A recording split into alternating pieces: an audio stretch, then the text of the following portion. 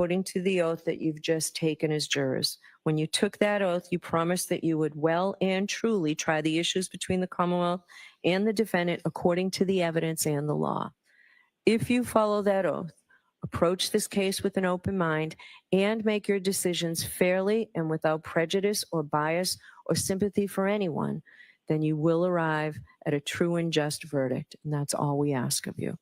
So it's now time for the opening statements. Mr. Brennan. Thank you, Your Honor.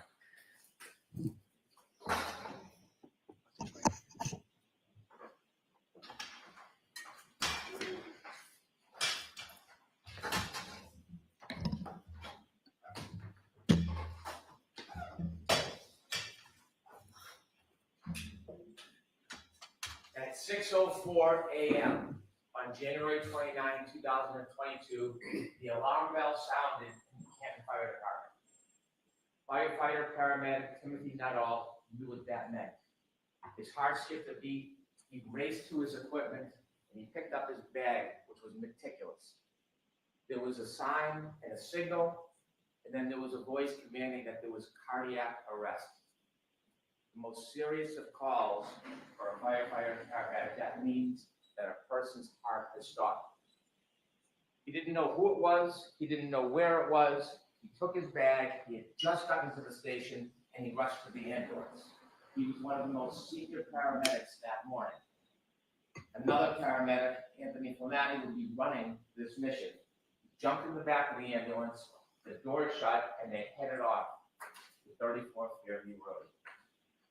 As they drove, firefighter Nuttall could not see anything.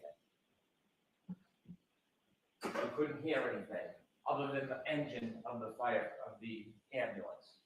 He could feel it sliding across the road. It was near blizzard conditions.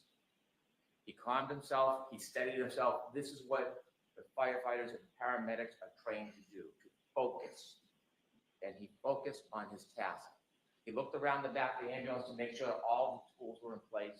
The ambulance was meticulous as well. This was Anthony Flamati's ambulance, and it was well stocked. He calmed himself and he thought about what was going to happen. What should he be looking for? What is his next steps? He played the scenarios through his mind, and every calm was above him. As the car pulled up to 34 Fairview, the ambulance, he stood at the back door, the doors open, and he stepped out into bedlam. He could hear a woman screaming and shrieking, the cold, hard air slapping on his face, and the wind, blizzard conditions swirling around him. You will hear him tell you how he trudged towards those screams in the darkness to snow, and when he got there, he saw 3 women surrounding a man lying, not moving on the ground. He walked up to the man, and he reached down, and he tried to find any signs of life, pulse, anything, and he found nothing. And he got up and he walked over to the woman, and he walked over to that defendant, Karen Reed, and he told her that he thinks that that man is gone. And then he heard the yell from Anthony Flamati, the chief, and he said, "Come back, let's go." Because you'll learn that in the cold, even if somebody's heart stops, even if they're presumed to have passed, sometimes you can still save a life. So you'll see on a dash cam video, you'll hear through testimony, he went back to that man who's John O'Keefe. He went back to him, and that crew, coordinated effort, they did everything they could to save his life. They got on their knees, they began CPR, and firefighter Nuttall will explain as he kneeled over John O'Keefe, he looked up, and the defendant approached him, and you'll see it on the video. Now, he wanted any information, because when you're trying to save someone, you want to know, are they on drugs, medication, do they have a heart condition? And he looked up at Miss Reed, and he said, "What happened?" And you'll hear her words to firefighter Nuttall. She said, "I hit him, I hit him, I hit him." And it was at that time, with the words of the defendant, that she admitted what she had done that night, that she hit John O'Keefe. Now, those words didn't mean anything to firefighter Nuttall. They weren't in context. They didn't reconcile with the injuries. It didn't help him in his treatment, so he ignored it. Now, Firefighter Nuttall is not a police officer. He is not a investigator. He is not a detective. He's a first responder. And so he takes that information that was useless to him. He continues to work on John O'Keefe, trying to save his life. You'll see the team put him on a stretcher. And when they lift him from the ground, even though there is snow accumulating, underneath John O'Keefe is simply grass, hard, brown, frozen. And beneath his body lay his cell phone. They bring him to the ambulance, and while they're bringing him to the ambulance, you'll see on the videos that other first responders speak to the defendant. One first responder, Mr. Flamati, she will say, I hit him, oh my God, I hit him. And then she was interviewed or asked questions for background information, not a criminal investigation, just background to try to help John. And she was asked questions about his background, and during that conversation, you won't hear her see the defendant was a person by the name of Jen McCabe and a firefighter McLaughlin. And she tells Fire McLaughlin, the third first responder, I hit him. They bring Mr. O'Keefe to Good Samaritan Hospital, and his body is cold. The doctors work feverishly. They treat him, trying to save him. They try to warm his core. And unfortunately, firefighter Nuttall's first instinct is accurate. John O'Keefe passes. So why are we here today? We are here today because John O'Keefe was killed by the actions and conduct of that defendant, Karen Reed. You will learn through this case, through facts, science, and data, you will learn that on January 29th, 2022, when the defendant and Mr. O'Keefe were in front of 34 Fairview Road, all the way to the left side in that dark corner near a flagpole, you will learn that Mr. O'Keefe got out of the car. He got out and he stood by the side of the road after an argument with the defendant. That argument, that anger fueled by heavy intoxication, you will learn from the science and data as he stood by the side of the road, the defendant in her SUV drove away. She drove at least 35 feet away. The argument was over. It had ended. But then she stopped. She stopped. She put the Lexus into neutral, and she waited for 2 seconds. And the facts and the science and data will tell you that despite the fact the argument was over, she then put the Lexus into reverse, put her foot on the gas pedal, and began to press, not 25%, not 50%, up to 75% acceleration. There was a light dusting of snow. The Lexus tire spun backwards. She went backwards at least 70 feet. She clipped John O'Keefe. He fell backwards, hit his head, broke his skull. And there he lay at the corner of Fairview Road, on the ground, lying on top of his cell phone, alone. And then the defendant will later tell that when she left, he didn't look mortally wounded. Yet he was. And she simply drove away. Now, before I tell you about the data and the facts and the science, and I walk you through that, I'd like to tell you a little bit about John O'Keefe.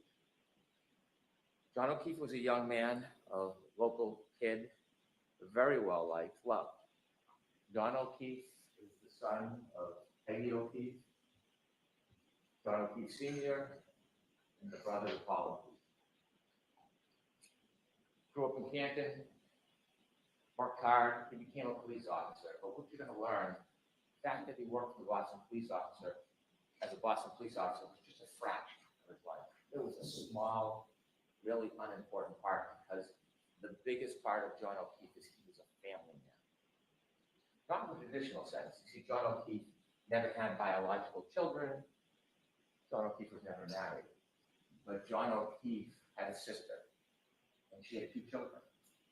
And when the children were 6 and 3 years old, his sister unfortunately died.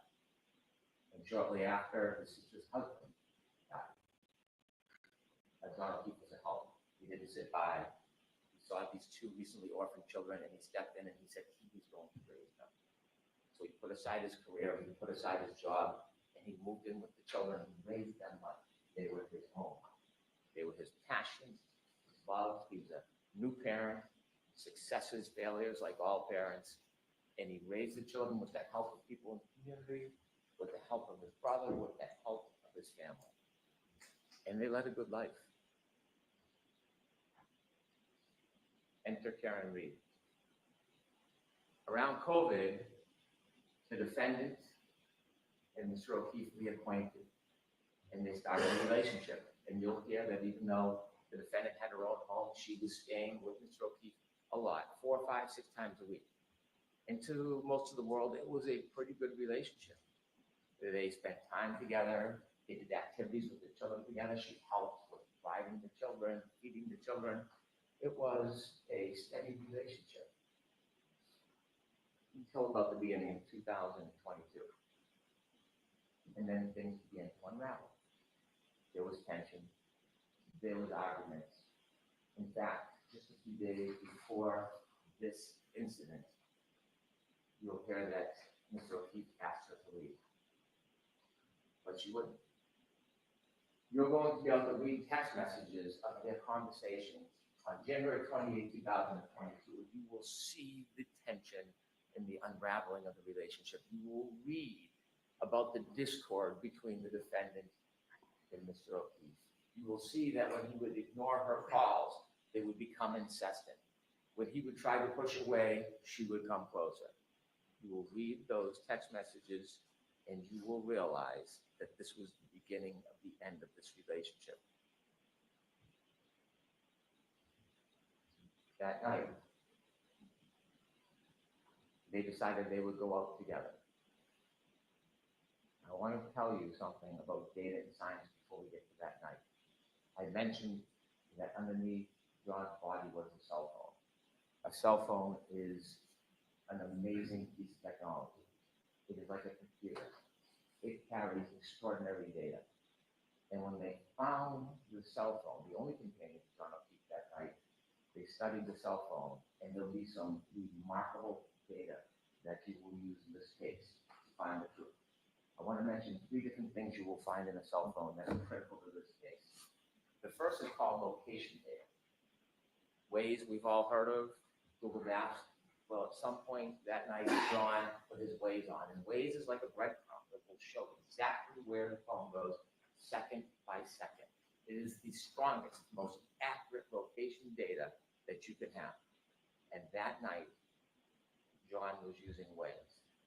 It also will have healthcare data. Healthcare data will show when somebody is moving. Sometimes it's qualified as steps, but it doesn't necessarily mean somebody's stepping. Moving their arms, walking, turning. It doesn't show what direction or how far, but it shows movement of a person.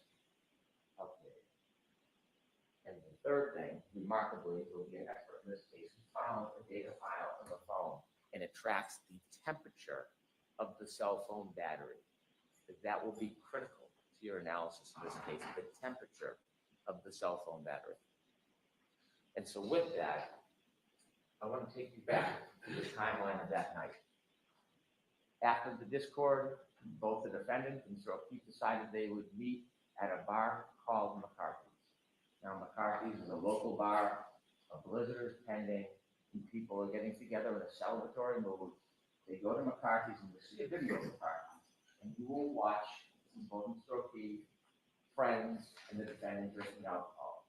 And you will count 8 vodka drinks that the defendant drank. They arrive at 8:50, they stay till 9:45. She consumed at least 7 of those drinks in less than 2 hours. The last drink, you'll see when they leave the bar, she puts it under her jacket, and they walk out and they go to another bar to meet other friends called the Waterfall. They reach the Waterfall sometime around 10 p.m. And when they go into the Waterfall, you'll see a video. And when I said celebratory mood, you will see a group of friends of John O'Keefe, many who are friends with Karen through John, and you'll see them clapping and happy and joyous that they're there. You'll see many hugs between John O'Keefe and his friends and the defendant and many of the people there. and they spend some time together, they're drinking, and they all do a shot. And that will be at least the 8th drink within 3 hours, that's consumed. You will see from the data, not just the cell phone data, but there's some other very important data. And the other piece of data that goes hand in glove with the cell phone is information on the defendant's Lexus vehicle chip. Black box in an airplane, or there's some type of event that captured a small amount of time. Well, that was captured in the defendant's Lexus. That black box information with the cell phone data will tell you everything you need to know in this case. It will bring us step by step through the entire night to the death of John O'Keefe. And so they leave the Waterfall Bar at 12:12, and you'll see that the ignition goes on to the defendant's Lexus. And both John O'Keefe and the defendant in the car, and they decide that they're gonna go back to 34 Fairview Road, that we talked about earlier. They're gonna go there for a get together for one of the homeowner's sons who's having a birthday party. And so as they drive back, you will be able to follow them with this location data. When they go back to Fairview, they don't know exactly where it is, and they get lost. And so John O'Keefe makes a phone call, has a phone call with one of his friends, Jen McCabe. And during that phone call, which the defendant listens to because she recounts it, and trying to get directions, Jen McCabe tells John O'Keefe, it's near Bella's mom's house. You'll learn that Bella, or her mom, was somebody that John had dated before this movie. And so as they make their way through Fairview, you will see there's a road that comes down like a loop, and that leads to Fairview. They take a wrong turn on the loop, and then they do a 3-point turn in the driveway. You see the exact precise driveway they turn into because some type of acceleration movement triggered that black box in the Lexus. And that's important. That's 7 minutes before the collision. And you'll see from the Waze exactly where the car was. You'll see from the black box the event of the 3-point turn in the driveway, and then a return down to Fairview. But before they get there, at 12:23, a truck is coming the other way. And the witnesses in that truck will say they blinked the lights. One of them saw a man and woman in the car, John and the defendant, and then they followed the Lexus because they were going to the same house. The truck stopped at the driveway, and the Lexus, the defendant's car, will appear because of the Waze and be counted second to second, never stops. It rolls very slowly all the way to the end of the yard in the corner where there's a tree line and a flagpole. And they reach that location at 12:34:33. And they're in the car and they stay there. The truck waits, they speak to somebody in the house who comes out, the person goes back in the house and they're there for about 5 minutes. We're now down to 2 minutes before the collision. The truck leaves, and now it's just the defendant and John. And while they're waiting outside at 12:27, John gets a text from Jen McCabe, park behind us in the driveway. 12:29, she texts again, are you coming in? You'll hear that Jen McCabe and others look out the window and see the defendant's Lexus in front of the flagpole at the far end. It's snowy, it's dark, it's windy, they're waiting. You will know that John O'Keefe was in that car, that Lexus, and didn't move because his healthcare data is not moving. It's not moving until 12:31:56. At 12:31:56, he begins to move. You will have 20 seconds before he falls. 20 seconds. He gets out of the car, the Lexus, and in that 20 seconds, you'll hear that user initiated. He looks at the phone, at the text message from Jen McCabe. It's now 12:32:09. He closes the phone the last time. It will be the last time he uses that phone. From the Waterfall Bar, you see that he keeps it in his back pocket. And at that time, 12:32:09, last user, he has 7 more seconds he will move before he lies dormant the rest of the night. We'll also have the information from the defendant's Lexus black box. The clocks run differently. There's a 30-second variance, but it's right in the heart of that time. And you will see through the data at that time, when he makes his last movements with the phone, his car leaves 34 feet at least, stops, neutral, and then shoots into reverse with the tire spinning right towards him. Right when he got out. You'll know they're arguing because the next morning she tells the firefighter, I'm sad because our last moments were fighting. She drives away. And they said she's made later statements that when she left, he didn't look mortally wounded. He lied on the ground on top of his phone, light dusting of snow, the snow now picking up. And he's just there. It's 12:37. Now, when he's in the car, before he gets to Fairview, the battery temperature of that phone is 77 degrees. 77 degrees in the warm car. Now that he's been outside the car for 5 minutes, drops to 72 degrees. She drives to his house. She makes a phone call at 12:33 after she's left Fairview. She calls again at 12:33 and leaves a message. You'll hear it. And you will hear the anger and rage in her voice. She leaves a message. John, I fucking hate you. Pardon my language. You will hear the simmering. And she leaves that message. He lies on the side of the road. He gets another text message that's unanswered. Where are you? 12:45. Battery temperature, 61 degrees. So he gets almost 40 calls from the defendant that night. His phone rings, but it never answers. You'll hear from an expert that the light never initiates, the healthcare data never moves. John alone with his only companion, his phone. At 12:53, cell phone drops to almost 60 degrees. 12:59, the defendant leaves another message on John's phone. Now, she hasn't spoken to anybody. Nobody has spoken to her, but her message is out. You'll learn the message says, John, nobody knows where you are. And this is where the plot in the cover-up begins. The evidence will make clear that she knew he was there. She did not call 911. She did not go back to him. She did not leave an anonymous tip. She left. The night wears on. It's now 1:07. Battery temperature 55 degrees. 1:14, she calls her mother. No answer. 1:14:53. Battery temperature 50 degrees. The defendant had healthcare data on her phone as well, and you'll hear that it stops around that time. You later learn that she admits to falling asleep and passing out. But then she wakes. 5 o'clock, she is frantic. She wakes up John's niece, and she is unintelligible. She is yelling, she's screaming, she asks for the niece to call Jen McCabe. She calls Jen McCabe, and you'll hear Jen McCabe recount. Out of a deep sleep, she wakes up and she hears, Jen, Jen, Jen, screaming Jen's name. John's dead. Hangs up the phone. Jen McCabe calls back. And then she, what's going on? And she told, well, I left him at the waterfall. At the beginning of the cover. She tells Jen McCabe, I left him at the waterfall. Jen calls back and says, you saw him go front. You didn't leave him at the waterfall. She hangs up.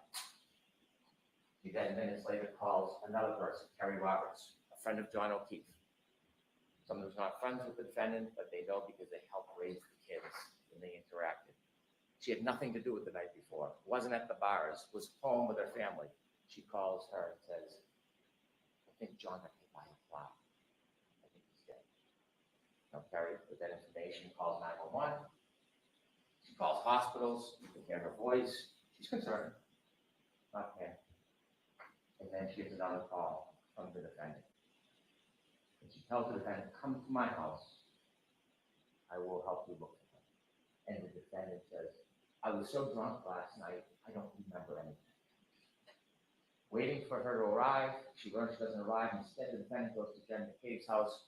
Terry Roberts, the other friend, then goes to Jen McCabe's house, pulls behind the car. And when she does, she's on Bluetooth, and she can hear the defendant say, "My taillight's broken, my taillight's broken." And she looks, and the snow pack in the right taillight, she can see a piece of the taillight missing. The defendant desperately wants to go to 34th Fairview Road, but Terry Roberts takes over and says, "We're gonna go back to John's house. Maybe he's in the house and you didn't see him." So both cars, driven by Terry Roberts and then Jen McCabe, with the defendant, go back to John O'Keefe's house. You'll see a ring video where you see them go into the house and they look around, and you'll hear about the woman, Jen and Terry, enlisted into this task. Look for John O'Keefe. They cannot find him. And then when Terry Roberts comes into a room, she sees, rather than looking, the defendant simply standing there, staring at the wall. At that point, the defendant insists they got to go back to Fairview Road. They decide to take one car. Terry Roberts is taking charge. She's going to drive. They leave Miss Reed's Lexus and John O'Keefe's driveway, and they drive back towards 34th Fairview Road. You'll hear it is blizzard-like conditions. It is dark. They can barely see a thing. And when they get close to the edge of 34th Fairview, you hear the defendant start to scream, "There he is!" Both women look and they can't see anything. She starts kicking the door. The defendant's kicking the door. "Let me out." Terry Roberts stops the car and lets her out, and she sees the defendant run exactly to where John O'Keefe is in the darkness, just where she left him. Terry gets out of the car, starts to walk towards where the defendant is, and she sees the defendant lying on a body. She can't tell who it is because the face is still covered with snow. And she comes over and looks, and she wipes off the snow from John O'Keefe's face. She realizes he's one of her best friends in the world, is John O'Keefe. And she starts to try to do first aid. They start to move him, and coincidentally at 6:06, when they start to move him, the cold air hits that cell phone battery. It drops from 50 to 43 degrees. And they try, Jen McCabe calls 911. And that's when a police officer arrives, firefighter Nuttall and his crew. And when they lift him, that cell phone battery that is shot down to 37 degrees, Terry Roberts picks it up and puts it in her pocket, and it immediately starts to warm as she moves to help get a data showing movement starts again. At that point, nobody knows what happened. The Canton Police Department come. You can see the police cars and cruisers. They're not sure, so they look in the area where John's body is and find glass from the bar near his body. They find blood spots. They try to put the blood spots in plastic containers. They don't know what they're looking for at this point. There's no information. They don't believe or know that there's a crime. They just know that John O'Keefe somehow ended up here with the broken glass and the blood. And so that morning, you can see the work of the Canton Police Department try to uncover a little bit around his body to see what they could find, which was very little. And then Terry Roberts goes and picks up Peg O'Keefe, tells her the news, and they go to the hospital. They go to the Good Samaritan Hospital, and Terry Roberts is walking. Peggy O'Keefe is going to go see her son, from her husband. And as she walks down the hall, Karen Reed is also at the hospital. See, there was some reports of maybe she was upset or suicidal, so they sectioned her. They put her into evaluation to make sure she was safe. You'll hear Peg O'Keefe tell her she walked down the hall to go see her son. The defendant is screaming, "Is he dead? Is he dead?" As she walked by Karen Reed, she stopped and she said, "Karen, what happened?" And you'll hear that Karen was excited and yelling, "Is he dead?" Stops her excitement. Let's go. Doesn't say a word. Peggy pays respects to her son. And then she has to go back. What the heck happened there? Hold on, people. Now, while she's the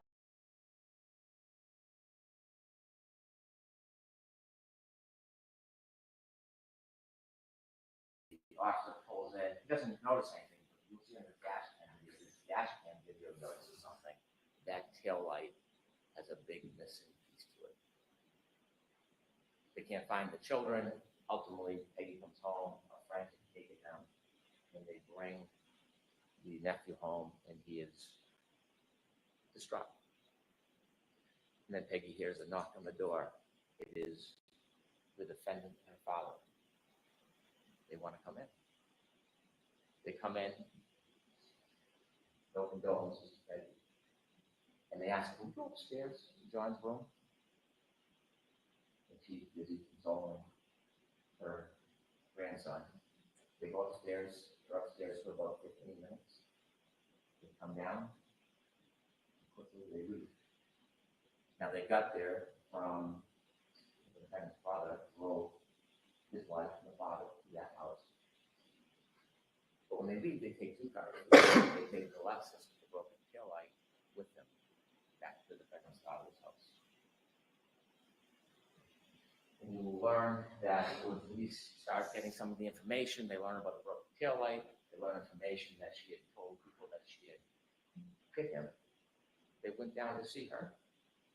And on their way down, they decided they would get a warrant to take the Lexus. When they get down to Dighton, where the car is, you'll hear from Trooper Buchanan. He took a look. They went in and spoke briefly to the defendant. They took the car, they brought it back to Canton. And so what you'll learn from the forensic evidence that will help with the science and data is that not only was the cell phone left behind, but also around that area, broken taillight was littered around John O'Keefe's body. Littered around that area. When they got into the hospital, they noticed there was a shoe missing. As time went by, snow melted. They dug the excavations. They found the shoe on a little berm on the border between the street and the grass. You'll learn days later when they did a plant excavation, they found his hat frozen into the ground.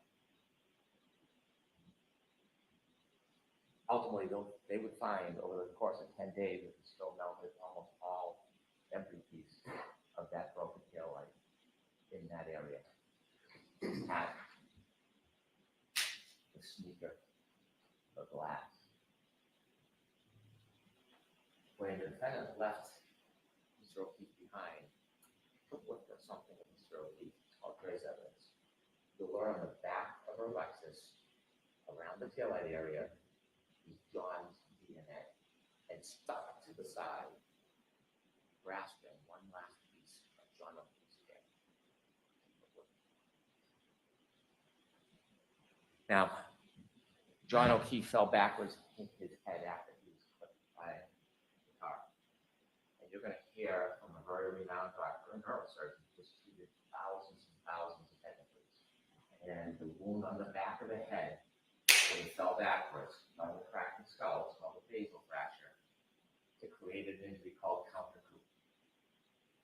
After he was clipped by a car and fell backwards and hit his head on that hard rock ground, remember there's no snow, it's just a dusting at this point, the back of his brain hits the back of his skull and bounces up.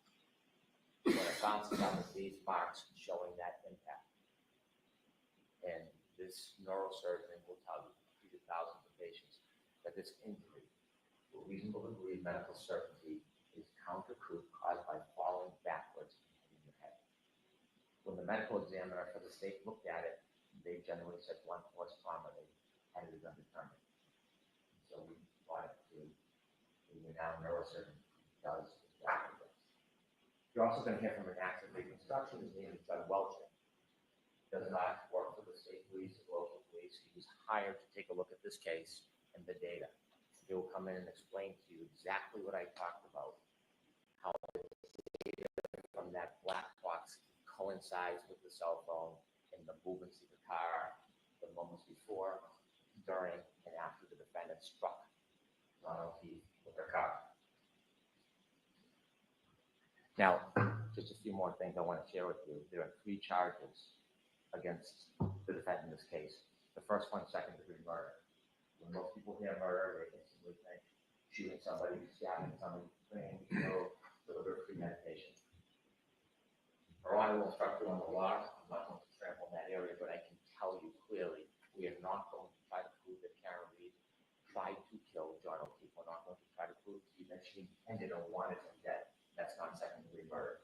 What we'll prove to you is she engaged in an intentional act, driving back at him at that speed, in the storm, in the darkness, knowing that he had just gotten out of her Lexus. She intended that act would cause a plain, strong likelihood of death. That's what will keep second-degree murder. Also, operating under the influence of alcohol, manslaughter will prove that she drove her Lexus recklessly. She hit John O'Keefe, and because she hit him and he fell back, she caused his death. The third charge is being seen act knowingly causing death. Again, she hit Mr. O'Keefe with a car. She knew he was injured. She left him behind. And he died. That's the whole group. This case will come down to the science and the data. The science and the data, the cell phone is the best of historians. It doesn't suffer from intoxication. It doesn't suffer from memory loss. It doesn't suffer from emotion, pride, or prejudice. It is facts. It is data. And that facts and data will lead you to the truth in this case. But after Ms. Reed was charged, she began what you'll learn as a campaign. A campaign to make public statements. 2020, Nightline, Fox 25, a documentary. And we've had an opportunity to get many of her statements in the footage, and we're going to show much of these. And her statements to you will confirm what you already know from the science and the data, what you will already conclude from the facts independent about what she did that night. Her word simply confirm that her judgment is sound. And you're going to hear from her own lips and many of her statements, her admissions to extraordinary intoxications, her admissions to driving the Lexus, her admissions to being angry at John that night.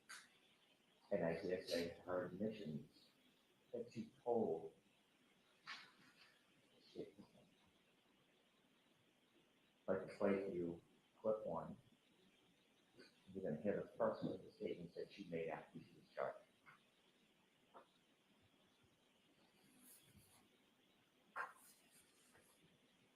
I mean, I didn't think I hit him, but could I have clipped him? Could I have tagged him in the knee and incapacitated him? He didn't look mortally wounded as far as I could see, but could I have done something that knocked him out and in his drunkenness and in the cold didn't come to again? And this would have been the moment you dropped him off at the party. Yeah, would have had to.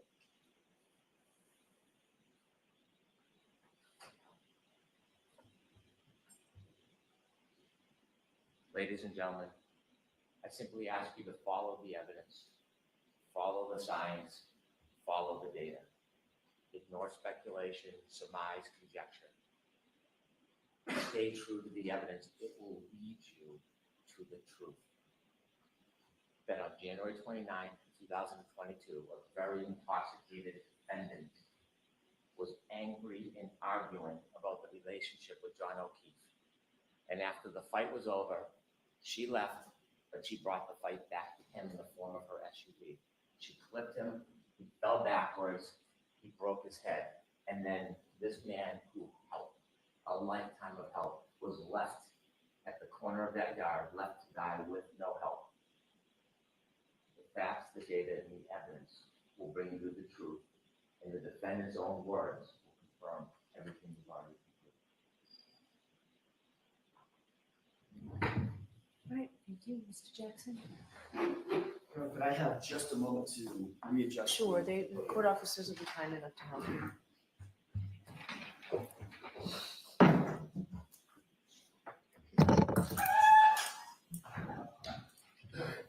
All right, time to wake up. Here's Alan Jackson.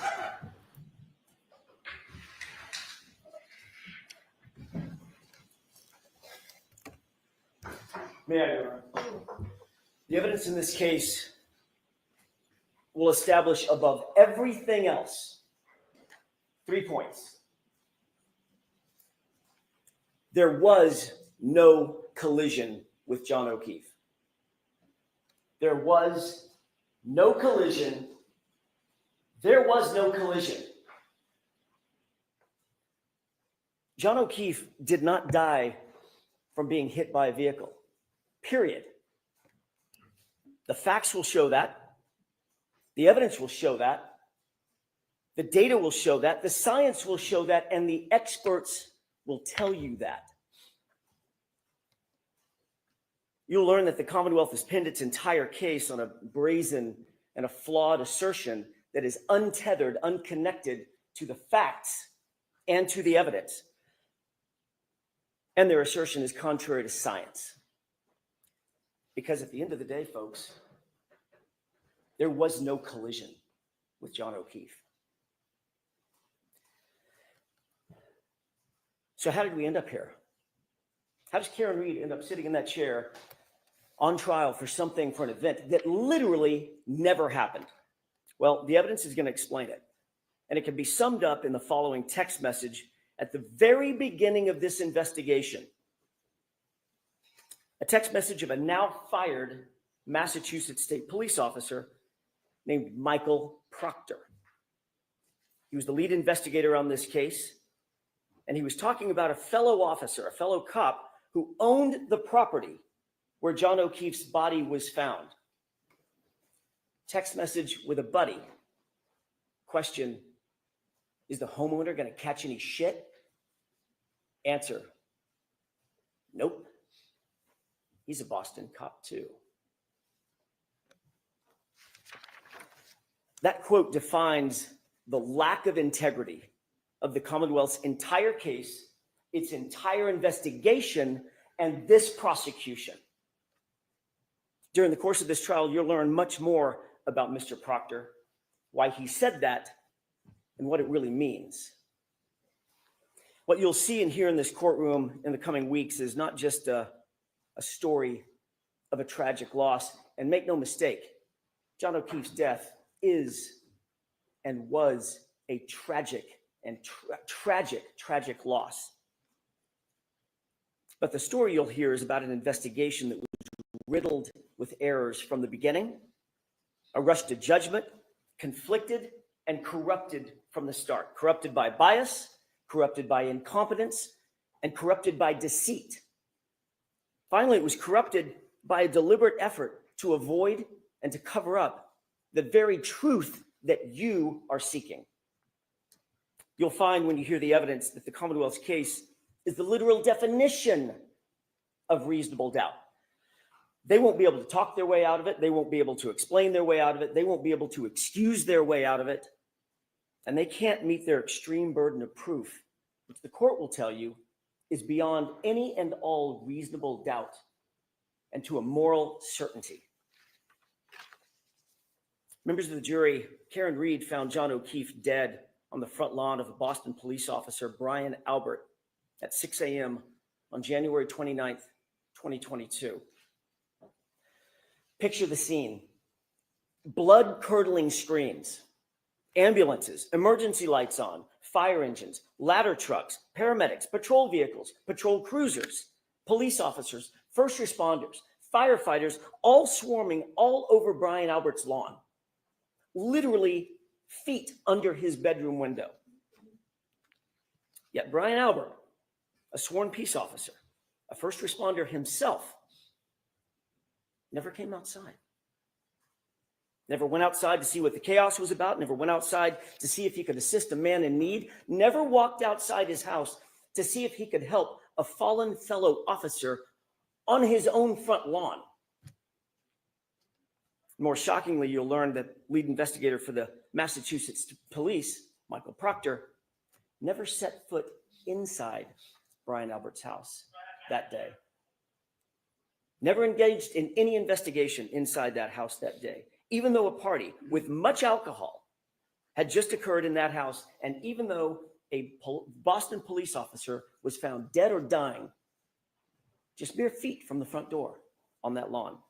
He never secured the crime scene, never separated and secured witnesses. He never properly collected evidence. He never secured the evidence. He never searched for signs of a struggle inside or outside the home. He never properly canvassed the neighborhood.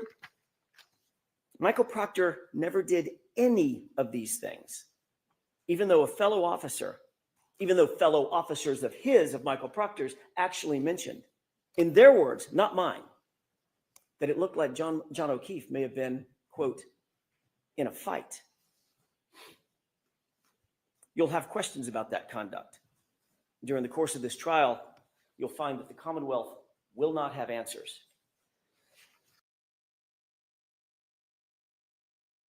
All right. Hold on. We got a verdict. Lori Vallow. Holy crap. Hold on. Hold on, people. Verdict. Oh, verdict watch. Okay. I panicked, you guys. I panicked. Hold on. Let me look. Okay. Sorry, guys. I got excited. They said verdict watch. God, I hate that. I hate it when they do that. You'll see from the evidence in this case that this case carries a malignancy, one that is spread through the investigation. It's spread through the prosecution from the very start, from the jump. A cancer that cannot be cut out, a cancer that cannot be cured. And that cancer has a name. His name is Michael Proctor. Now, you didn't hear his name in the prosecution's opening statement. Not once. And I suspect that was probably by design. But make no mistake about it. The evidence will show in this case that Michael Proctor is the very definition of the Commonwealth's case. And he's also their Achilles heel. He was the lead investigator on the case officer, the architect of the entire prosecution. You'll learn there's not a single part of this case, folks, not a single part that he didn't touch, that he didn't direct, that he didn't orchestrate personally. Every single bit of it has his fingerprints on it. You'll learn that Michael Proctor was a longtime family friend of the Alberts. And he's been disgraced by his own agency, not by us, by the Massachusetts State Police. Investigated, suspended, and fired. The evidence will show that Massachusetts State Police found him guilty, found Michael Proctor guilty of bringing dishonor to the department for his conduct, not in some other case, not in some tangential case, in this case. The investigation of Karen Read. Conduct that included bias in favor of his friends, the all-powerful Albert family, and bias against my client, Miss Read, the outsider. Do you have any idea how hard it is for a state trooper to get fired? Well, the evidence is going to show that Michael Proctor earned it. Every bit of it.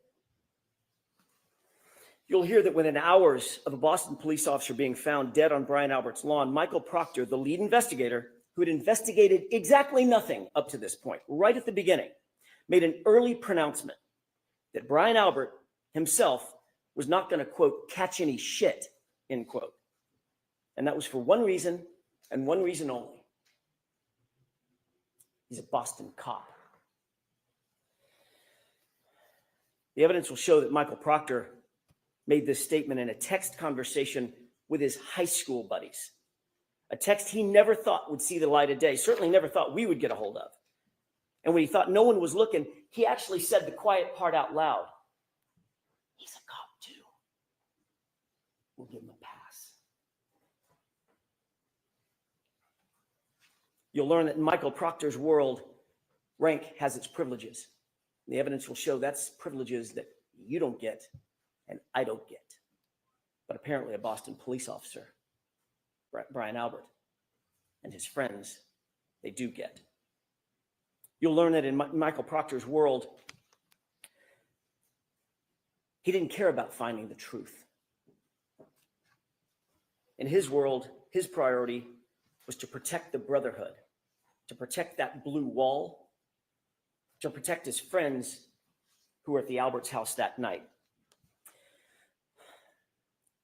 I want to take a step back, if I could, and spend the next few minutes talking a little bit more detail about what the actual facts in this case will show, not based on speculation, not based on surmise, not based on guesswork or conjecture, but the actual true facts that you will learn through the course of this trial.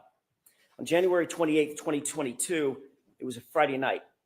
John and Karen had made plans to meet up with friends for drinks. It was a happy and normal night for them. They were affectionate, they were loving, they were in good spirits. nothing out of the ordinary. They started at a local watering hole called C.F. McCarthy's. You've heard that name before, and you'll hear it again. And eventually they made their way over to the Waterfall Bar and Grill, another bar where they ended up. When they got to the Waterfall Bar and Grill, the Albert family was already there, already heavily drinking. You'll learn that this was no ordinary family, the Alberts. The Albert family was a well-known Canton family. Some might even describe them as a very powerful Canton family. Brian Albert was there at the Waterfall. You'll hear that he's a longtime Boston police officer. His wife, Nicole Albert, was there with him. His brother, Chris Albert, a powerful Canton politician. He sits on the select board. The select board actually governs the police department, the Canton PD. He was there. His wife, Julie Albert, was there. Their daughter, Caitlin Albert, was there. His sister-in-law, Jennifer McCabe, was there. Her husband, Matt McCabe, was also there. They were all there drinking before John and before Karen ever arrived. You'll learn that a man by the name of Brian Higgins, also a law enforcement officer and longtime friend, longtime pal of Brian Albert, he was also there. And the two of them, the two Brians, had been drinking most of the night together. You'll see video footage from the Waterfall, which will show you that Karen and John were happy. They were affectionate. They were caring. They were loving. Just business as usual, out on a date on a Friday night. But that exact same video footage which lead investigator Michael Proctor plainly chose to ignore that video footage. It paints a very different picture of Brian Higgins. You'll learn that Higgins had romantic designs for Karen. That becomes important. Brian Higgins had engaged Karen in flirtatious texts, but days earlier she had put a stop to it. She had ghosted him, in common parlance. In other words, just ignored him. The evidence will show that the first time he saw her and was in her presence after being rejected by her was when she walked into the Waterfall Bar and Grill along with her boyfriend, John O'Keefe. At 11:58 p.m., just minutes before John ultimately arrived at the Albert residence, you'll see a video at the Waterfall of an unsettling interaction, troubling interaction between Brian Higgins and John O'Keefe. And unlike the lead investigator, Michael Proctor, in this case, you won't ignore that evidence. As the bar was closing around 12 midnight, the Alberts invited everybody back to their house for a get-together to just keep the night going. And you'll learn that Karen and John ultimately pulled up to the house. They got out of the SUV to make sure they had the right address. You see, neither John nor Karen had ever been to 34 Fairview. They weren't even sure they were at the right address. And the evidence will establish that John got out of the SUV and went into the house. Let me say that again. The facts unequivocally, the data, the science, the witnesses will all unequivocally establish that John O'Keefe went into the Albert home that night. Eyewitnesses and forensic data will establish that fact. When he didn't come back out, you'll learn that Karen grew increasingly frustrated. She got upset. She was left alone in a car in the cold, in the middle of the night, with the car idling. John had gone into the house. She expected him to come right back out. And when he didn't, seconds turned into minutes, and minutes started to clock away. She left John a voicemail, then another voicemail, voicemail after voicemail after voicemail, text messages. But he was unresponsive. He didn't pick up a single call. He didn't respond to a single text. The longer he didn't respond, the more upset she got. The Commonwealth will intimate, as they already have in their opening statement, that these voicemails are evidence that the two were fighting. The actual evidence in this case, however, will show the exact opposite. You'll hear that Karen was very agitated. You'll hear some voicemails where she's swearing. You'll hear voicemails where she calls him names. There's name calling. But you'll also hear the context of those voicemails.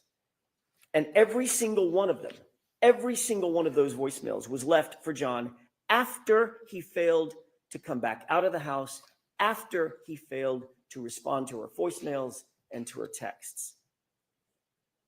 Karen believed John had just left her sitting there, grabbed a beer, was partying with his friends.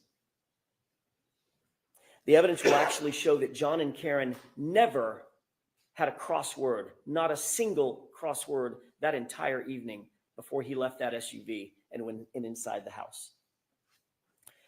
And you will learn what Karen had absolutely no way of knowing at the time. It wasn't that he wouldn't respond to her. It's that he couldn't respond to her.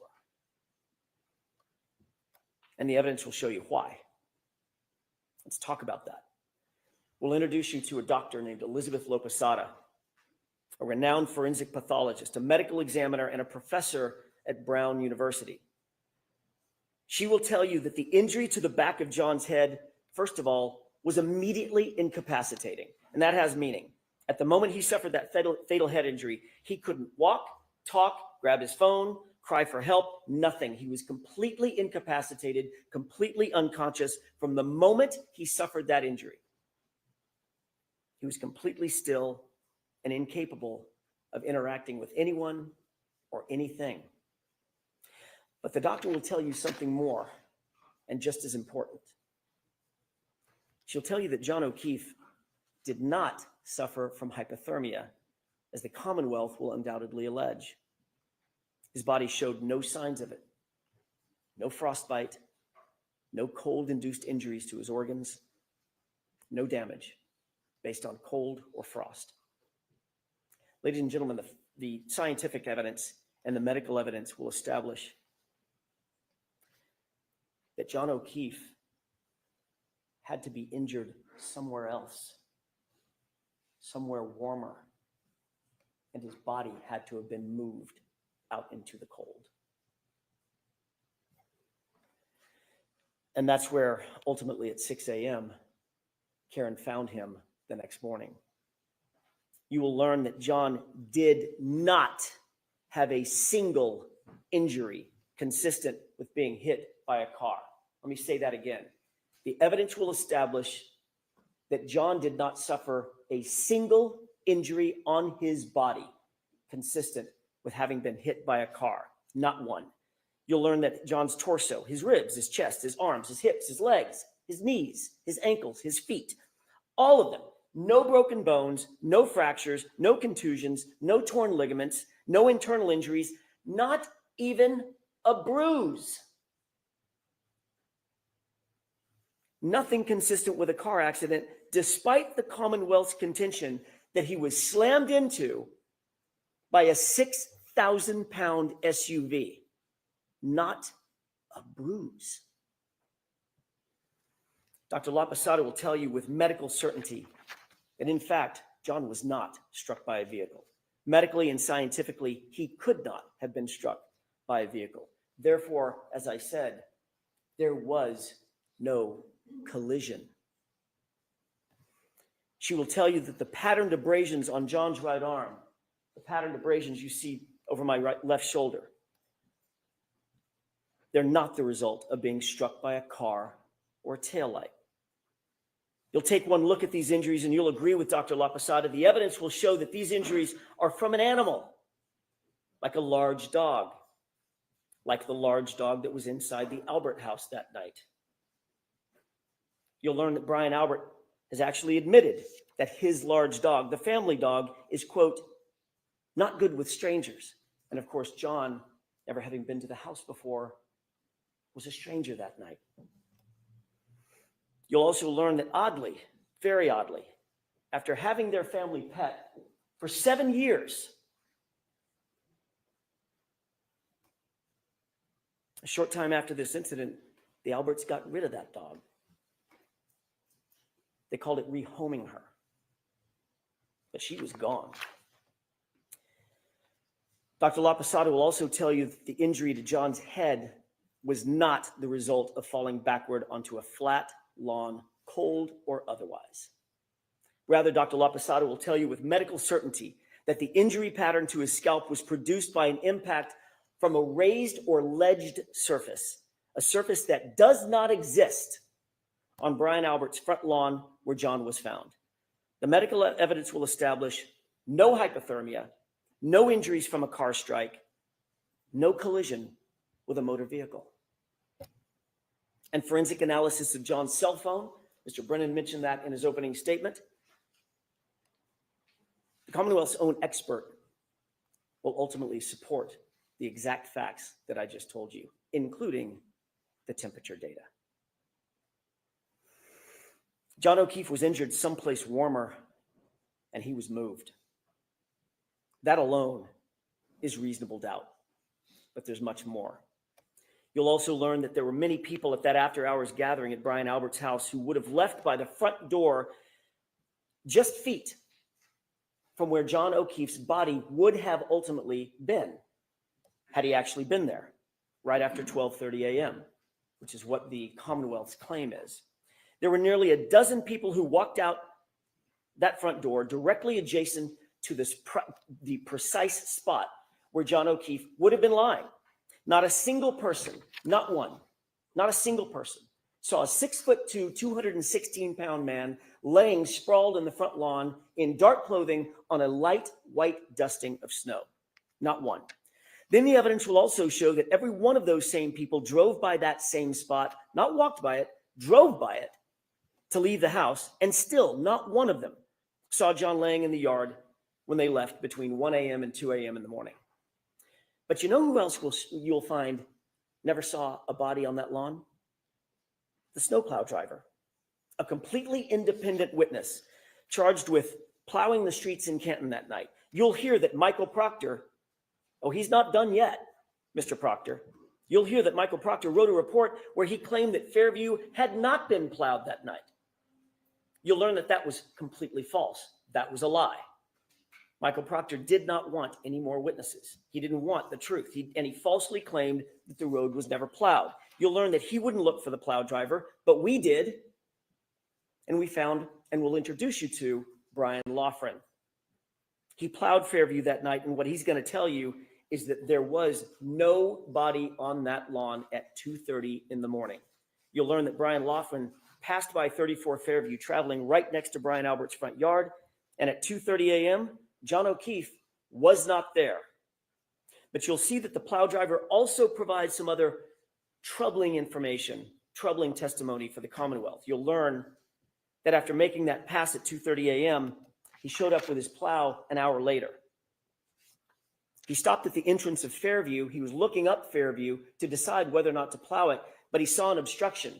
At 3:30 a.m., he looked down the street, and in the very spot precisely where Karen would later find John's body laying at 6 a.m., there was a car parked in front of it, a Ford Edge.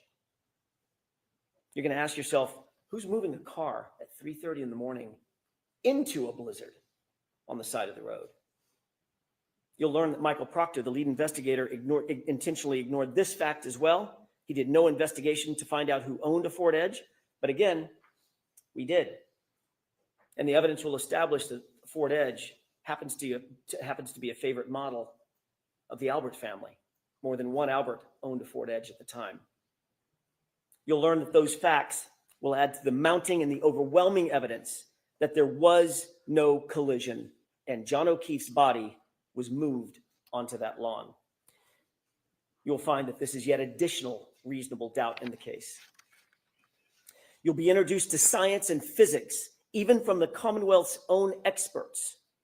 That science will establish that Karen Reed's SUV was not damaged by hitting a pedestrian, and conversely, John O'Keefe's injuries did not come from being struck by a vehicle. The Commonwealth mentioned triggering events, but what you'll actually learn from the experts, some of them the Commonwealth's own experts, is that a triggering event is not evidence of an accident. It does not evidence a collision. That's why we're here, a collision. And there's no evidence of one, zero.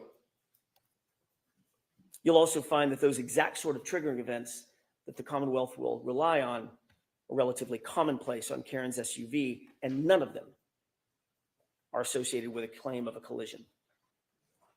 Folks, the science will not lie, and the physics cannot lie. And that science will tell you with certainty there was no collision with John O'Keefe. You'll add that to that rising mountain of reasonable doubt. I want to take you back to the night in question, January 29th, for just a few minutes. Remember, Karen had gone home after dropping off John and John walking to the house. While Karen was asleep at home with John's 13-year-old niece, what were the people who had been at Brian Albert's house that night? What were they doing? While she slept, what you'll find and what the evidence will show is that they were extremely busy. You'll learn that after a long night of heavy drinking, Brian Higgins left the Albert residence, but he didn't drive home. Rather, he drove over to the Canton Police Department, where he kept an office at about 1:25 a.m. Not a Canton police officer, but he kept an office there. Why go back to his office at 1:25 a.m.? Why go back to the Canton Police Department at 1:25 in the morning on the night of a blizzard? You'll learn that while there, Higgins made a call at 1:30 a.m. Higgins will later deny that he made that call. You'll find that curious. And his explanation for that late night visit to Canton PD, you'll find that it changes nearly every time he's asked about it. You'll learn that after everyone left Brian Albert's house, Brian Albert actually claimed he had no contact with anybody else except his wife. No contact. Until he woke up the next morning. So he says. Then you'll learn that that too is a complete lie. His phone records establish that he placed a call to none other than Brian Higgins at 2:22 a.m. shortly after Higgins completed that late night visit over to Canton PD. You'll wonder, what did they possibly need to talk about at 2:22 a.m. that night? The evidence will establish that Brian Albert called Brian Higgins first.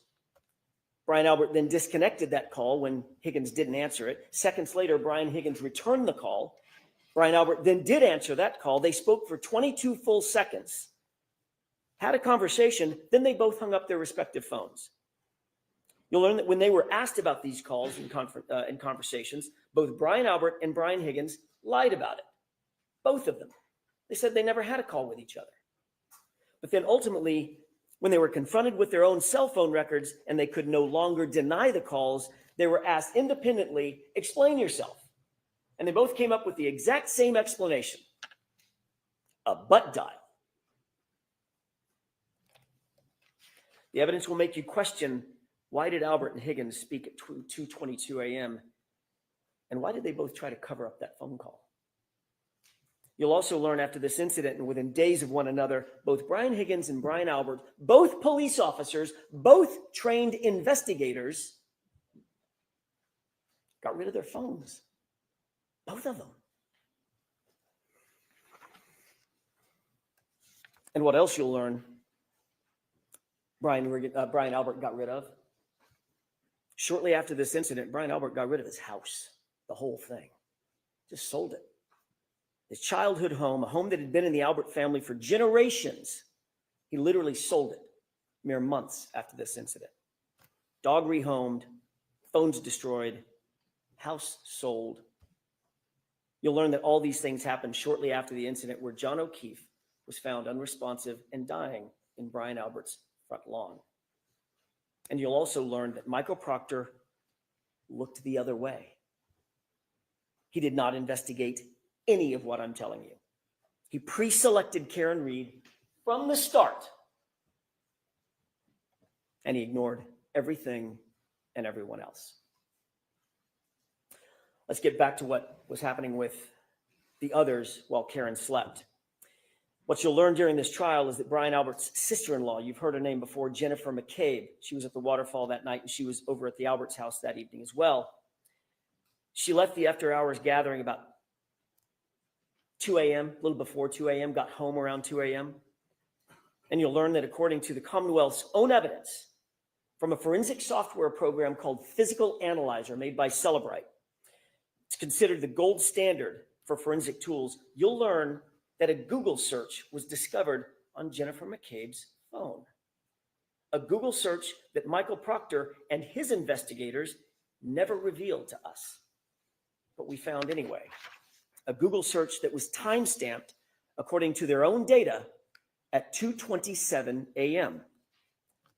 5 minutes after that 2:22 a.m. call that Higgins and Albert denied having. And that Google search on Jennifer McCabe's phone read, Hoslong to die in cold. Hoslong to die in cold. Now, she misspelled the first word. Hos is supposed to be how, but the meaning's the same. How long does it take to die in the cold? Timestamped 2:27. And then that search was also noted by the same Celebrite program as having been deleted. The evidence will force you to ask, why is there a search on her phone? Why is it logged at 2:27 a.m.? When the Commonwealth claims that she first learned of John's death and where his body was hours later at 6 a.m. So what you'll learn is that while Karen slept, here's what was actually happening by some other very busy bees. 1:25 a.m., Brian Higgins makes an unexpected visit to Canton PD. 1:30 a.m., he makes a phone call that he later denies ever making. At 2:22 a.m., Brian Higgins and Brian Albert talk. They both deny and lie about having made that phone call. 2:27 a.m., 5 minutes later, a Google search appears on Jennifer McCabe's phone, Hoslong to die in cold, hours before John's body was ever discovered. A Google search she denies making, and that she later, or at least it was later logged as deleted. Meanwhile, at 2:30 a.m., the plow driver confirms that O'Keefe's body was not on the lawn of Brian Albert's house, not at 2:30 in the morning. And at 3:30 in the morning, that area was obstructed by a Ford Edge like the one the Albert family liked to own. The evidence will show in the meantime, Karen dozed in and out of a fitful sleep for the rest of the night, only to awaken just before 5 a.m. And that's when she realized, in a panic, John had never come home. And you'll see, it wasn't like John to not come home. That morning, you'll see and hear evidence that Karen's emotions had morphed. It'd gone from frustration and anger, which you'll hear in the voicemails, to abject fear. Fear that something bad had happened. The evidence will establish by this time, Karen was panic-stricken. She had a feeling something was very, very wrong. She was unable to get a hold of John. Karen went to go look for him. She got in her Lexus and she backed up to leave her garage at One Meadows. You'll hear a lot about that address, One Meadows. That was John's house where Karen was staying. She backed out of the garage, and during the course of the trial, you'll hear that she actually struck another car with that right rear taillight. During the course of this trial, the Commonwealth is going to desperately claim that Karen Reed's taillight was actually damaged by hitting John O'Keefe. They'll have no evidence of it, mind you, none, but they'll make the claim. We'll show you a video of exactly how that taillight was originally damaged, or exactly what happened at 5:07 in the morning. The facts will show that it was damaged in John's own driveway at 5:07 when Karen backed up and made contact with another car in the driveway. This is 5 hours after she dropped John off and he went into the Albert residence. As a result, the taillight was minimally cracked, but it wasn't completely shattered or damaged or broken. And that's the condition of the SUV when Michael Proctor got a hold of it. That becomes important. You'll hear from an independent police officer, an eyewitness to the damage on that SUV, someone not connected to Michael Proctor or under his control. And he'll tell you that he saw the taillight damaged before it was in Michael Proctor's possession, but it was not completely shattered. And you won't have to speculate how that taillight got cracked originally. You'll see it for yourself. It's on video. You'll learn that part of the reason that Karen's Lexus hit that car at One Meadows is because she backed out looking for him at a time when she was absolutely panic-stricken and grief-stricken. Where was John? Why hadn't he come home? What had happened to him? Is he hurt? Is he passed out somewhere? Her mind was reeling. The evidence will establish she wasn't giving anything away. Everything was on the table. What could have happened to John? You'll learn that when she woke up and he still wasn't home, she was just racking her brain for what could have happened to him. And she was worried about possibly the worst. He'd gotten out of the car. He'd walked to the house. She was confused. And later, when she found him at 6 a.m. on the lawn, where she last saw him going toward the house, her mind started reeling, oh my God, did a plow hit him? Did I hit him? Could I have hit him? What could have happened to him? And that video clip that you saw, out of context, when she said the words, he did not look like he was mortally wounded, she's not talking about at midnight. She's talking about at 6 a.m. when she found him. That's what she was talking about. Your job will be to make sure that the evidence isn't presented to you too cute by half. She was saying all those things. Did a plow hit him? Could I have hit him? Did I hit him? She was saying that to herself and to other people. And the Commonwealth, very obviously, will try to seize on that panic and twist this into some admission. But here's the actual truth. That's not a confession. Could I have hit him? Did I hit him? Could a plow have hit him? That's a person trying to make sense of an unexplainable circumstance, a natural concern of a bereaved significant other, a woman desperately trying to piece together what could have happened on this tragic night. John didn't come home. And the evidence will show that Karen Read never said, I hit him. Never. Not in the background of the 911 recording, not on any dash cam video, not on any audio, not on any police body cam, not to a first responder. It's never mentioned in a single report. It's never reported in a single report from January 29th, not by one person, because it never happened. The evidence will show that the evidence will show that there were at least 13 members of law enforcement or first responders and 2 civilian witnesses that were intently focused on what was happening at that scene. They were all over the lawn. They were all over Karen. Officer Sarath, Mullaney, Good, Lank, EMT Nuttall, Flamati, Kelly, Walsh, Woodbury, Whitley, Becker, Robery, McLaughlin, Carrie Roberts, Jennifer McCabe. They were all there watching and listening. On January 29th, when John O'Keefe was found, not one first responder reported having heard Karen Read say the words, I hit him. Not one. Not one civilian reported having heard Karen Read say, I hit him. The facts will show that the first time this improved statement was ever claimed to have been made was some 24 hours later by a single EMT in an interview. Now listen to this, in an interview coordinated by a Canton police detective named Kevin Albert, Brian Albert's brother. And remember, Chris Albert, the other brother, is a board selectman to whom the Canton Police Department reports. And what's more, you'll learn that Katie McLaughlin, that's the EMT, that's the single EMT, the first person to have claimed to have heard this unrecorded and unreported statement, is years-long close personal friends with a young woman named Caitlin Albert. You heard that right. It's Brian Albert's daughter. During the course of this trial, you'll become familiar with and you'll realize that the Alberts are indeed a powerful and indeed an influential family. And that will mean something. You'll learn that there are other major problems with the prosecution's case.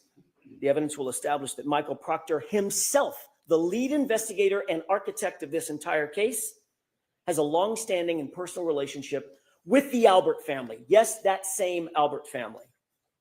His sister was close friends with Julie Albert. He personally sat at head tables at weddings, or at a head table at weddings with the Albert family. He entrusted the Alberts with babysitting his own children. You heard that correctly. And yet he was the lead detective assigned to investigate the circumstances of a Boston police officer laying dead on the Alberts' front lawn. That's not just bias, you'll learn. That's not just coincidence. That, folks, is corruption. And you'll see how far it went. Michael Proctor was alone with all the critical evidence in this case, alone with Karen Read's phone, alone with John's phone, alone with video footage, alone with the taillight material, alone when he claimed to recover evidence from 34 Fairview. He wrote the search warrants. He transported the evidence. He secured it. He submitted it. He did it all. That's Michael Proctor. And he did it without any reasonable oversight. You'll see during the trial that he intentionally lied and fabricated evidence during the course of this investigation. He lied in reports, warrants, he lied under oath. He lied about the time that he actually secured Karen Reed's vehicle. Why? Why would he lie about that? The evidence will give you the answer.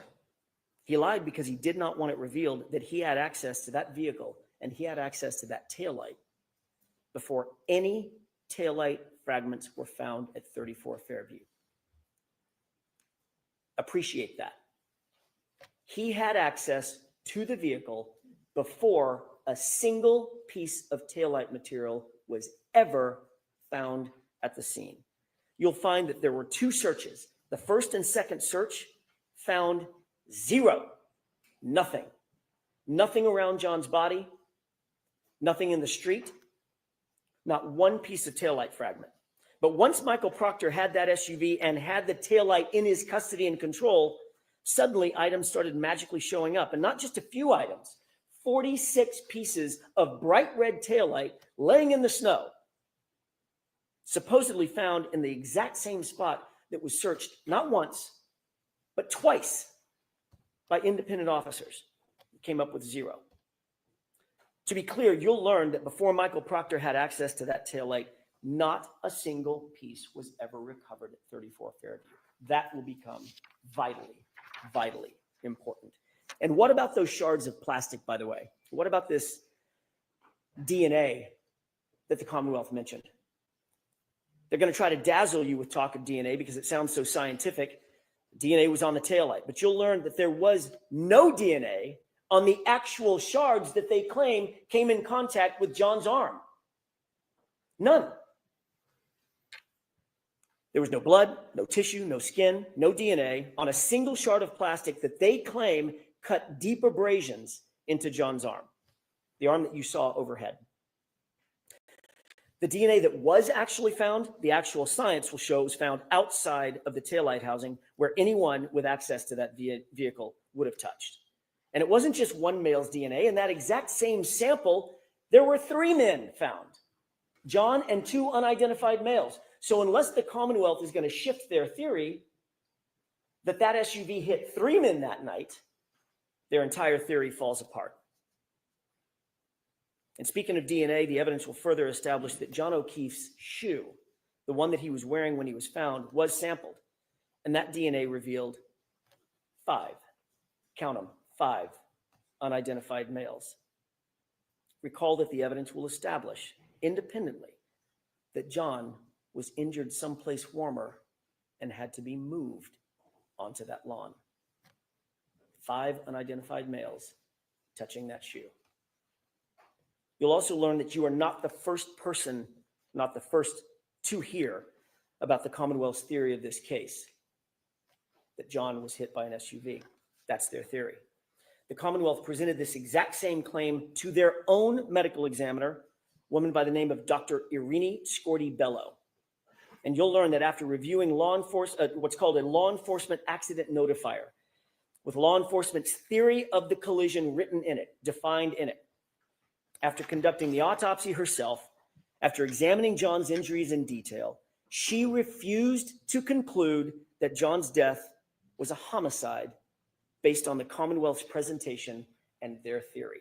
That's right. The Commonwealth's own medical examiner will not deem the manner of death in this case, a homicide. She won't do it. But they're nonetheless back again trying to present the exact same theory to you in this trial. Again, the evidence will show that that is reasonable doubt.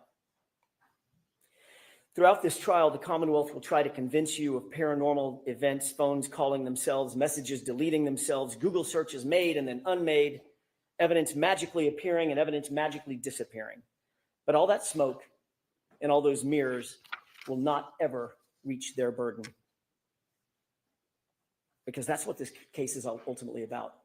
It's about the Commonwealth's burden of proof. You'll learn that during the trial, the Commonwealth bears the highest burden known to our justice system. They must prove every element of every charge beyond a reasonable doubt and to a moral certainty. and you'll learn that moral certainty means the highest level of certainty known in human affairs. It's not a small thing. They're not going to be able to do that. Not when every piece of this case was handled by a disgraced investigator with a motive to protect his friends, not when the physical evidence contradicts their very theory, not when their own medical examiner won't call this case a homicide based on the exact theory that they're presenting to you, not when the conduct of those in the house and the utter lack of investigation speaks volumes about those who actually have something to hide. By the end of this trial, you'll conclude that Karen Read is not guilty of hitting John O'Keefe with her SUV. There was no collision. She's the victim of a botched and biased and corrupted investigation that was never about the truth, folks. It was about preserving loyalty. You'll find that this case is the very definition of reasonable doubt. And at the end of this trial, we'll ask you to return the only verdicts, all three of them, that are consistent with the evidence, the science, the truth, and justice. Not guilty, not guilty, not guilty. Thank you. Thank you, Mr. Jackson. Folks, why don't we take our morning recess? Court, please. First of all, follow me. You are muted.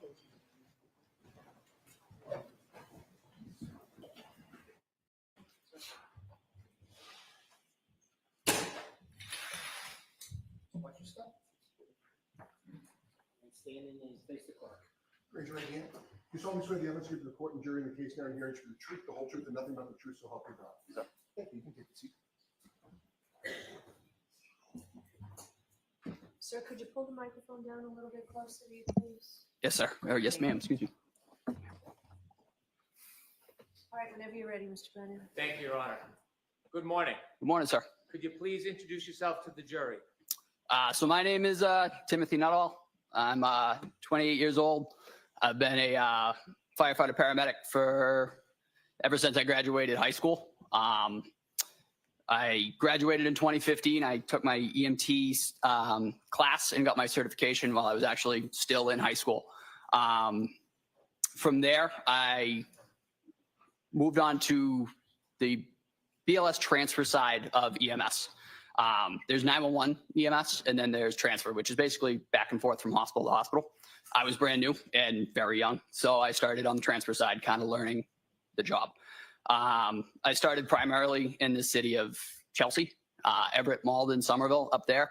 And then after a little while, I got my feet wet in the 911 side. So I was running BLS 911 in those cities as well. And then I progressed on to become a paramedic.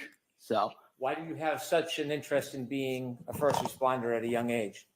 I kind of grew up in a first responder household. My father was a firefighter in a local town. So we spent kind of a significant amount of time at the station when he was on shift. It's just kind of how I grew up, kind of learning the ins and outs of public safety. That's just kind of how I came to be interested in the profession, and then I took it from there. So I want to take us back just a little bit. When you first became interested in training to be a first responder, did you share with us your first training was as an EMT? yes, sir. Can you share a little bit with the jury what that entails?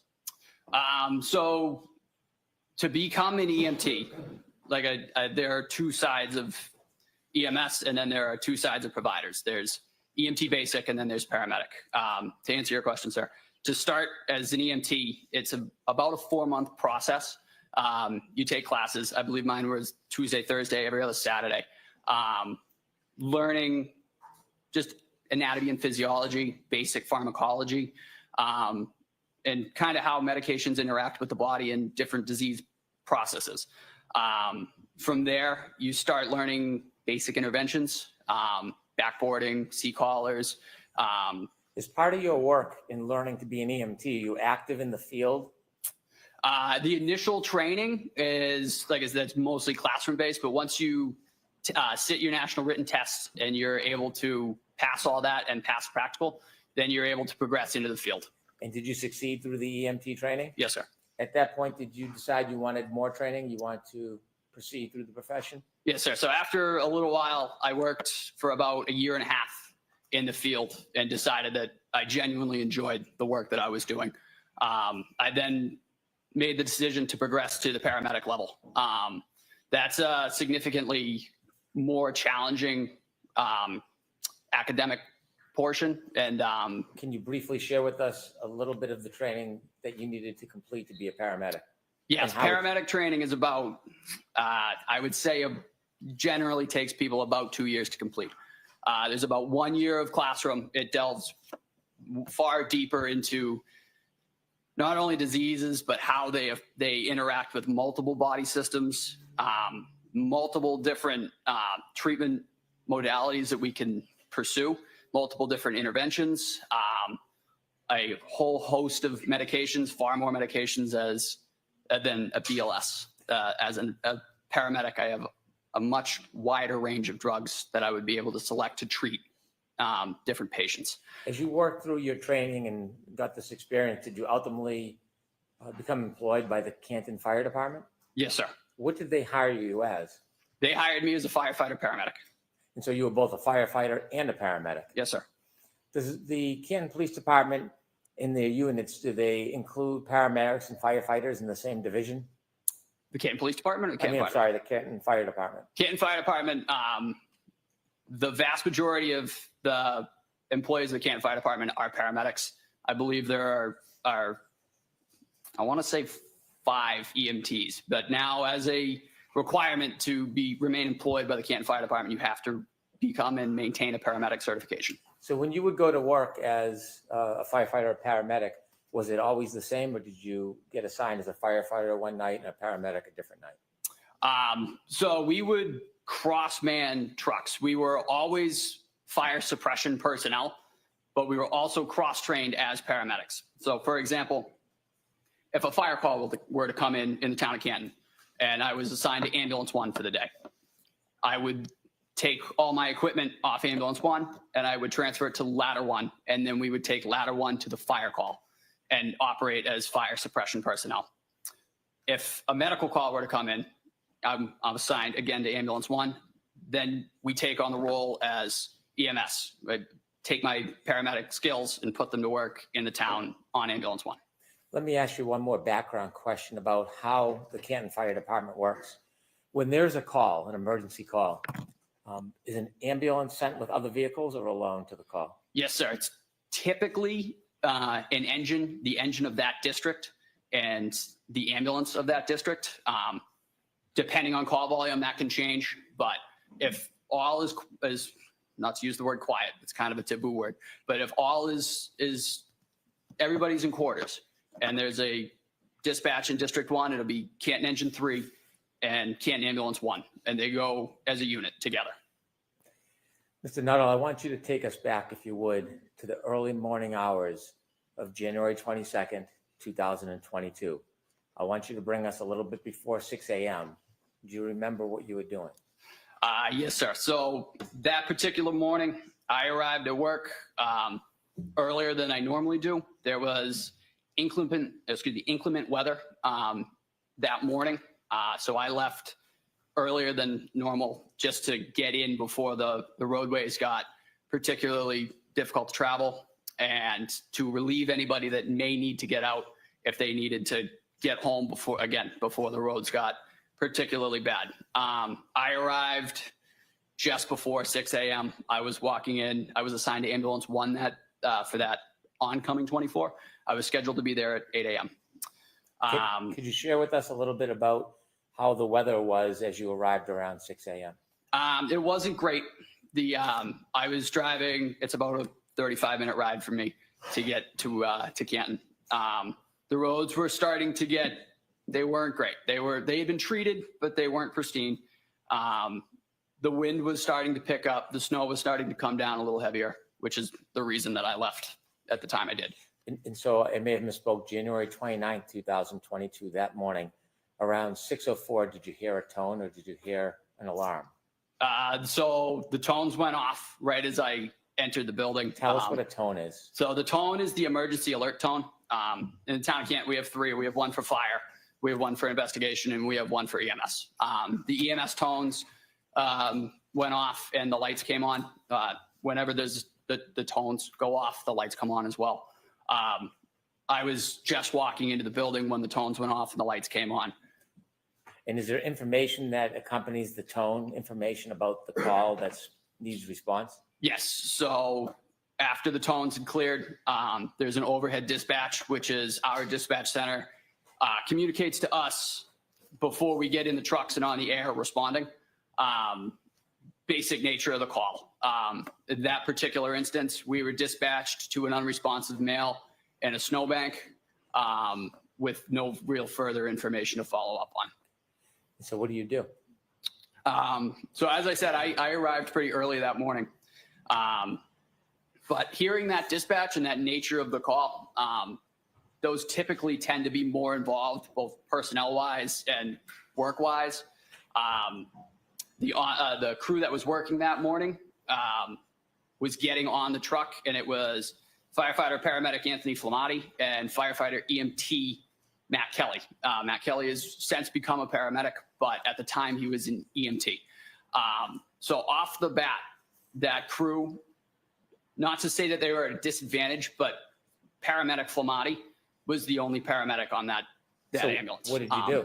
So I made the decision. I checked with the shift commander, and I jumped on ambulance 1 to just give a second set of hands as being a paramedic myself, just being able to hopefully help if there was any advanced interventions that needed to be done or needed to be performed. What And happens? just a second set of hands. What happens next?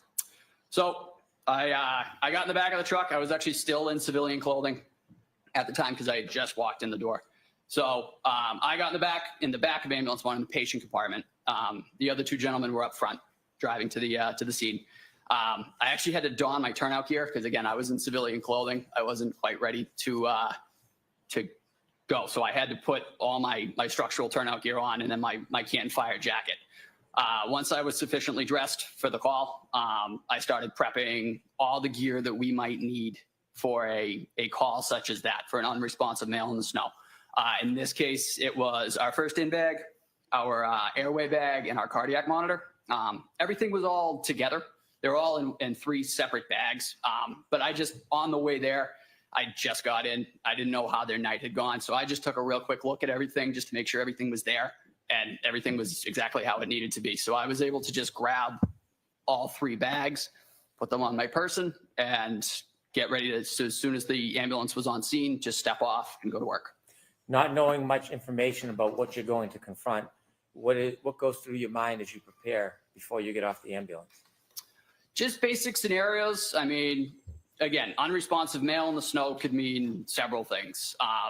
Not having much to go off on the dispatch was, it left much to be desired in terms of what we might need. So in gathering all the equipment together, that can kind of cover all the major bases, if you will, in terms of what we were expecting to meet once we got on scene. How was your focus before you get off the ambulance? I was ready to go. A dispatch like that, any unresponsive male in the snow, it can kind of up the level because you just don't know what you're walking into. You know, it could be anything. In the back of the ambulance, you can't see outside. Could you tell anything about the weather conditions based on the way the ambulance was moving? Again, being in the back, as you noted, it just seemed to be taking a little bit longer than normal. I really had no visibility at all. Like I said, I was in the patient compartment. It's very limited visibility in the back, and it's limited visibility. There's like a peephole that's maybe 1.5 by 1.5 to kind of peek up front. But again, I was so busy getting everything together, I really didn't notice, but I did note it took a little bit longer. We were going not slow, but we were going cautiously. When the ambulance finally stopped and the doors open, tell the jury what you see. So as I mentioned, I had the 2 bags and the cardiac monitor. So 3 pieces of equipment with me. And I stepped out of the back of the side of the truck.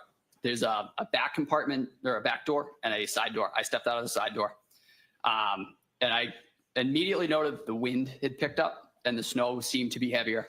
And I could hear like a distant screaming off in the distance. Wasn't exactly sure where it was coming from.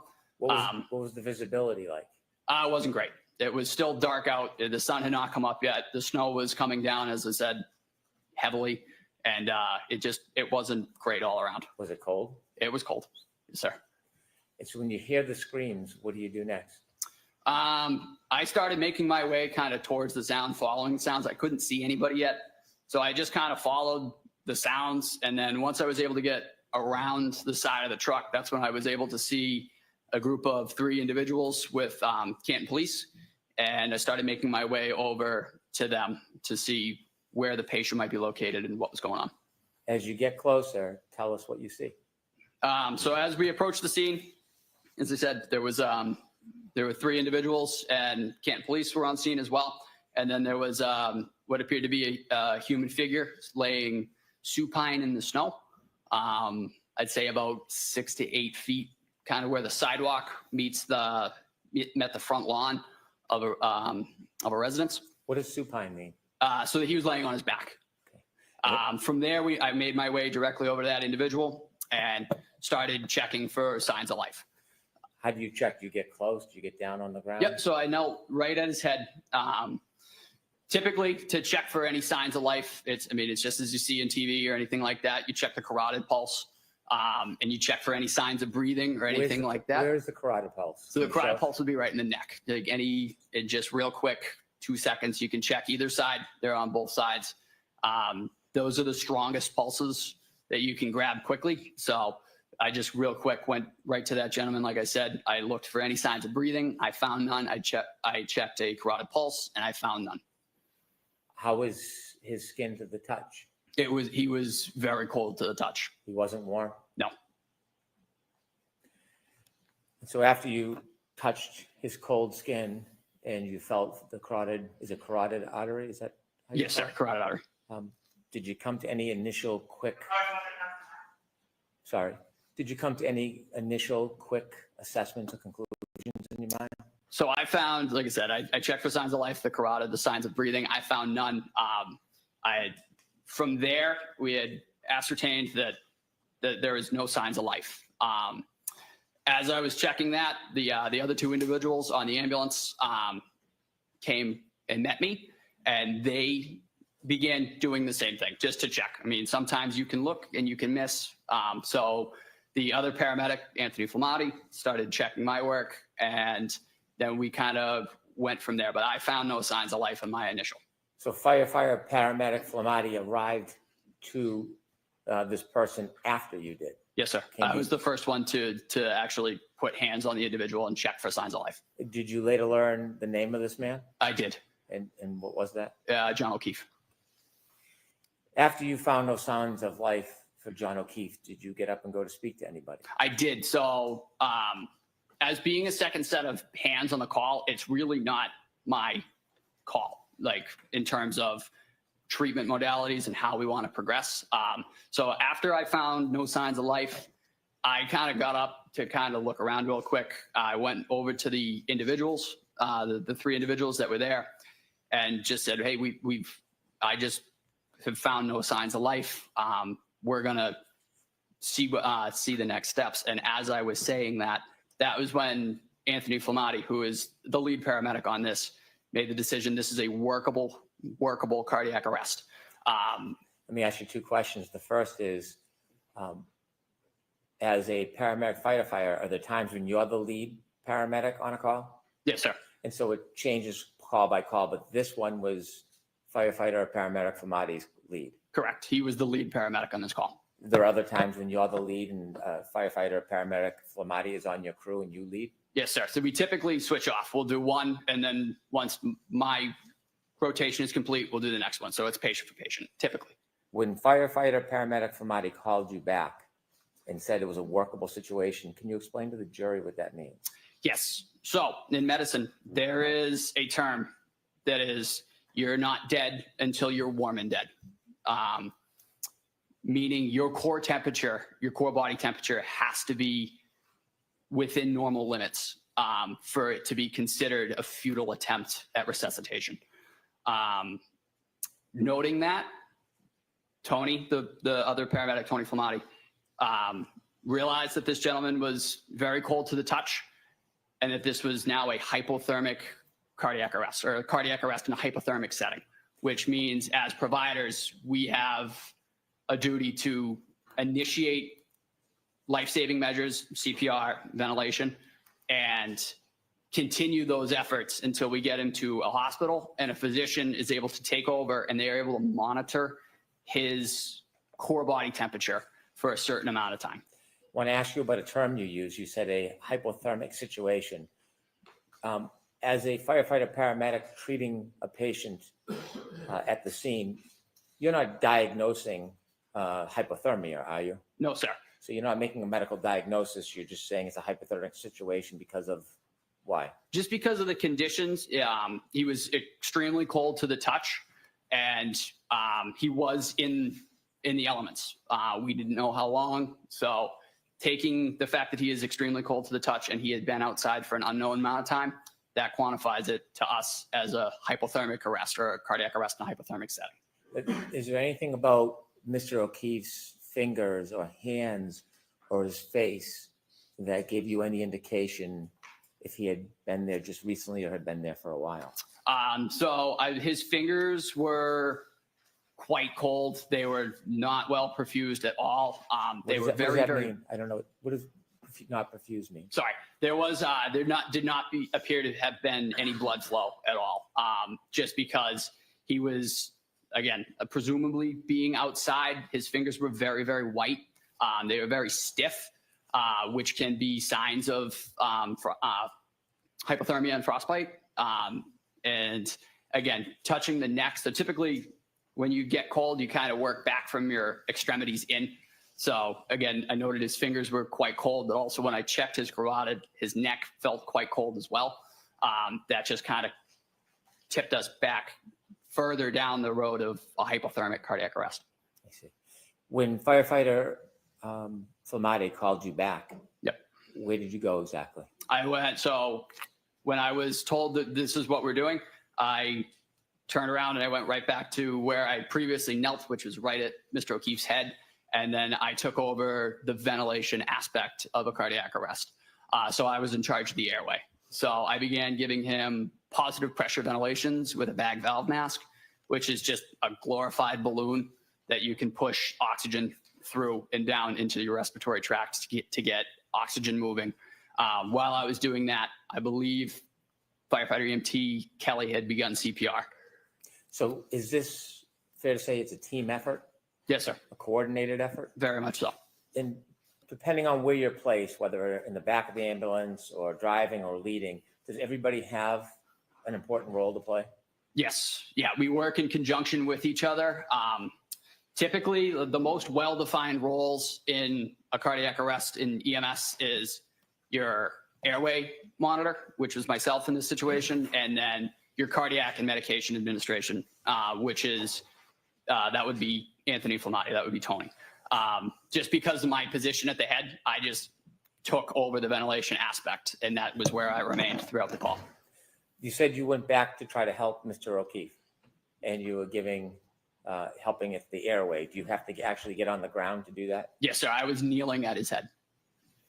While you were kneeling at his head, well, let me ask you more of a background question.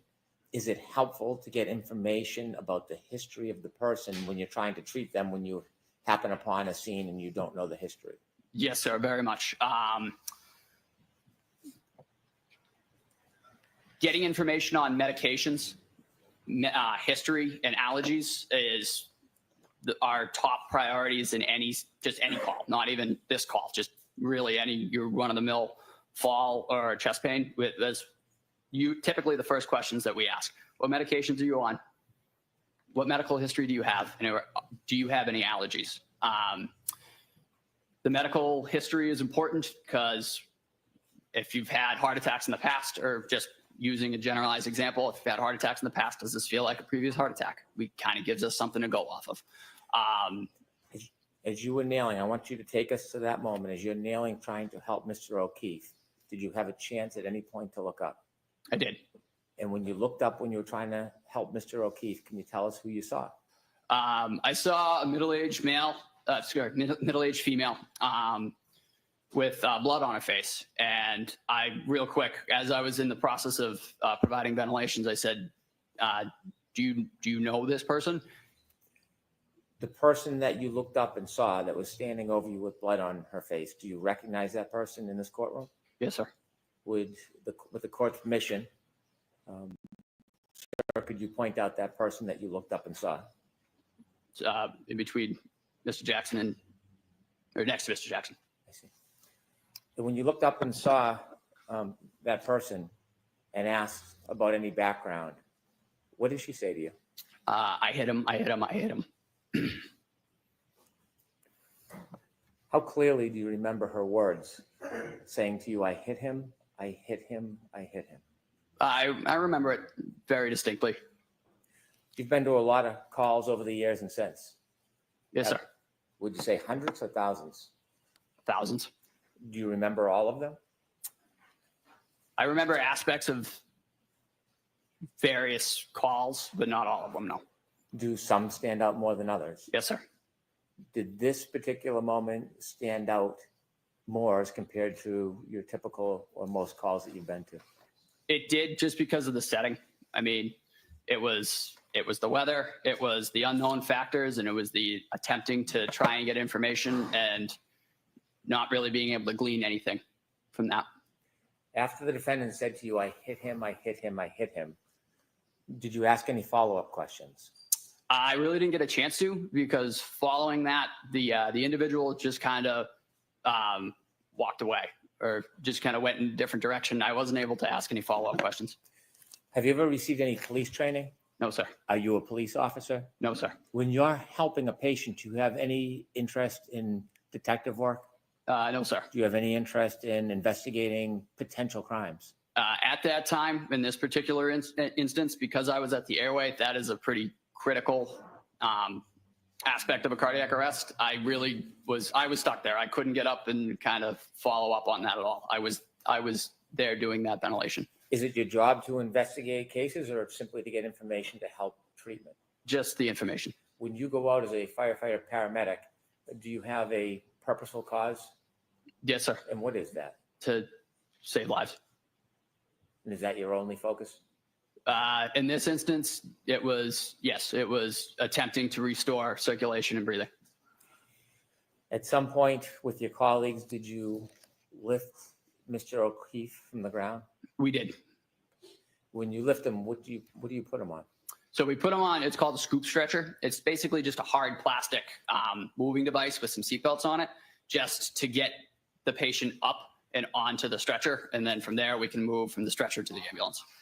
After you lift him to the stretcher, tell us what happens next. So we put Mr. O'Keefe on the scoop stretcher, and we were able to get him onto the stretcher itself and then off to the ambulance. From there, I maintained my role as the airway individual on this call.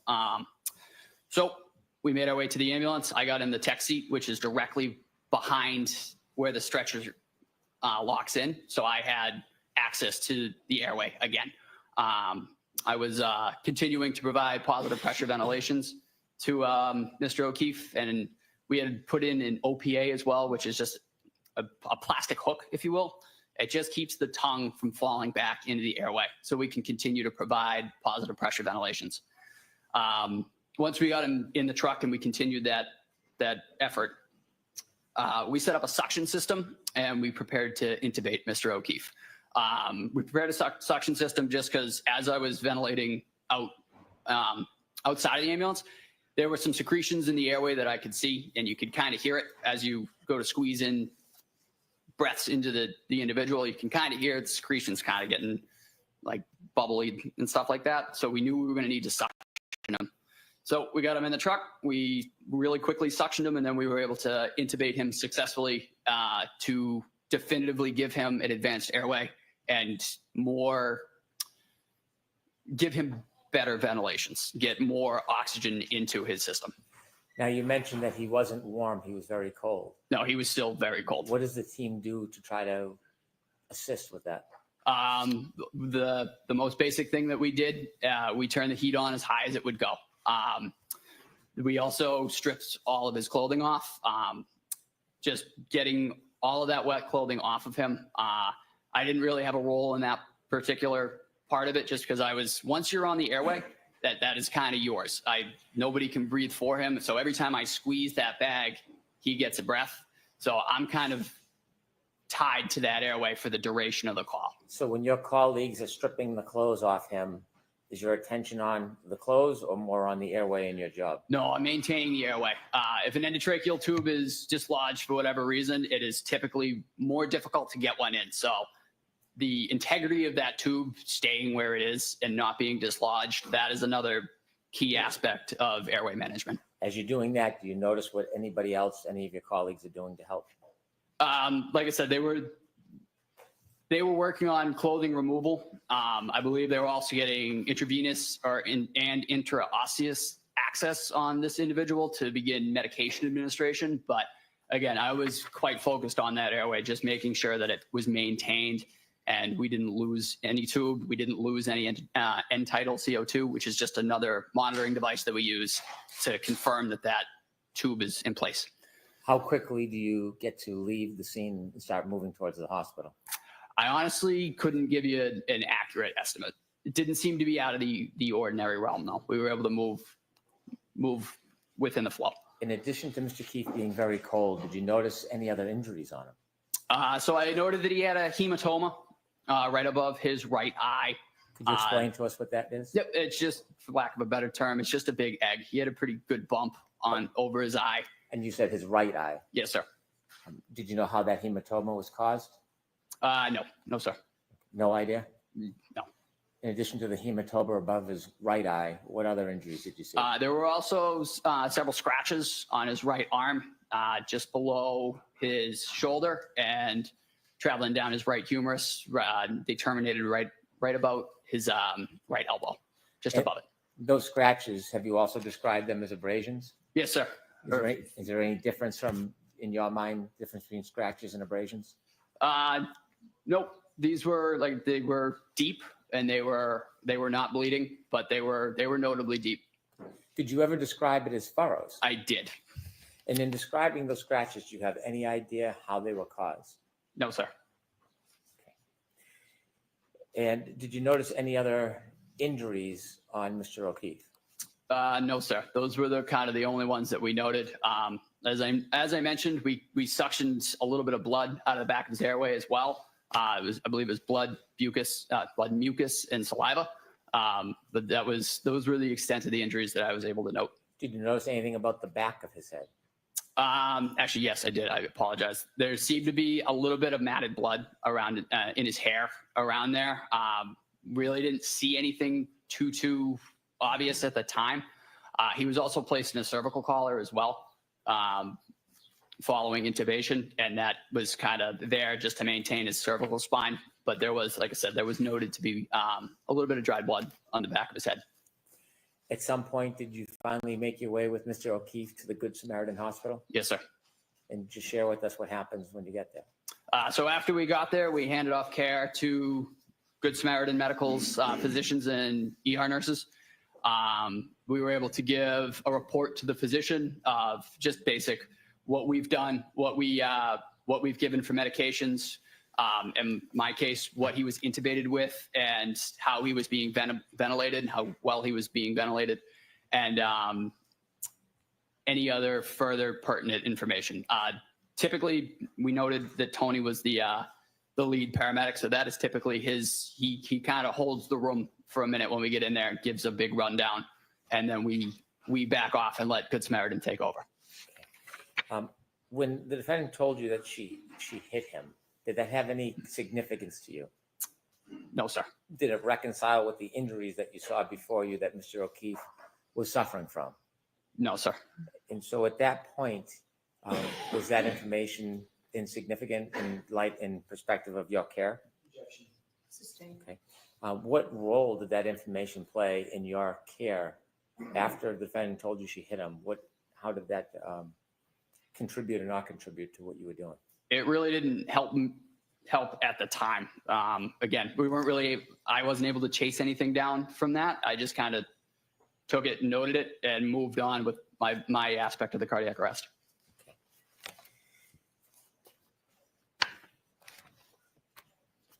Have you had an opportunity at any point to see any video of that morning taken from any source, a police car, dash cam? Yes, sir.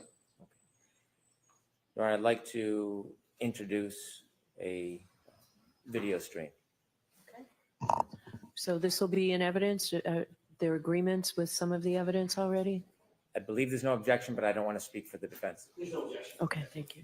Yes, you can show it. And for the record, if I may note, this is Cruiser 683 Stream 2.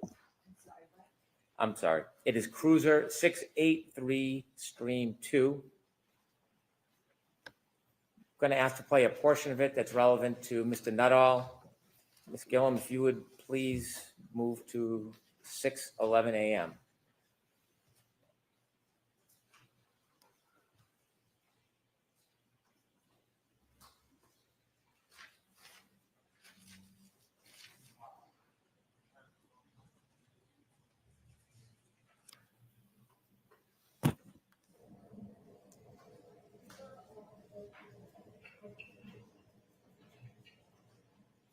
Please stop the video. Mr. Nuttall, do you see the red lights reflecting on the left? Yes, sir. Do you know what those red lights are? Presumably those would be ambulance 1. Yeah, so not what you presume. Do you know what they are, sir? And those are the lights for ambulance 1. Do you see the weather conditions as it's depicted on this video? Yes, sir. Oh, as you stood outside, was it same or different to how it appears in this video? That is the same. When you look to the left, you see a straight line about an inch or two from the left of the screen. Do you know what that item is? Sorry, sir. Repeat the question. If you look to the left of the screen, Yep. you'll see a straight item from the bottom halfway up the picture. Do you know what that item is? I On the believe video? that's a flagpole, sir. Do you see a little bit of movement of bodies near that flagpole? At the present time, no. Okay. Could we continue to play, please? Yep, there they are.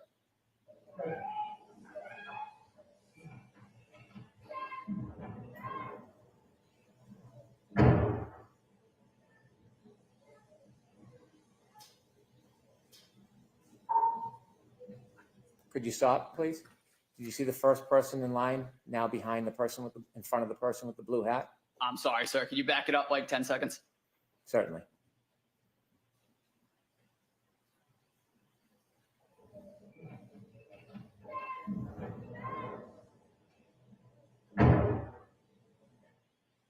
Keep going, please.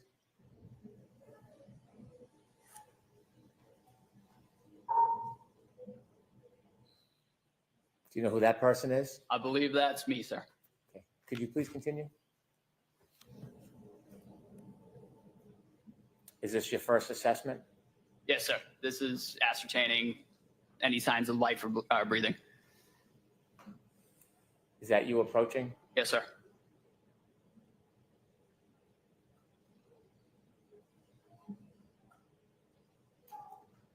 Could you stop, please?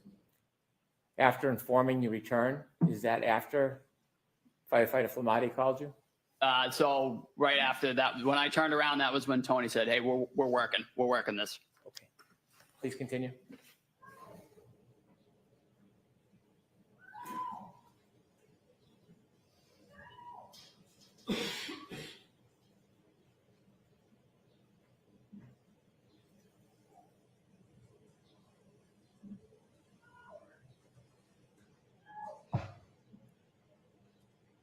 Stop, please. And do you see a person come over to where you are? Yes, sir. Is it at that point or another moment when the defendant said, I hit him, I hit him, I hit him? It was right there, sir. Could you continue, please?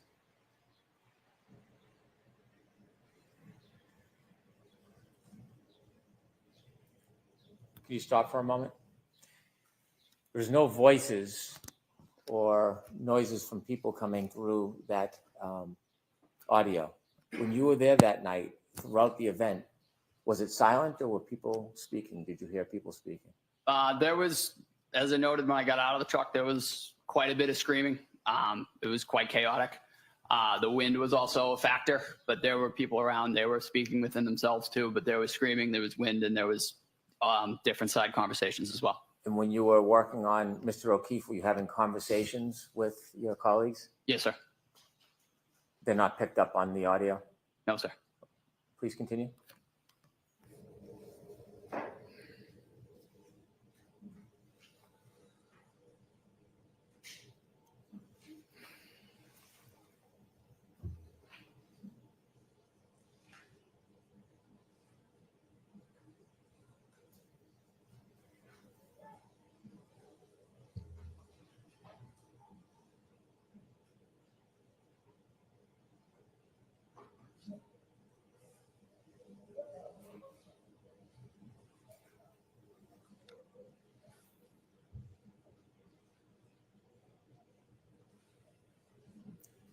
Sir, are you still at the flagpole?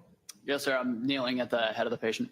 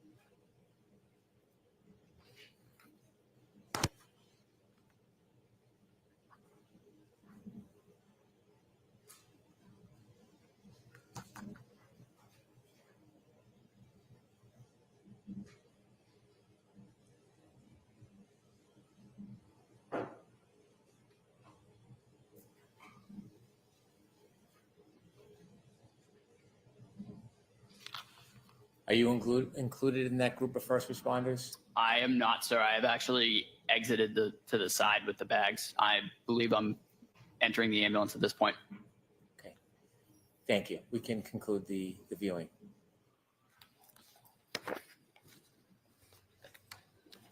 With the court's permission, I'd like to approach and show a few exhibits to Mr. Nuttall. They've been shown to the defense. Yes, Thank you. May I approach? yes. Thank you.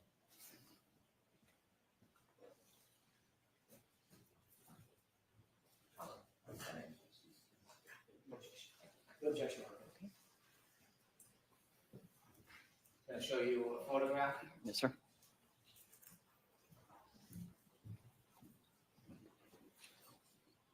Sir, do you recognize what's in that photograph? Yes, sir. Those are the scratches on Mr. O'Keefe's arm. Does that appear the same as when you saw his arm that morning, or is there any differences? And if there's any differences, can you share them with us? That appears how they were to me at the time of the incident. Okay. May I approach you, Daniel? Yes. I'd like to introduce this as an exhibit, please. Okay.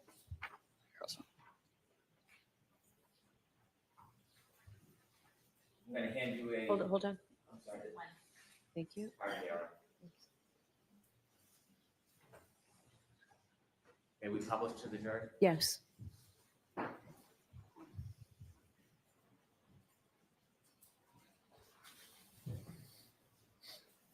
Is that the photograph you just identified on the screen? Yes, sir.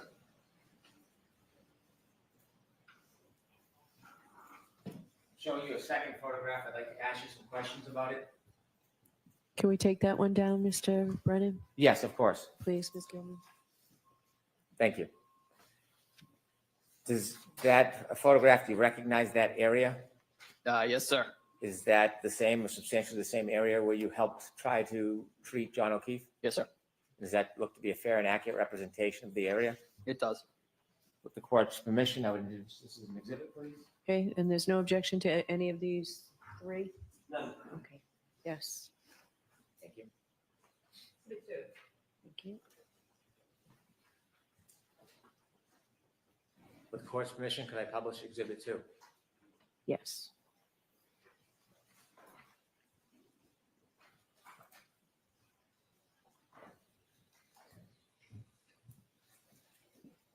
And sir, that's what you recognize as the area where you were helping to treat John O'Keefe. Yes, sir. I've left one last photograph in front of you. Yes, sir. And do you recognize that? I do. Tell us about any differences between when you were there and what you see in that photograph. The street appears to be plowed. There's bare pavement. The weather conditions are significantly better. It is also daytime. If we could take down that exhibit 2, Mr. Gilman. May I approach, Your Honor? Yes. I would move to introduce this as exhibit 3. All right.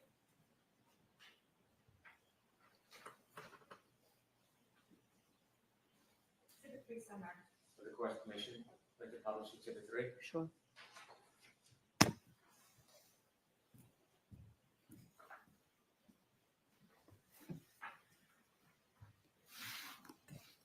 Is that the photo you just identified? Yes, sir. Okay, we can take that down. Thank you.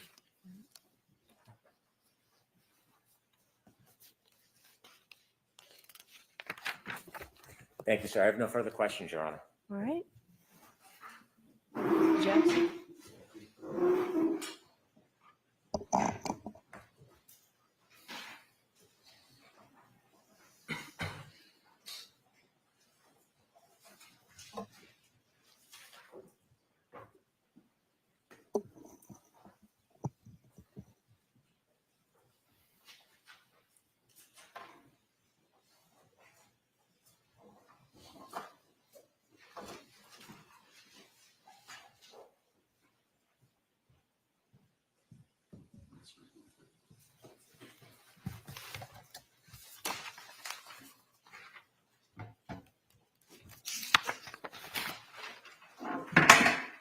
Thank you, Your Honor. May I? Yes, please.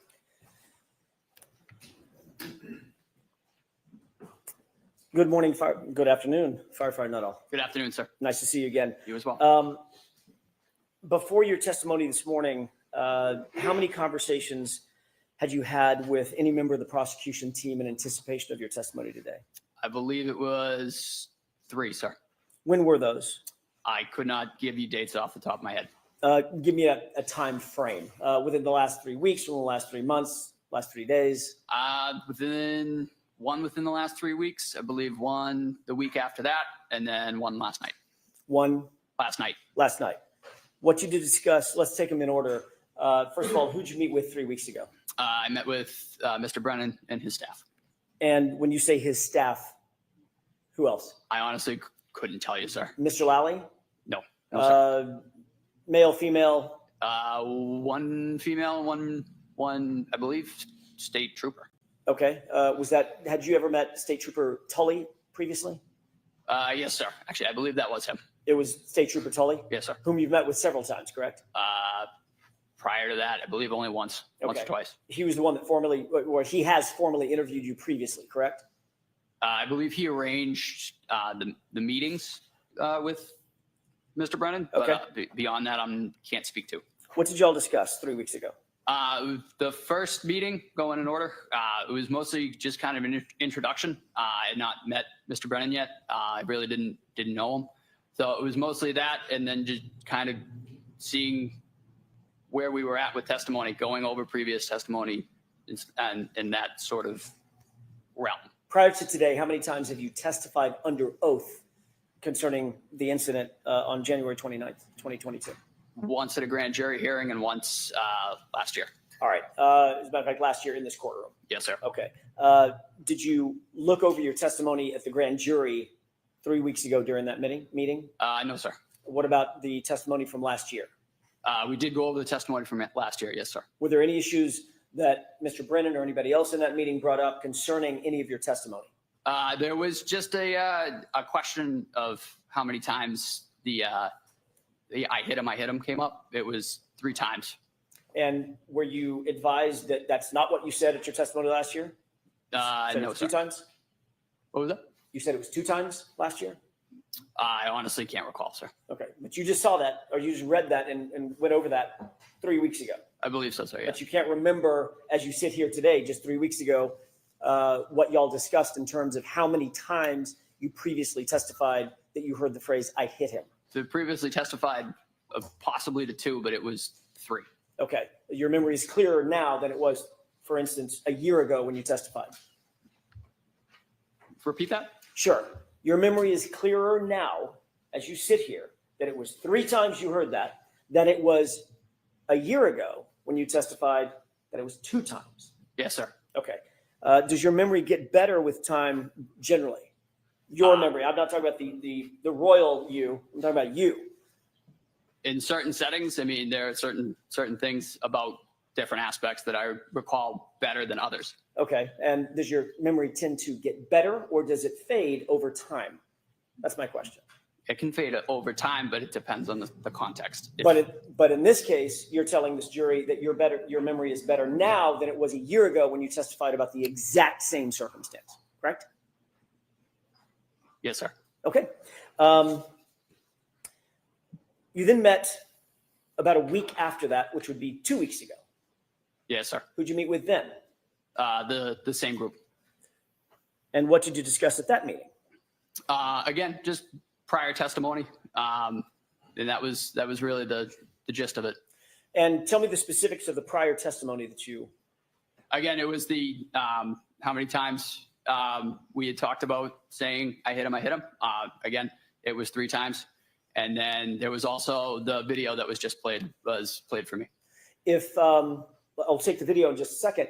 If y'all had met 3 weeks ago and you indicated to Mr. Brennan that it was actually 3 times, not 2 times that you heard the I hit him, why did you need to discuss it again a week later to verify the 3 times versus 2 times?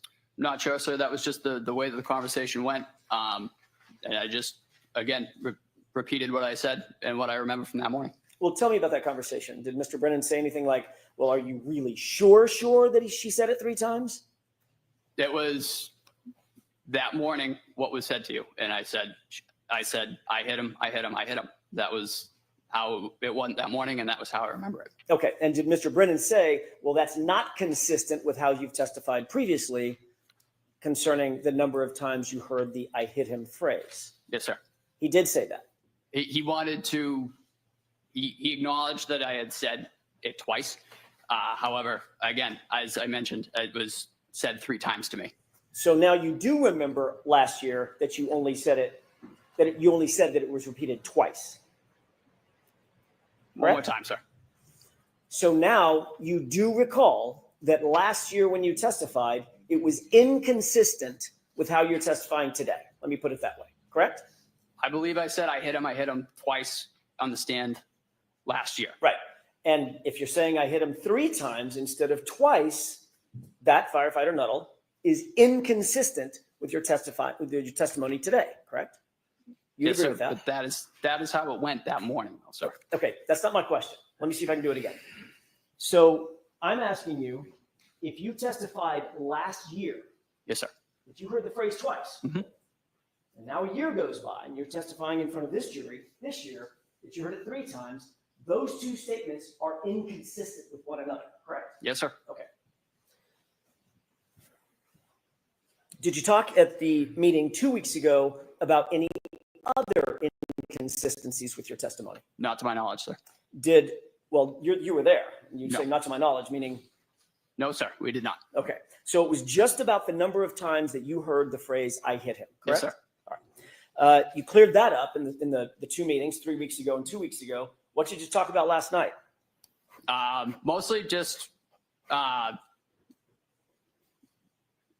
making sure that everything was as it had been. I mean, and by that, I mean, it was 3 times and that we were continuously making sure that everything was the way that it had happened that morning. Everything was the way that Mr. Brennan wanted it to be. No, sir. The way that it was I remember it and I recall it happening. Okay. So he asked you 3 weeks ago about how many times you heard that phrase. Yes, sir. You changed your testimony at that time and said it was 3 times instead of 2 times. We agree on that, correct? Yes, sir. Then he called you a week later or met with you a week later and again reiterated, making sure you stick with that testimony that it's 3 times, not 2 times, correct? Yes, sir. And then last night he called you just to make sure one more time you're going to stick with that testimony that it was 3 times, not 2 times, correct? Yes, sir. Hold on just a second. May I have just a moment, Your Honor? Yes.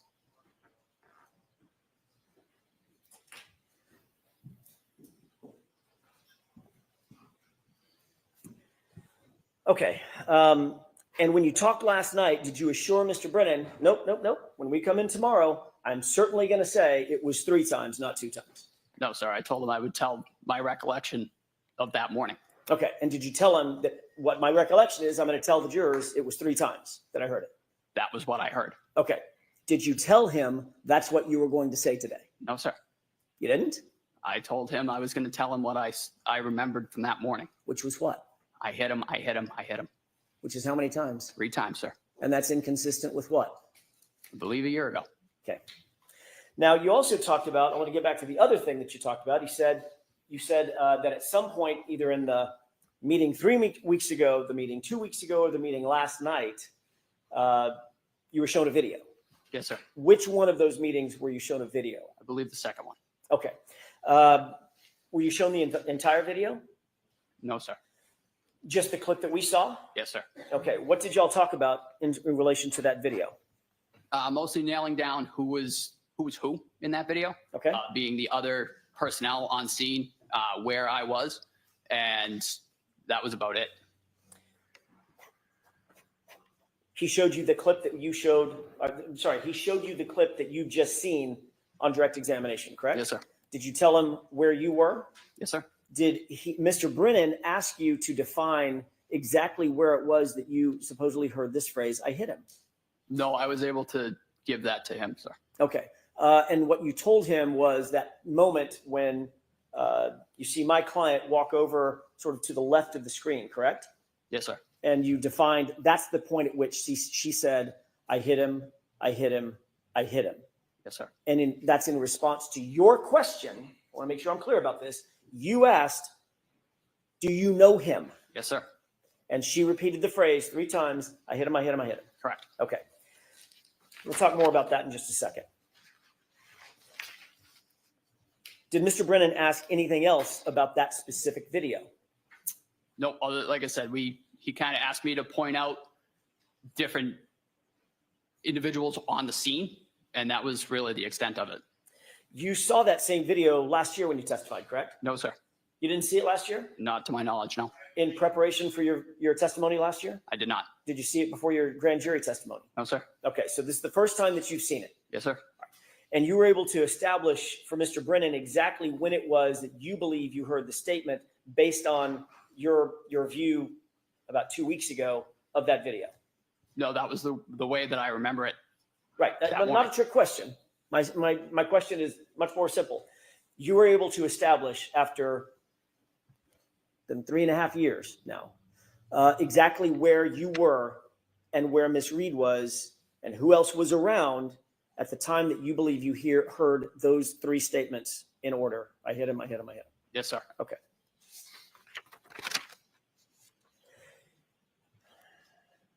You testified last year as well that there is a normal protocol for removing clothing from a patient, and it's essential to just discard it and get it away from the patient so that you can concentrate on the life-saving measures that you're undertaking, correct? Yes, That could be done in the ambulance, it could be done in the hospital, it could be done in situ out there in the field, correct? Yes, sir. But the point is you want to get as much clothing off of the person as possible so that you can assess that person's physiology. Yes, sir. It's not really a lot of care taken to preserve the clothing from an evidentiary standpoint in your view, correct? And we're trained to try and, just to take example of a shooting, try not to cut through the entrance wound of the clothing. Fair enough. I mean, when you're literally trying to save someone's life, your job is to get the clothing off and get it out of the way. Yes, sir. You're not sticking it in an evidence bag and sealing the evidence bag, things of that nature. No, sir. So it might end up on the ground.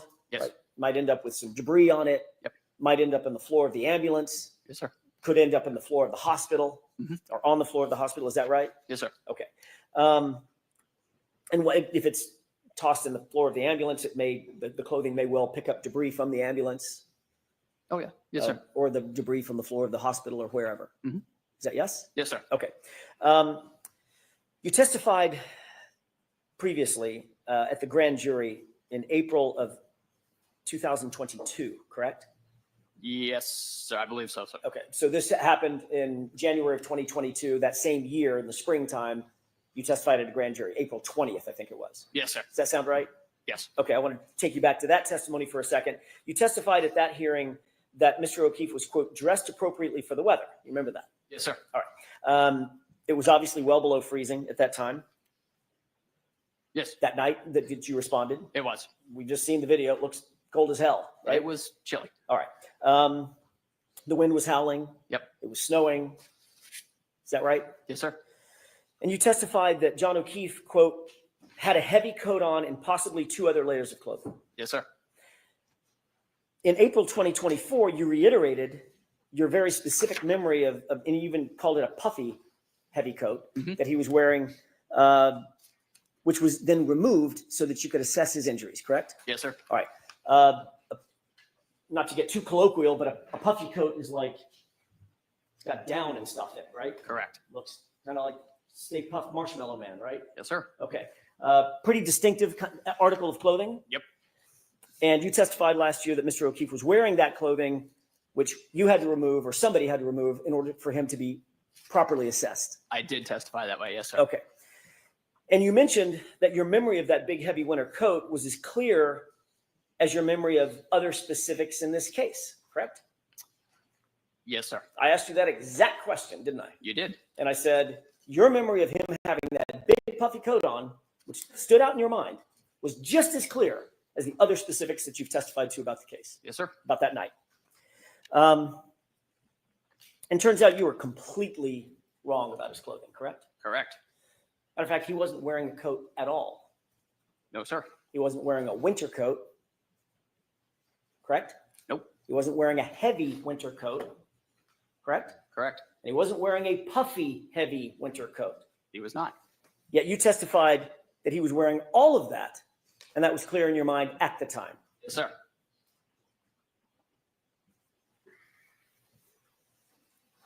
Did Mr. Brennan bring that up during the meeting 3 weeks ago? He asked about what I had meant when I said appropriately dressed. So you did talk about something other than just the I hit him, correct? Yes, sir. When I asked what y'all talked about, why didn't you tell us that? To be perfectly honest, sir, I did not remember until right now. So your memory is fading even after 3 weeks. Yes, sir. Got it.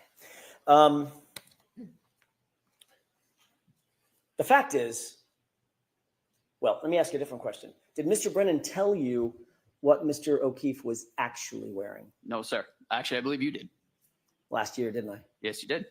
It's a short sleeve t-shirt and a little thin wool hoodie, right? Yes, sir.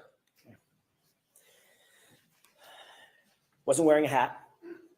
No, sir. Wasn't wearing, as a matter of fact, didn't even have a shoe on, correct? Not to my knowledge. And obviously, goes without saying, but I'm going to ask it anyway. That's not being appropriately dressed for the winter. No, sir.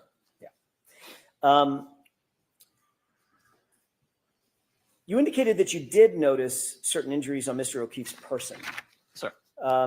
Once you got him back in the ambulance, obviously it's lighter, meaning brighter lights.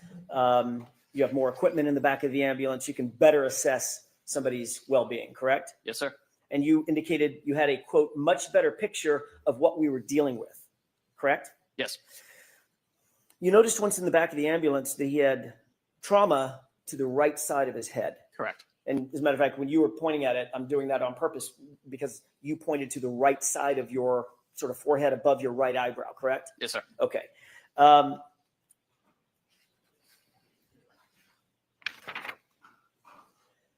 The majority or the worst injury that Mr. O'Keefe suffered was actually to the back of his head, which you indicated, you noted was quite matted with blood, correct? Yes, sir. I want to talk about the injury to the right side of his head as distinct from the back of the head injury for just a second.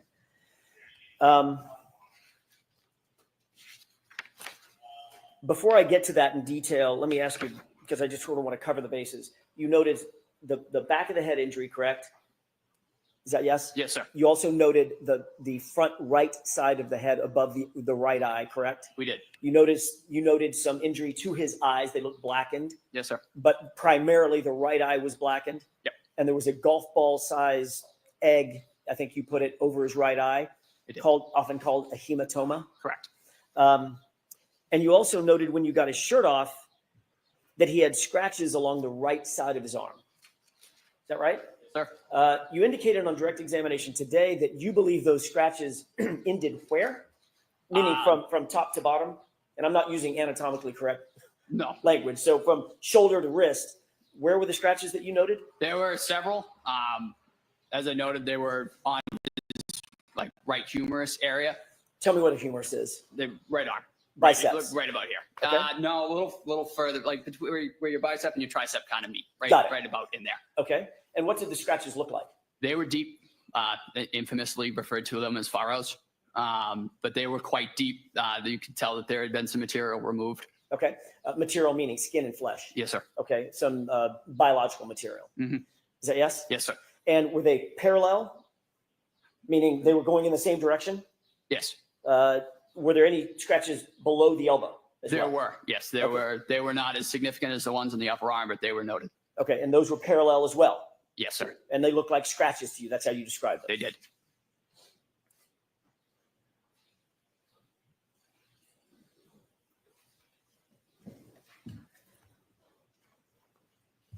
Last year, when you described those scratches, you curled your fingers up, exposing sort of the nails, and drew it across your biceps. Is that what you were using to describe what the sort of scratches looked like? I just kind of used that as a landmark, to be honest with you, Okay. sir. It was just kind of how I quantified it in my mind. Okay. But what you did was you did this motion. Yes, sir. As you said, there were furrows. And remember, there was an embarrassing moment for me. Both of us, sir.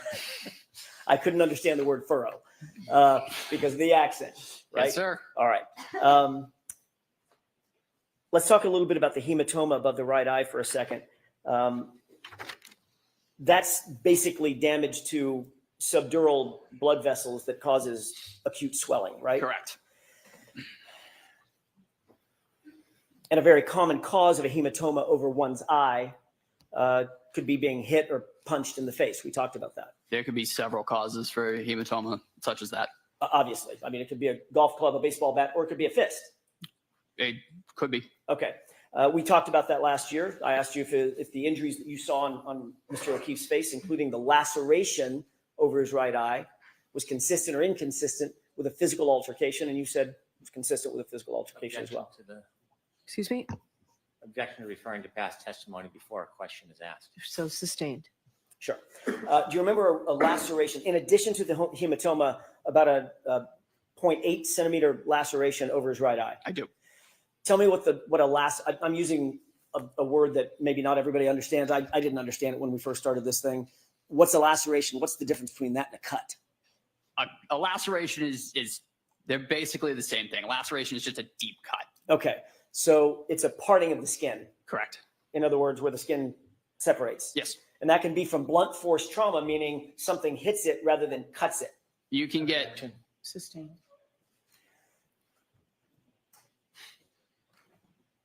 What are some of the causes of lacerations? a laceration as you noted, blunt force, but you can also get a laceration from a slashing movement, from a stabbing. I mean, that is still a laceration. What about a hematoma? That is primarily caused by blunt force trauma. Right. And the hematoma and the laceration were right next to each other, correct? Yes, sir. Okay. And you indicated last year, or let me ask you this way. Is that consistent or inconsistent with a physical altercation? Objection. Can you answer that? I could not say, Your Honor. Okay, next question. Well, last year, you indicate you can't answer that. Last year, you did answer it, didn't you? Objection. So I need to see counsel at sidebar for just a minute, please.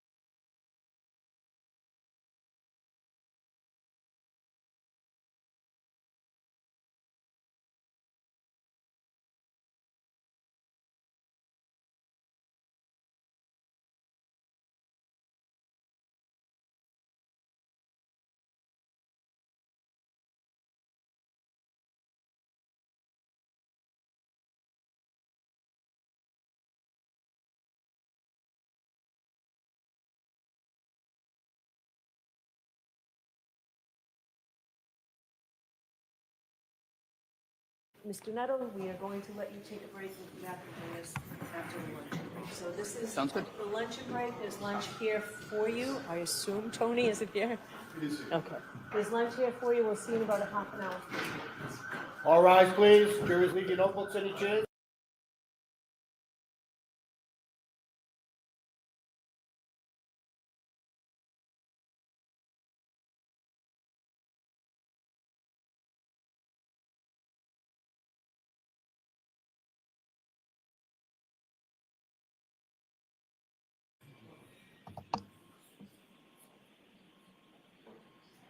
Mr. Jackson, you can go ahead.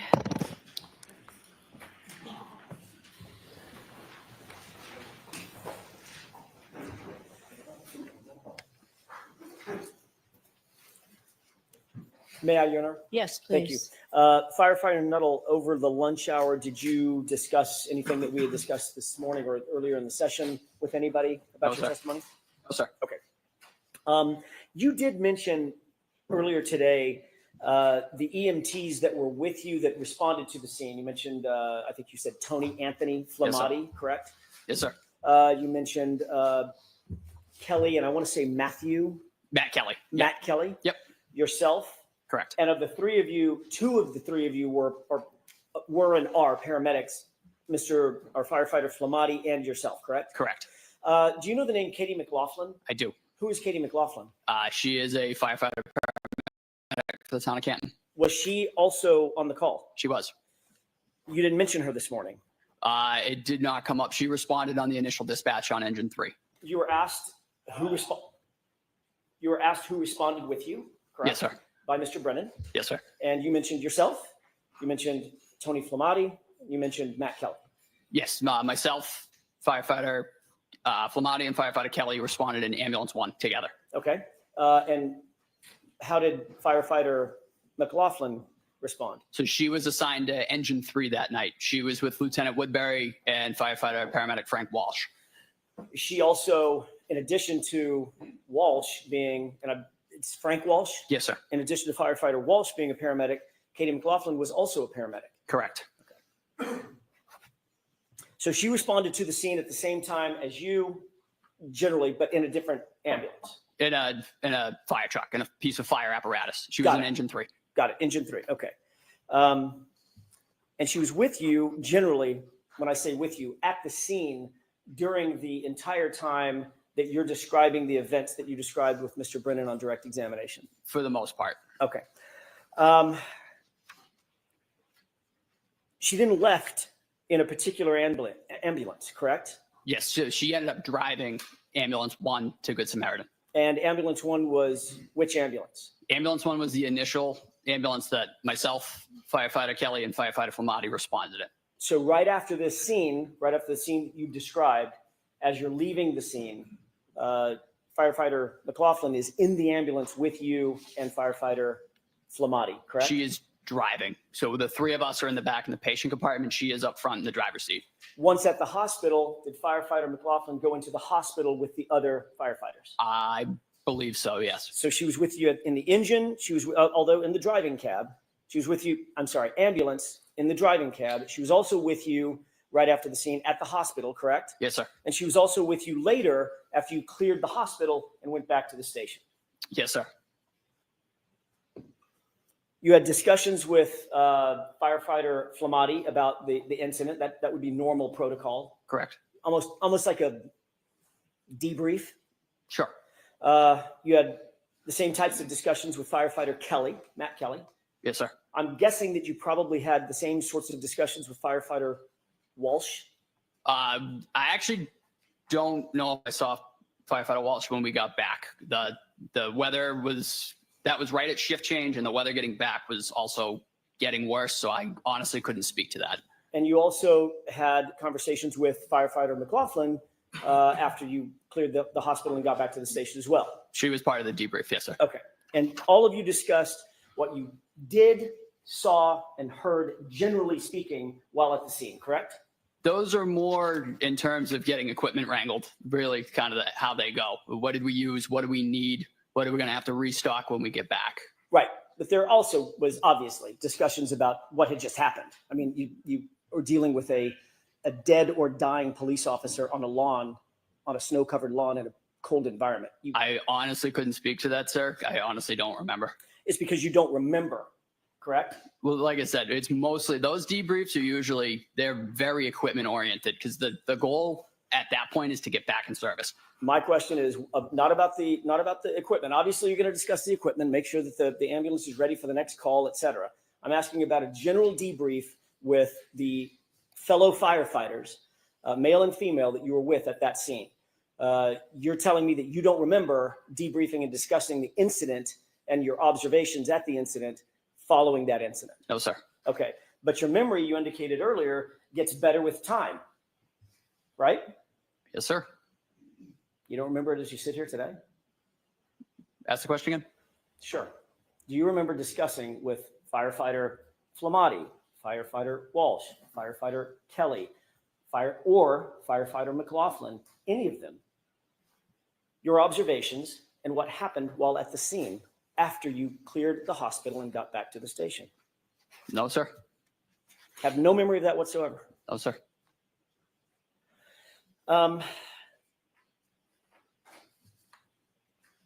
When we left off before lunch, I was asking you about a hematoma and a laceration over the right eye of Mr. O'Keefe.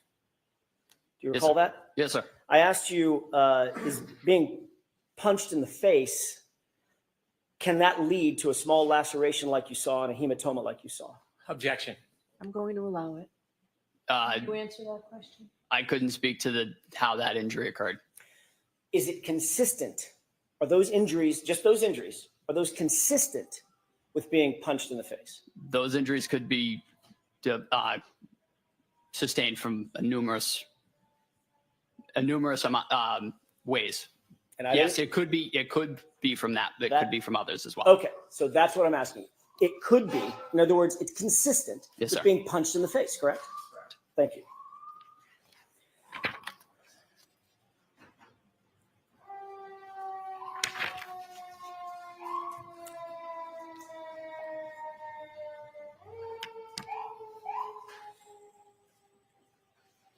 I want to ask you about this statement that you indicate that you heard that now is 3 statements, 3 phrases, correct? Yes, sir. When you heard this statement, describe for me exactly where you were. What were you doing and who was around you? I was knelt at the head of John O'Keefe with a bag valve mask, delivering ventilations.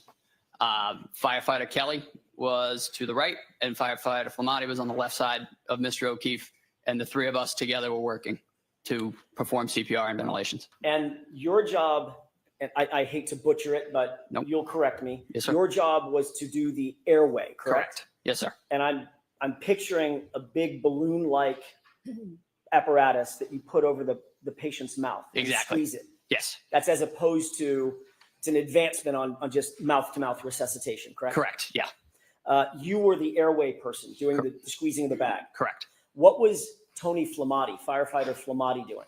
He was starting CPR, and which that point was taken over by firefighter Kelly.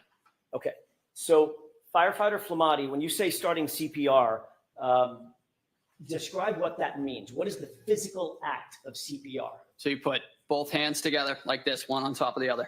You put it right on top of the sternum, and you begin doing chest compressions 2 inches deep, allowing full recoil for 100 to 120 beats per minute, compressions a minute to sustain a cardiac rhythm. You're manually making the heart beat with each compression. Which means that is a rhythmic pumping motion, correct? Yes, sir. So if you see someone doing CPR, you're probably going to see their shoulders moving up and down and moving rhythmically, correct? Correct. Do you remember what firefighter Flamati was wearing? You had just come off of actually you were just coming onto a shift, so you didn't have all your foul weather gear officially, correct? I had my puffy jacket. Okay. I had my Canton Fire jacket. Got it. Firefighter Flamati, on the other hand, had a bright yellow jacket, Correct. sort of reflective and a safety jacket. Yes, sir. And he was kneeling to your left at the time doing, have I got that right? Yep. Nope. Yep. You got that right. Okay. He's kneeling to your left at the time doing chest compressions. That's when you indicate that Miss Reed walked over and made the statement. Correct. And Kelly was there as well? Yes, sir. Kneeling right beside all three of you as firefighter Flamati was giving the chest compressions, correct? Yes, sir. Okay. You indicated that the statement was in response to a question that you asked of my client. Do you know him? Yes, sir. Is that right? Correct. And she responded to you with the phrase that you've used. I hit him. I hit him. I hit him. I hit him. Right. So it's absolutely clear in your mind when that statement was made. You were knelt down over Mr. O'Keefe. Firefighter Flamati was doing the CPR, and Kelly was with the both of you when you posed that question. Yes, sir. It's a very detailed memory. Yes, sir. You indicated, Mr. Brennan, that sticks out in your mind. Is that right? It does. But that's not at all what you told Trooper Proctor on February 8th, just 10 days after this incident, is it? I don't recall what I told Trooper Proctor. I thought your memory got better with time. I don't recall that meeting. Okay. I recall meeting with him, but I don't recall the extent of what was discussed. You literally don't recall anything that was discussed in that meeting in that formal interview with the lead detective on this case. We discussed the case, but I don't, and in his words, I'm not sure what he put down. What you said to Trooper Proctor on February 8th, 10 days after this, was you overheard Miss Reed say, I hit him one time to another female that she was talking to. Correct? Objection. No, I'll allow it. Did you say that? I have no memory of this, Your Honor. Okay, next question.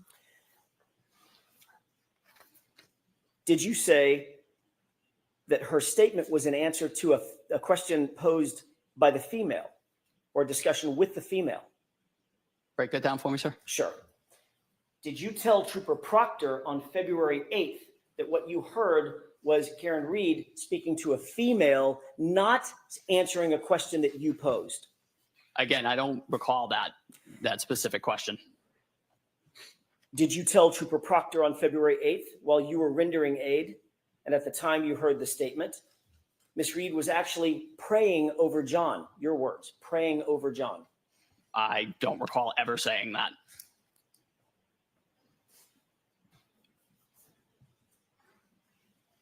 May I have just a moment, Your Honor? Yes.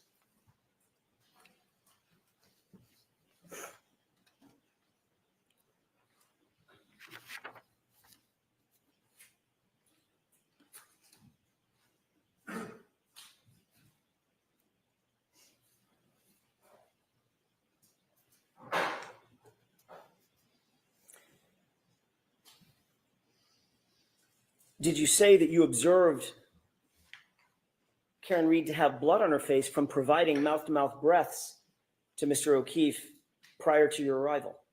I remember Miss Reed having blood on her face, presumably from attempting CPR. Do you remember telling Trooper Proctor on February 8th that you saw her with blood on her face from CPR?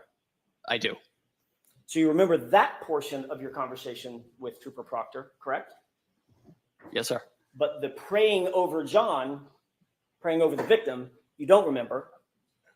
I don't remember ever saying that, And ever.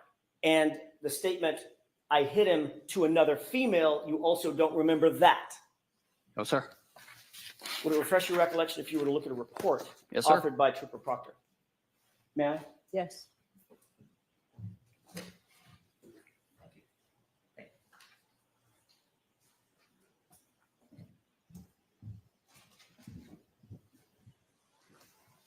May I direct the witness's attention to the second page, Your Honor? All right, why don't you take a look at that, sir?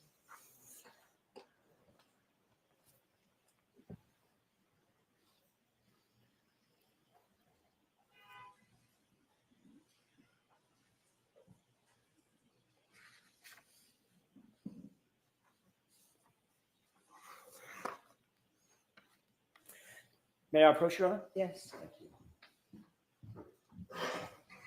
Sir, did you have an opportunity to glance at the report that you were just shown? Yes, sir. Does that refresh your recollection about your conversation with Trooper Proctor that he put in a report? It does not, sir.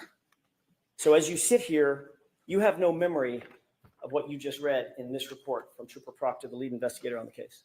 I have no recollection of ever saying that anybody prayed over anybody ever in this case. You did see it in his report, though. Sustained. You've admitted under oath that your memory of the events at that time, from that time frame, January, February 2022, is faulty, correct? No, sir. In your April 2024, it's April 30th, 2024 testimony from last year.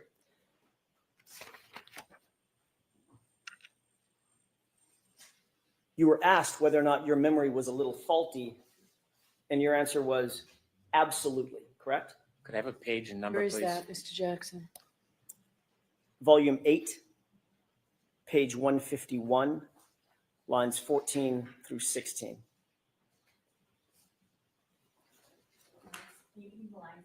Lines 14 through 16. I'll just allow counsel to get that up.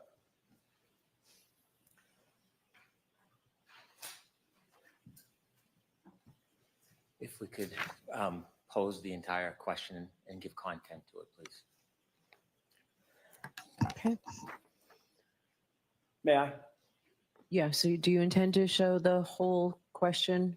The whole question that I asked and his answer, yes. All right, and I'll give you the opportunity on redirect, Mr. Berman, if it's not. Go ahead.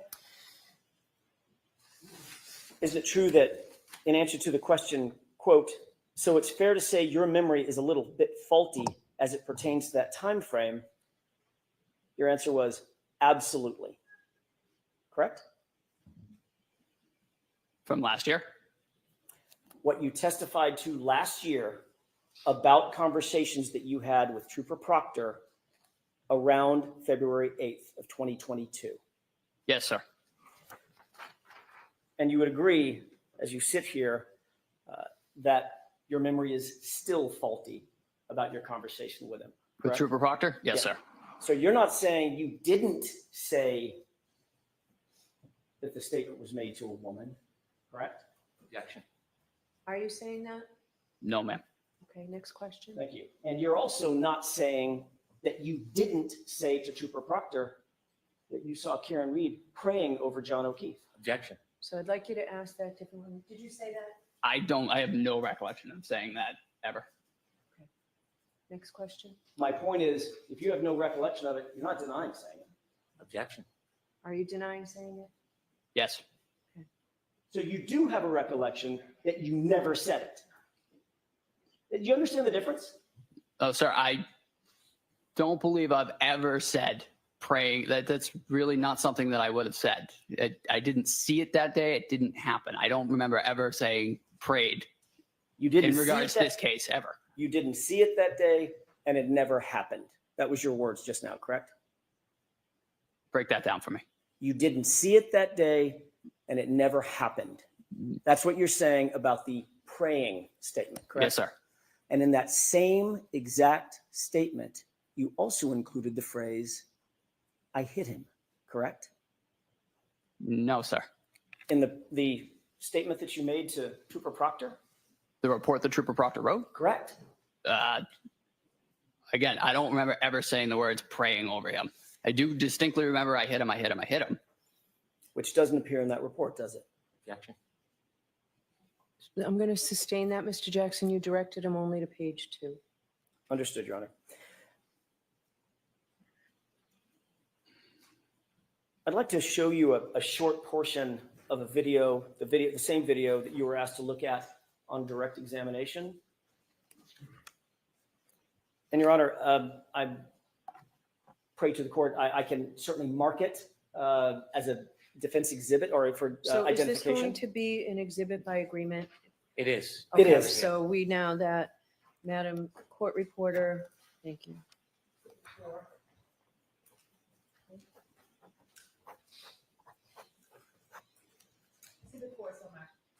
Thank you, Your Honor. With the court's permission, may I play a portion of that video for the jurors, publish it? Okay. Which portion, so people know? I'm going to start it at about, I want to say 6:55. Mr. Walt could cue that up.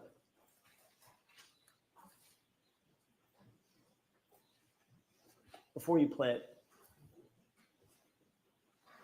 can we have it on that screen as well, or is it only playing to this screen? I don't know. And Ms. Gilman did it, it was both. Great. There we go. All right. Before we play it, can I ask you a quick question about this? Sure. It appears that this is paused. Do you recognize this as being the same video that you were shown this morning by Mr. Brennan? I do. All right. Describe the scene. So that is 34 Fairview Road. The lights in the background, I believe it is either right as we pulled up or right as we're pulling up. Okay. Same dash cam video. Yes, sir. Can we scroll this to the 6:55 runtime spot, please?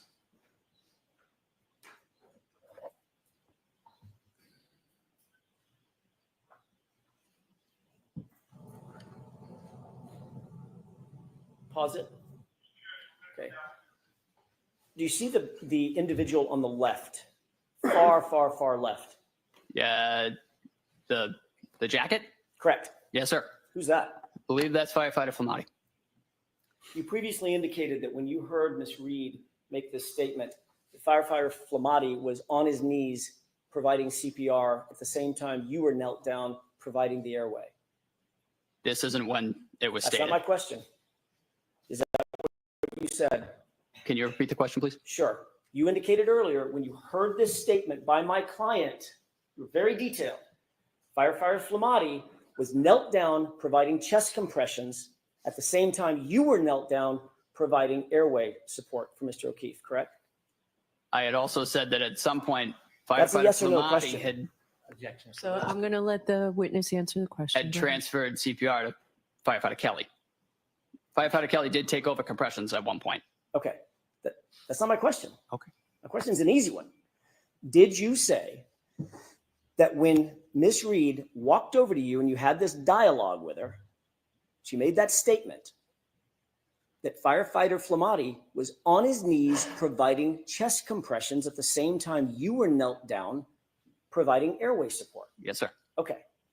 Firefighter Flamati, your testimony appears to be standing up right there, correct? Yes, sir. Let's play the video forward for just a second. Stop it. What did you see firefighter Flamati do just now? I believe he just knelt down. Okay. So at this point, he's kneeling for the first time, correct? Yes, sir. And he's about to provide chest compressions as your memory serves, correct? Yes, sir. All right. Let's go ahead and play it forward.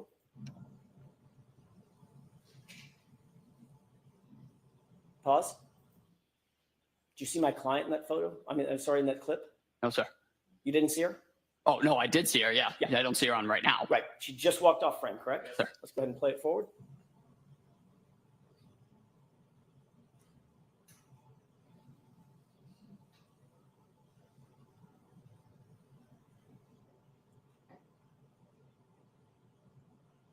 Stop it. You see my client walk back into the frame. Yes, sir. At this point, you were watching firefighter Flamati. He appears to be now providing CPR, correct? Yes, yes, sir. Okay. And my client is nowhere near you, correct? At least for this clip. No, sir. Okay. Correct. And the clip that I just played before, the few seconds that I played before, nowhere near you, correct? Correct. Is that right? Yes, sir. Let's go ahead and play it forward.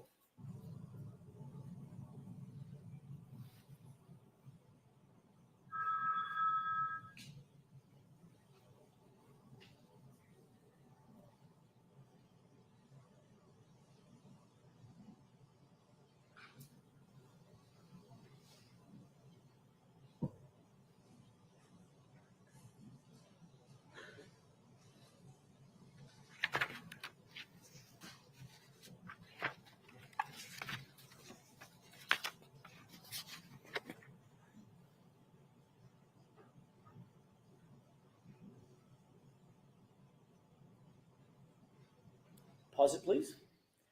What do you see happening on the screen from screen right to screen left at this juncture?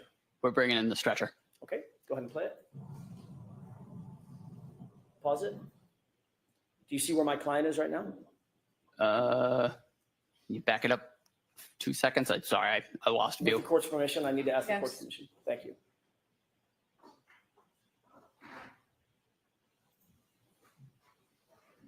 Okay, let's go ahead and play it. Pause. Did you see my client? Yes, sir. Where is she in the frame? Behind that other individual. Behind the SUV? I believe she's in front of the SUV and behind the other individual. Okay.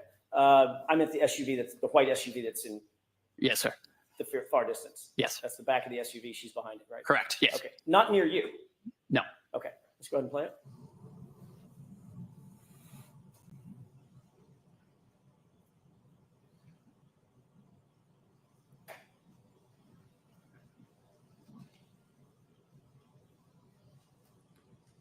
Go ahead and pause it. Do you see what firefighter Flamati is still doing throughout this entire clip? Chest compressions? Okay, let's go ahead and play it.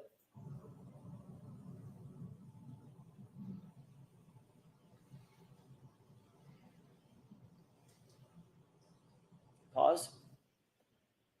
What's happening now? Where Mr. O'Keefe's on the scoop stretcher and he's being transferred to the ambulance stretcher.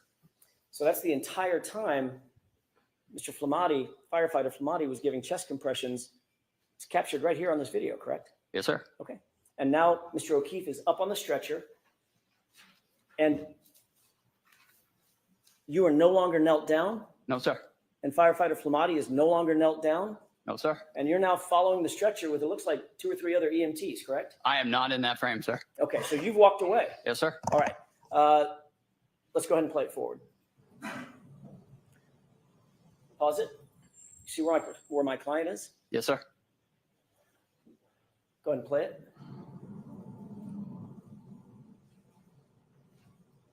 Do you see firefighter Flamati or firefighter Kelly continuing to give chest compressions? Yes, sir. Which one is that? Do you know? Believe it's firefighter Flamati. Flamati? Believe so. Okay. So he's still doing all the chest compressions from start to finish. Yes, sir. Okay.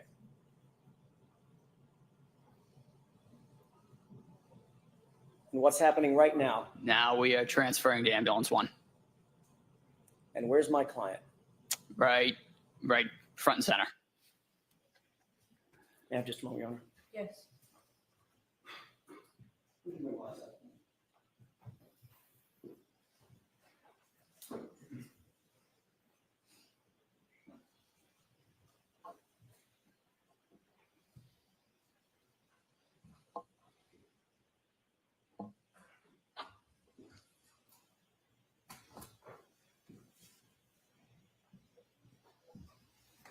If I may have just a second.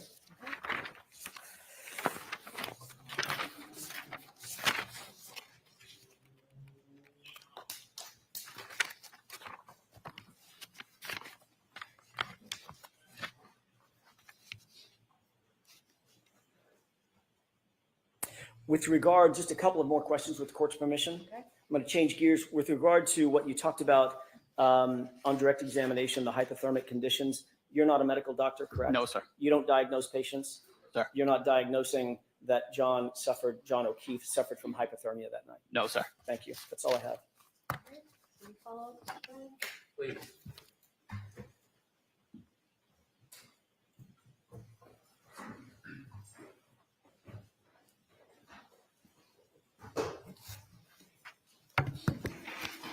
Firefighter Nuttall, the video the defense just showed you, did you notice any differences between that video and when I showed it to you, and that it doesn't have the time on it? Yes, those were 2 different time frames on that video. And when we spoke about when the defendant said to you, I hit him, that wasn't shown to you in that video just now, was it? No, it was not. So if we go back, will you be able to explain where you came from and firefighter Flamati came from and when you first went over to John O'Keefe? Sure. With the court's permission, Ms. Gilman, if you could start that video. I think it is 6:11, please. Stop it there. Do you see that this exhibit has timestamp on the top? Yes, sir. Okay. Please continue.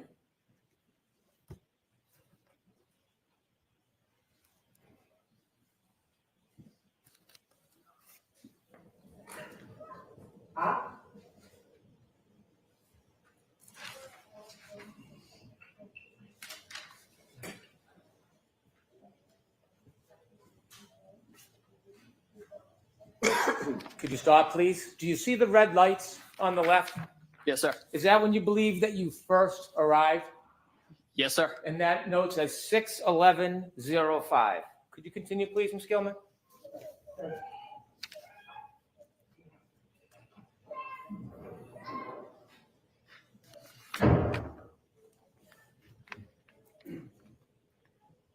Please watch to the left. Stop, please. Is that when you first arrived and walk over to help John O'Keefe? Yes, sir. That's me. I'll note that the timestamp is 6:11:21. Okay, continue, please.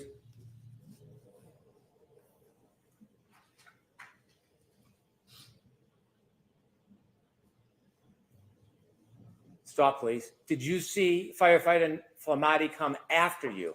Yes, sir. Was any of this shown to you during those questions? No, sir. Continue, please.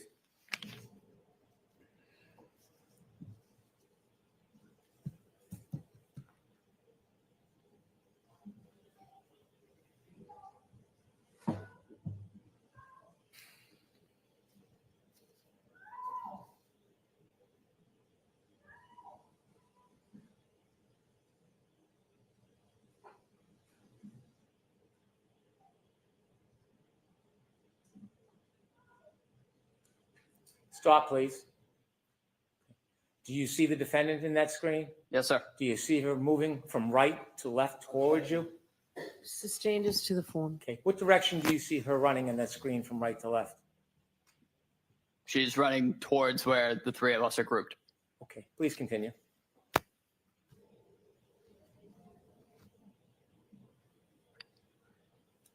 Stop, please.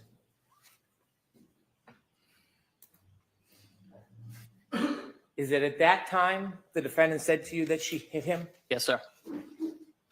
And you remember that? I do. I'm done with the tape. Thank you very much. Now, you were asked questions about your memory. Yes, sir. Okay. When you were asked the questions about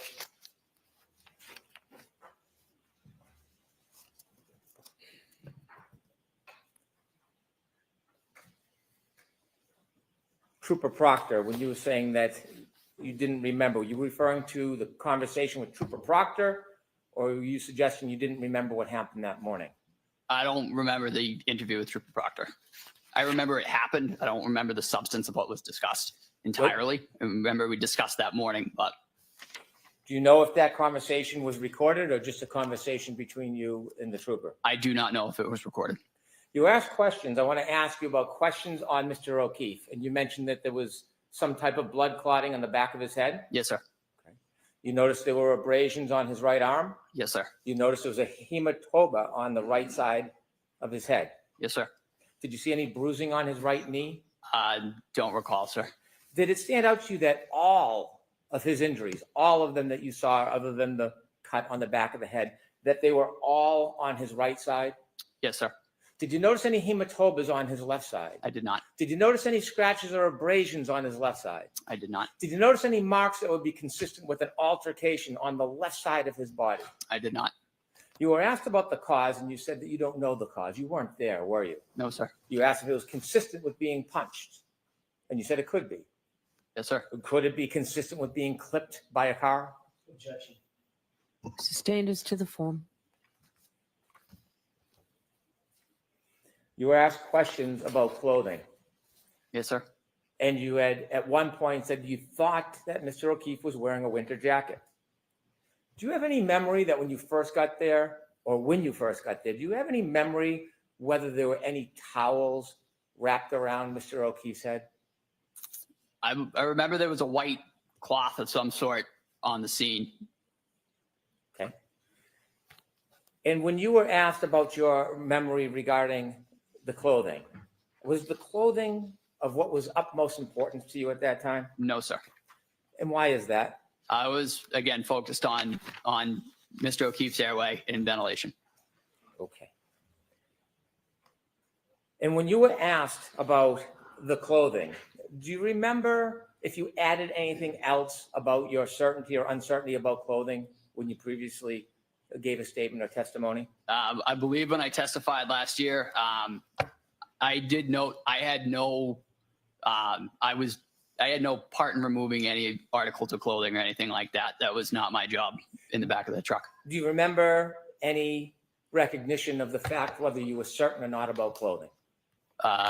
Repeat the question, sir. I'm sorry. Well, is there anything that would refresh your memory about what you had said about clothing? Objection. Ask a different question first. You had mentioned that you had some difficulty about clothing. Do you remember what you had previously said? I remember there was some difficulty of getting the individual's fingers through clothing just because they were so cold. They were difficult to manipulate. Just they really was not conducive to getting clothing off easily.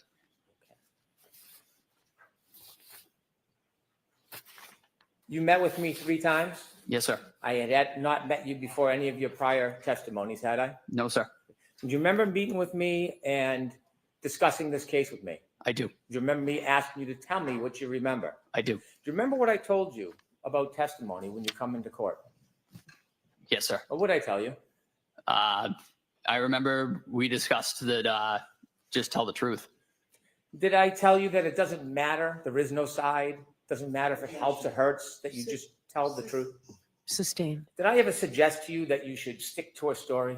No, sir. Did I ever suggest to you you should offer your testimony in any certain way? No, sir. When I talked to you, did I ever ask you to say anything about your testimony to this jury? No, sir. Other than what? Speak to the jury. Did I need to tell you to tell the truth? No, sir. And in telling the truth, did the defendant say to you, I hit him, I hit him? Objection. I'll allow it. Yes, sir. 3 times. And in fact, do you remember, in addition to her saying, I hit him, I hit him, I hit him, when you asked her the question, kneeling down over John O'Keefe's body, do you remember if you ever talked about other times that she said it, not to you? I do not. Objection. Okay, Oh, the answer is I do not. Next question. okay.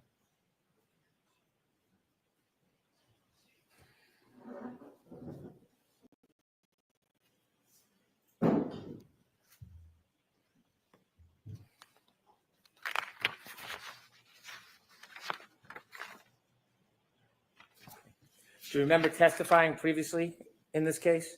Yes, sir.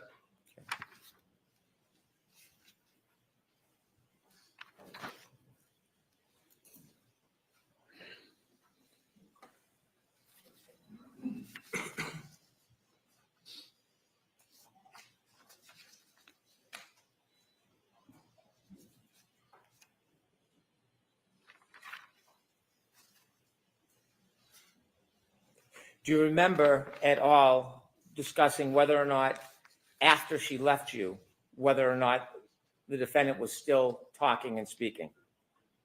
I'm sorry, sir. Repeat the question. Do you remember, after the defendant left you and made that statement to you, do you remember did you hear her speak to other people after you? I heard her having conversations in the background, but that was not my focus at that time. Okay. And during those conversations in the background, did you hear her talk about that same issue again? I believe she said it several times, but the 3 times she said it to me were what stuck out to me. Okay. And when she said it to other people, it wasn't directly to you? No, sir. Objection. Move to strike.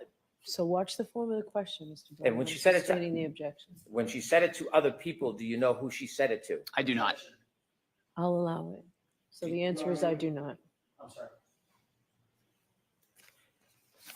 Do you remember when she said it other times who she said it to? Objection.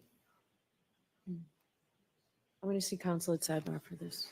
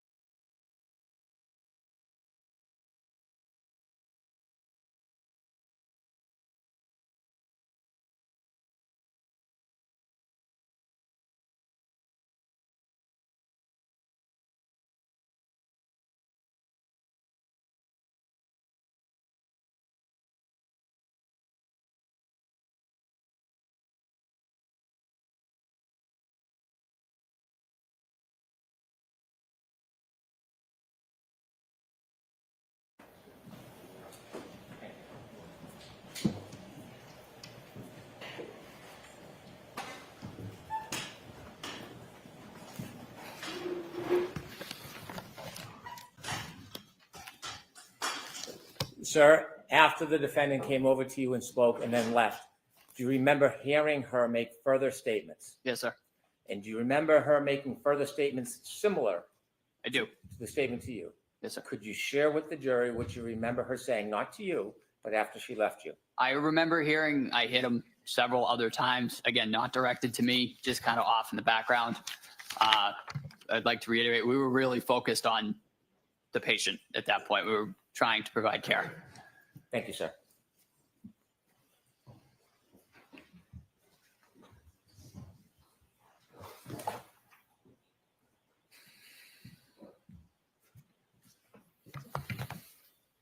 So now, after Mr. Brennan asks you a few questions, now you remember her saying, I hit him a bunch more times, correct?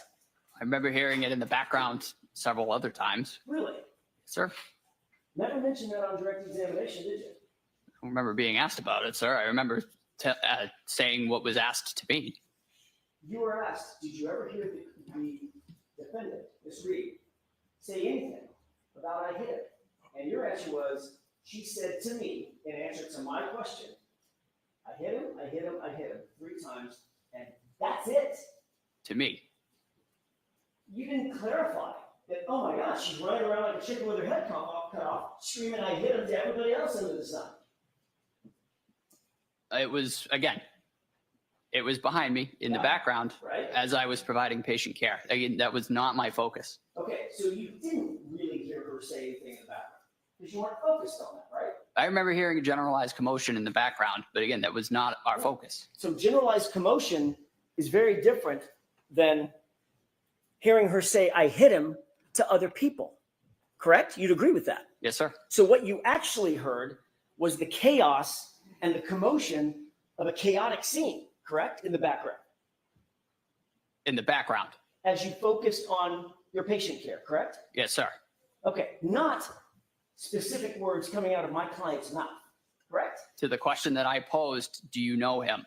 You're right. We're off that question. Okay. That question, I got it. Yes, sir. Triple I hitters. Correct. But with regard to what Mr. Brennan just asked you, the generalized commotion, to use your phrase, Mhm. in the background, you didn't hear any specific words coming out of my client's mouth, did you? I heard I hit him. But again, it was in the background and it was not my focus. Well, why didn't you say that on direct? That's kind of an important point. That's why you're here. Again, if it was neglected on my part, it was not intentional. Not intentional to neglect that part for the jurors on direct examination. No, sir. Certainly not intentional to neglect that part of your testimony on cross-examination. No, sir. But you decided to bring it up on on recross examination when Mr. Brennan is asking you questions again, correct? It was asked of me. Yes, And sir. it was after, of course, that your new statement that you've never testified to before, ever, is this generalized commotion included a bunch of I hit hims in the background, correct? Sir. And that comes after you saw the video that clearly shows that when you describe having heard this statement, my client was nowhere around you, correct? That segment of the video that you showed me, Yes. that was not the time frame in which she said that to me. Well, that was the time frame when Flamati was giving CPR, correct? He was doing CPR down prior to that as well. Really? Yes, sir. Well, you just testified that you saw him standing up in a big yellow jacket and then kneel down and start giving CPR. We just watched that video. Correct? But again, the clip of the video that you showed me, Right? that was not the segment in which she said that to me. Well, that's what you're saying now, but what I'm asking is you described a very distinctive scene, a very, very specific scene. Yes, sir. I remember it vividly. She said that I hit him, friend, when Flamati was down giving CPR and you were kneeling down giving airway support and he was doing rhythmic CPR chest compression. Yes, sir. That's what happened. And then I showed you that very scene, didn't I? Yes, you showed me that clip prior to that. I showed you the very scene that you described where Flamati gets down and starts chest compressions and never stops until the gurney is taken off the frame of the camera to the end. Isn't that what I showed you? That is Sure. I don't know if I can do it again. I showed you the scene where firefighter Flamani gets down on his knees, begins chest compressions, and never stops until that gurney is taken off camera, off frame, into the ambulance. That's the clip I showed you, correct? That's the clip you showed me. And that's exactly when you described your vivid memory from 3.5 years ago. That's exactly the scene that you described when my client supposedly said, I hit him to you, correct? Again, the clip that you showed me, that was not when it was said. That segment that you showed, that was not when it was said. It was said prior to that, when the Yeah. three of us were together. So Flamati was not giving chest compressions then. He was. The CPR was a continuous effort throughout the But resuscitation. we saw him start it. Officer, firefighter Nuttall, we saw him start it. We saw him walk into the frame, kneel down, and begin the chest compressions, didn't we? We did. And at no point at that time or after did my client even approach you, did she, in that clip? She did. What? Objection. Just a question. Sure, Mr. Johnson. sure.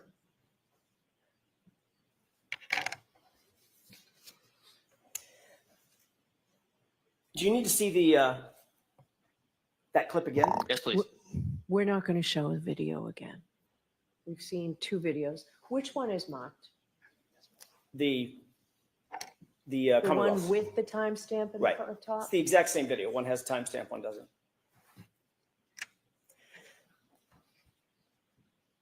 Just to be clear, you described a very detailed scene in which firefighter Flamati got down on the ground on his knees and began CPR.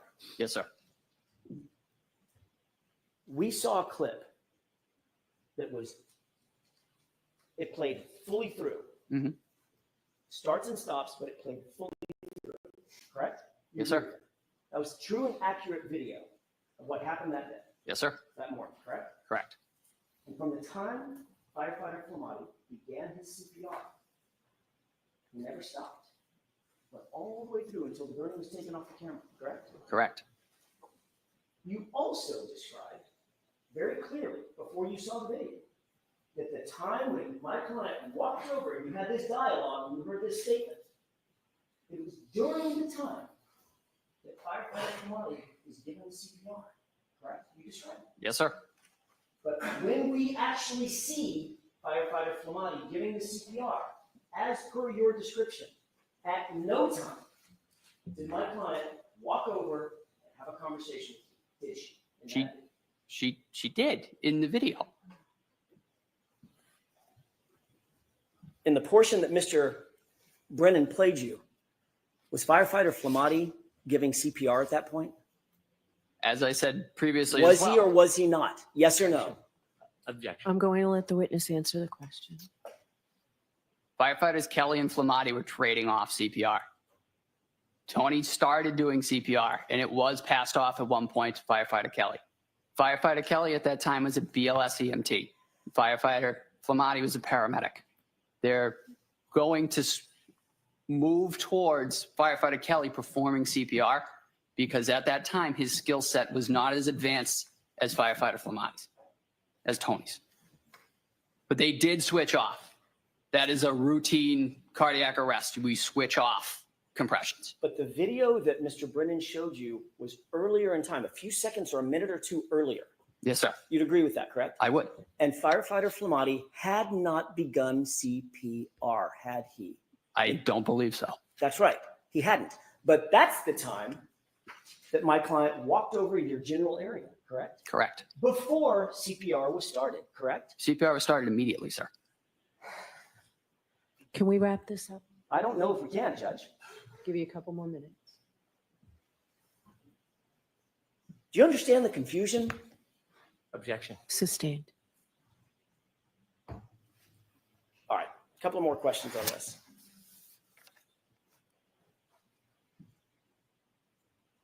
The video that Mr. Brennan showed you, Yes, sir. and you pointed to and said, oh, that's the time when she walked over and said the statement. Yes, sir. Remember that? I do. Firefighter Flamati was not even kneeling down, giving CPR, was he at that point?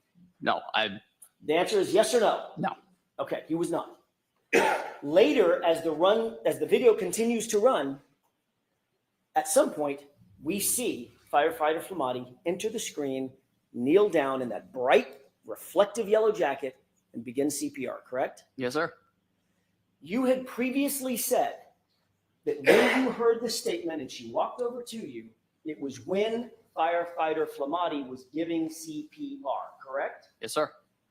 And at no point, you'll agree with me, we just played the video, at no point after he started giving CPR, did my client come anywhere near you. Isn't that what the video showed? That was the segment that you showed me. You indicated on redirect, that Mr. O'Keefe did not have any injuries to the left side of his body. Not that I recall. Isn't it true that in addition to the egg on the right side of his head, he also had a black eye on the left side? I remember that the swelling had started to, it's referred to kind of as raccoon eyes. It's a bruising of both eyes. Do you remember battle saying- signs. Do you remember saying, in answer to the question, did it look like in addition to the egg on the right side of his head in the front, did he also have a black eye on the left side? Your answer is, if memory serves correct, yes. Yes, sir. So it's not true that he didn't have any injuries on the left side of his body or face, correct? That swelling kind of migrates over time to both sides. That is a common occurrence for both eyes to be swollen. Did he have an injury to the left side of his face? He did not. Did he have a black left eye? Yes, he did.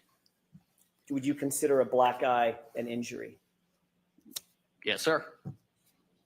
Let me ask you the question again then. Did he have an injury to the left side of his face? Yes, sir. Thank you.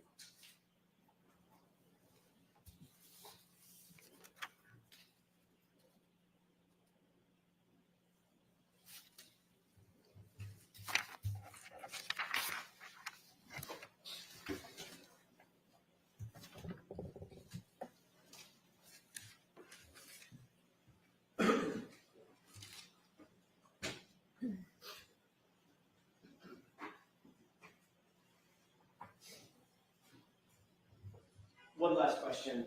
You indicated that it was a chaotic scene outside on that front yard. Yes, sir. Fire engines, ambulances, patrol vehicles, engines running, diesel engines, flashing lights, people screaming, people talking over the howling wind, correct? Yes, sir. Did you ever see the homeowner come out the front door? Don't recall. You don't recall, or you didn't? I have no idea who the homeowner is. And you never saw anybody come out of the front of the house? No, sir. That's all I have. One issue. Briefly. I want to see Councilor Tybar.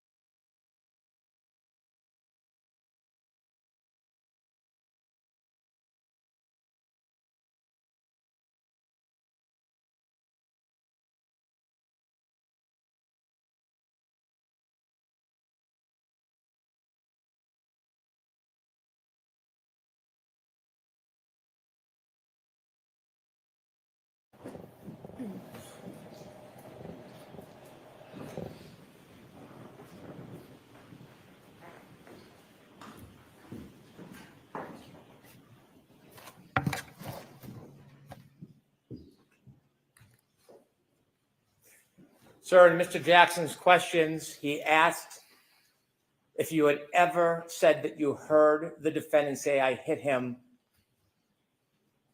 separate from when she approached you. Do you remember previously testifying that you heard her saying, "I hit him in the background," separately from you? Yes, sir. You remember testifying that before under oath Yes, sir. in court? I do. Anything, Mr. Jackson? Yeah, just a second, Your Honor.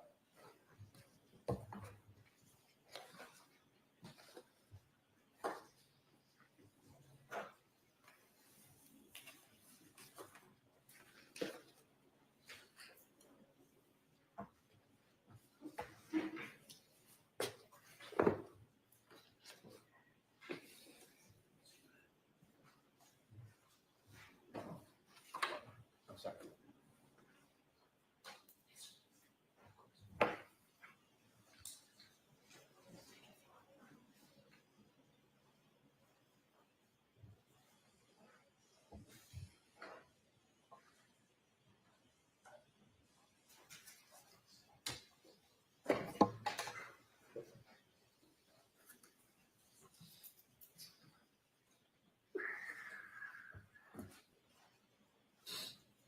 Thank you, Your Honor. If I may. Yes. Just a quick question, Firefighter Nuttall. When you were asked to recite your memory of that day on February 8th, 2022, just 10 days after this incident, did you ever say that you heard in the background, "I hit him" over and over again? I don't recall. All right. When you testified at the grand jury, last question, when you testified at the grand jury, did you ever say that? I don't recall. But again, your memory is better now than it was then. Yes, sir. All right. Firefighter Nuttall, you are all set. Thank you, ma'am.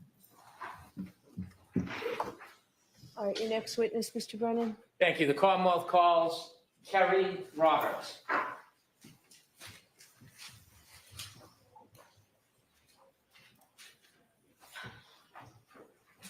Chrissy, could I?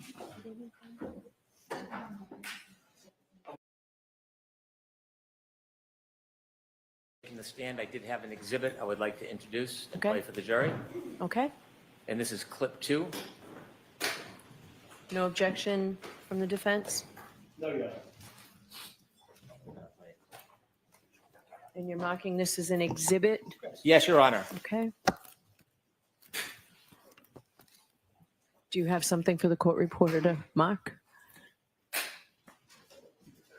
We can put it on a zip drive. We can discuss collecting all the clips and putting them on the same zip drive, or we can use different zip drives, whatever the court's preference is. So we need something. So we need something physical. You can play it and then we'll mark it. Ms. Gilman, do you have a separate clip? Jim, is that right? Thank you. I can have this marked, Your Honor. Thank you.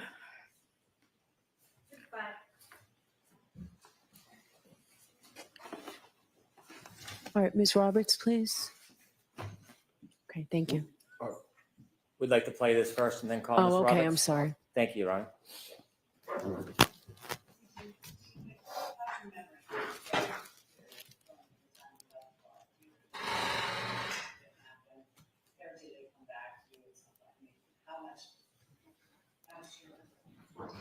I remember it, but I questioned do I remember it because it's been relived so much. I mean, when I see the video of me driving from the waterfall, like what I just described, tapping the brakes when I crossed the intersection, Washington over Sherman Street, do I actually remember that I kind of slowly proceeded through that green light? No, I don't actually remember that. But I've seen the video so many times that you then question, did I remember on my own? Or was my memory jogged? But I also wondered, did I say, could I have hit him?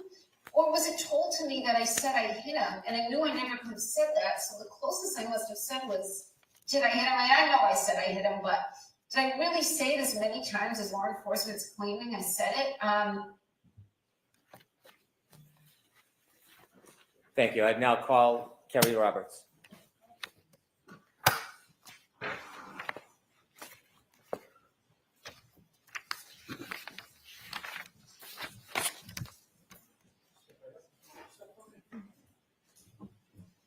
Stand and face the clock.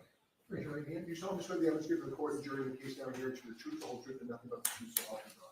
Yes. Thank you.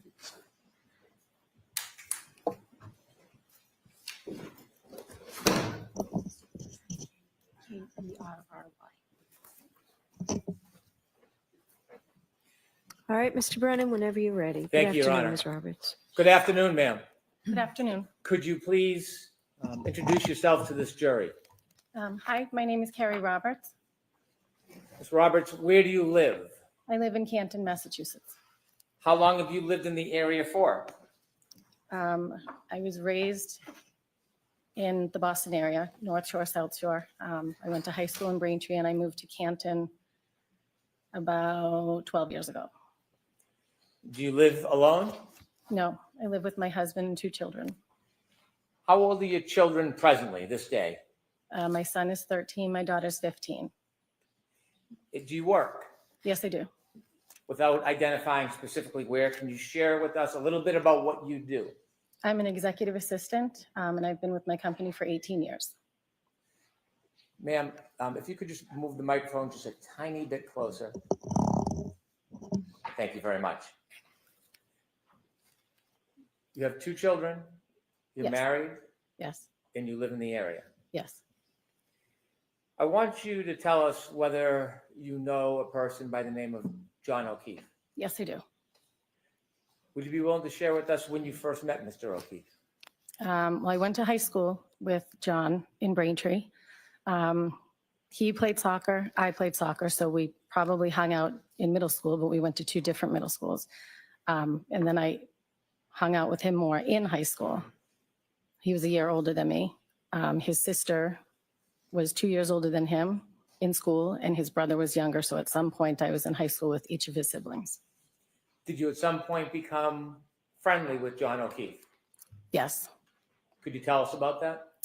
When his sister Kristen passed away, and then her husband Steve passed away, they lived in my neighborhood. John took over for the children and moved into my neighborhood as well. When John took in the children, did you offer any assistance or any help to him? Yes, before John was even going to take over, he was going to potentially move in with his brother-in-law and the children to help out. And then when his brother-in-law passed away unexpectedly, John took over and I jumped in because I was a friend from high school that he knew and he had all kinds of people helping, but he sort of said, I'm going to lean on you for right now because I know you best. And I knew his parents and his siblings. And so I introduced him to my husband and we jumped in. It was, preschool drop-offs, preschool pickups for my son and his son. And just from then until the time of his death, we were just friends, very close friends. And we hung out all the time. The children hung out all the time. And he was the emergency contact list at my children's school to call if something had happened. Were you close friends before he took over the care of the children? No, I wasn't very close friends with him then. Were you close with his family before he took over care of the children? No. Did your friendship with him develop after he took care of the children? Yes. You mentioned you have a son, Yes, I do. and is your son the same age as John's nephew? Yes. Was there any common interests or activities that engaged your son with John's nephew? Well, they went to in-home daycare together. They went to preschool together. They went to pre-K together. And they went to elementary school. They played baseball together since they were T-ball. My son plays hockey. Patrick tried hockey.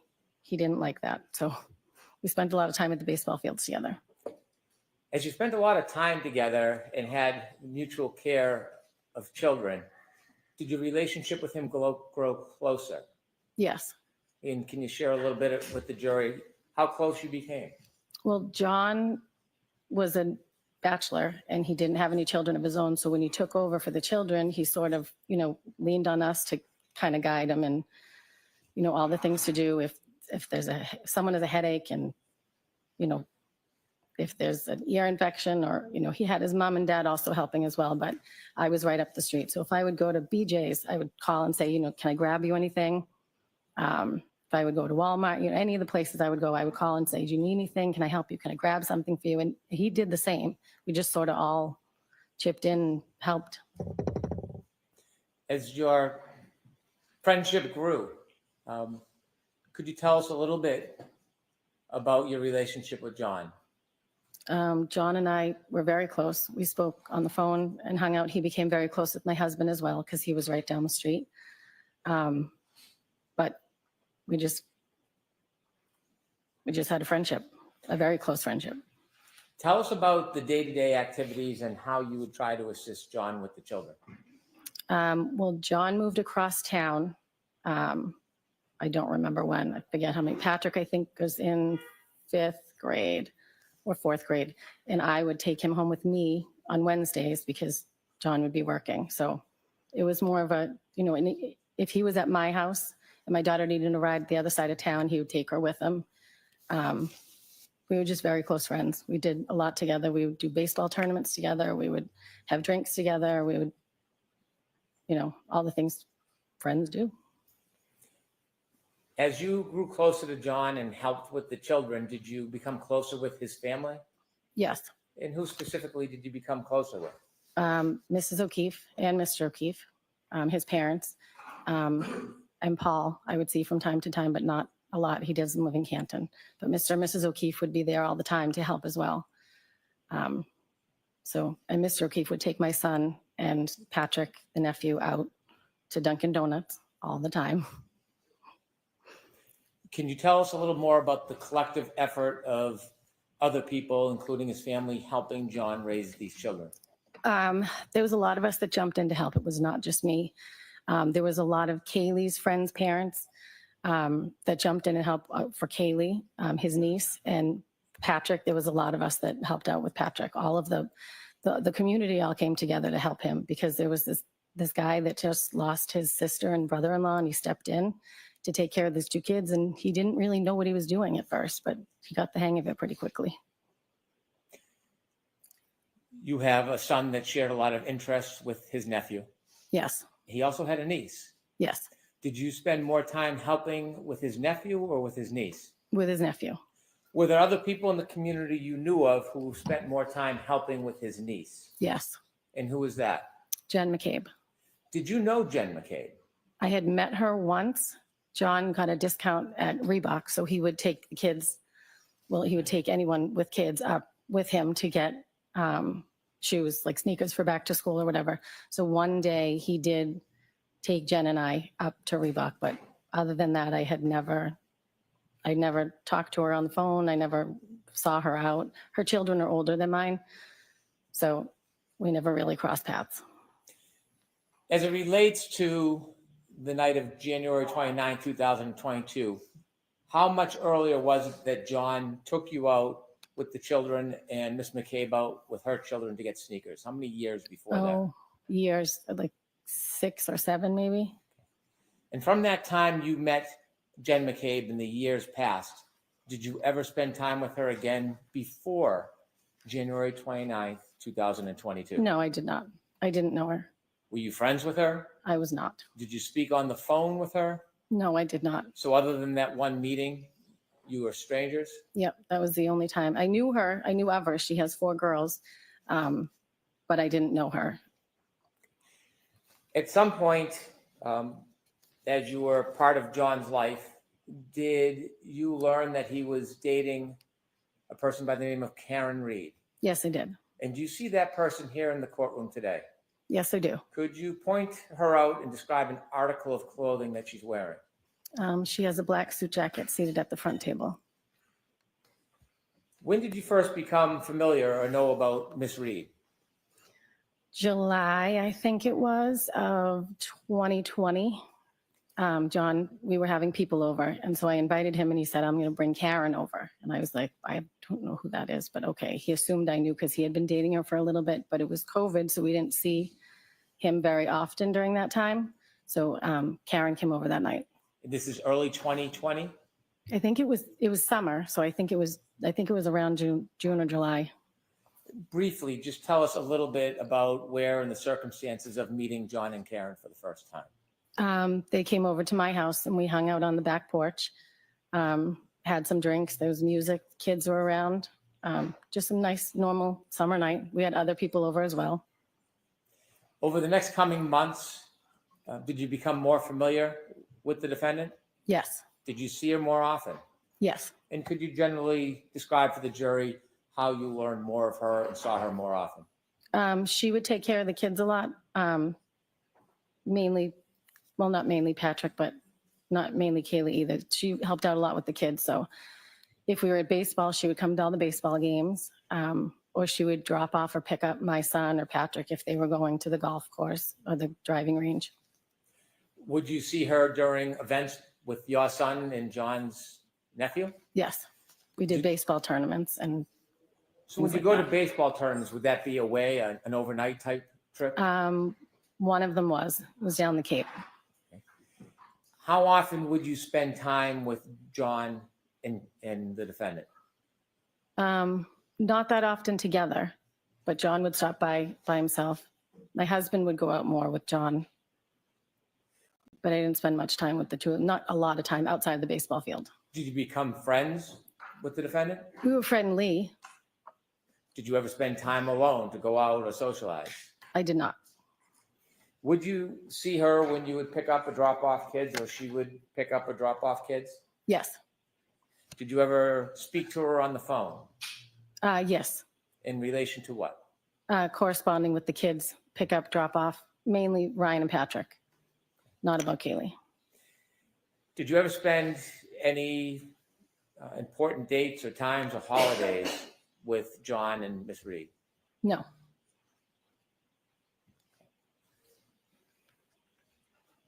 I want you to take us ahead to January 28th, 2022. Okay. On January 28th, 2022, do you remember that day? Yes. Generally, what do you remember about the day of January 28th, 2022? There was a blizzard coming, and it was my daughter's friend's birthday. So we were going to be going out celebrating that night, but we did it on the early side because there was a blizzard coming. What was your plan for that evening? We went bowling. We got dinner, then we went bowling, and then I came home because I wanted to be in before the snow started. Had you communicated in any way with John that day? Yes, he texted me. My son had had an issue at school. Patrick had been dismissed, I think, for a doctor's appointment. So he did text me to see how my son was doing. Did you simply text, or did you get a chance to speak to him that day? I believe we just texted. Did you go out that night after bowling? No, I did not. Was your husband home? Yes, Did he go out that night? he did. He went out with John. And do you know where he was planning on going? They went to McCarthy's, a bar in Canton Center. Had you been to McCarthy's before? Yes. Can you just briefly describe what McCarthy's is? It's a restaurant bar. There's a large bar in the middle, the seating on the left and the right. It's right in the center of town. Do you remember about what time your husband went out? I do not remember exactly. I don't know if I got home and then he went out, or if he was already gone when I got home. I don't remember, but it was he went out around the same time that I arrived home, which was on the earlier side. How many times had you been to John's home, would you say, over the past couple of years before this night? Oh, many Many times? Many Were times. you familiar with the house and the driveway? Yes. May I approach you on? Yes.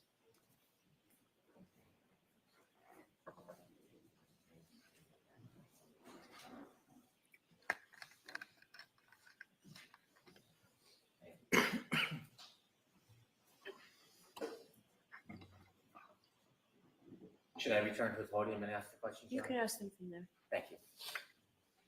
Ma'am, I'd ask you to take a look at that photo in front of you. Do you recognize what is in that photo? That is John's house. Is that a fair and accurate depiction of how his house looks? Yes, it is. I'd like to move this to evidence, please. Okay, any objection? No objection. May I publish to the jury, Your Honor? Yes. Thank you.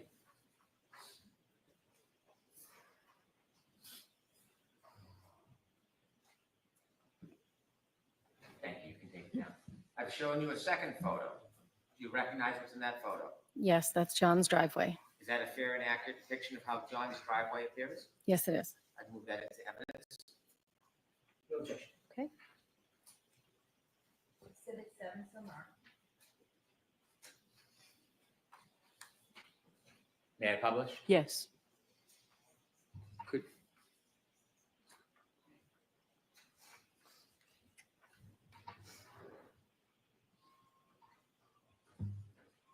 Thank you. I'm showing you a third photo. Do you recognize what's in that photo? Yes, And could you share with the jury what's in that photo? it's the side of John's house looking up from the driveway. Is there anything you notice on the side of the house? The lights or the Ring camera. Are you guessing or do you know that's a? No, ring I camera? know, I know there's one there And how do you know that? because I got a Ring camera and I could look and see who was at my door. And then he said, why didn't you tell me about these things? So he bought one. I move to introduce this photo. Okay. No objection. Thank you. Exhibit 8.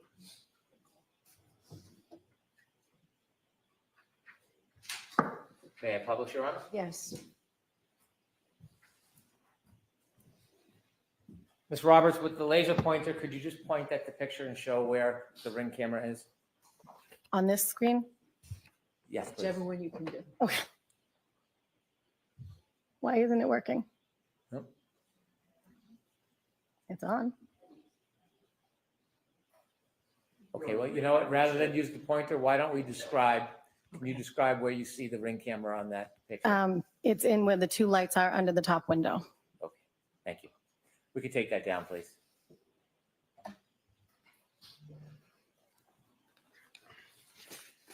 How many times would you guess you had been over to his house? I don't know. More than 50,000. I don't even know. A lot. It was weekly.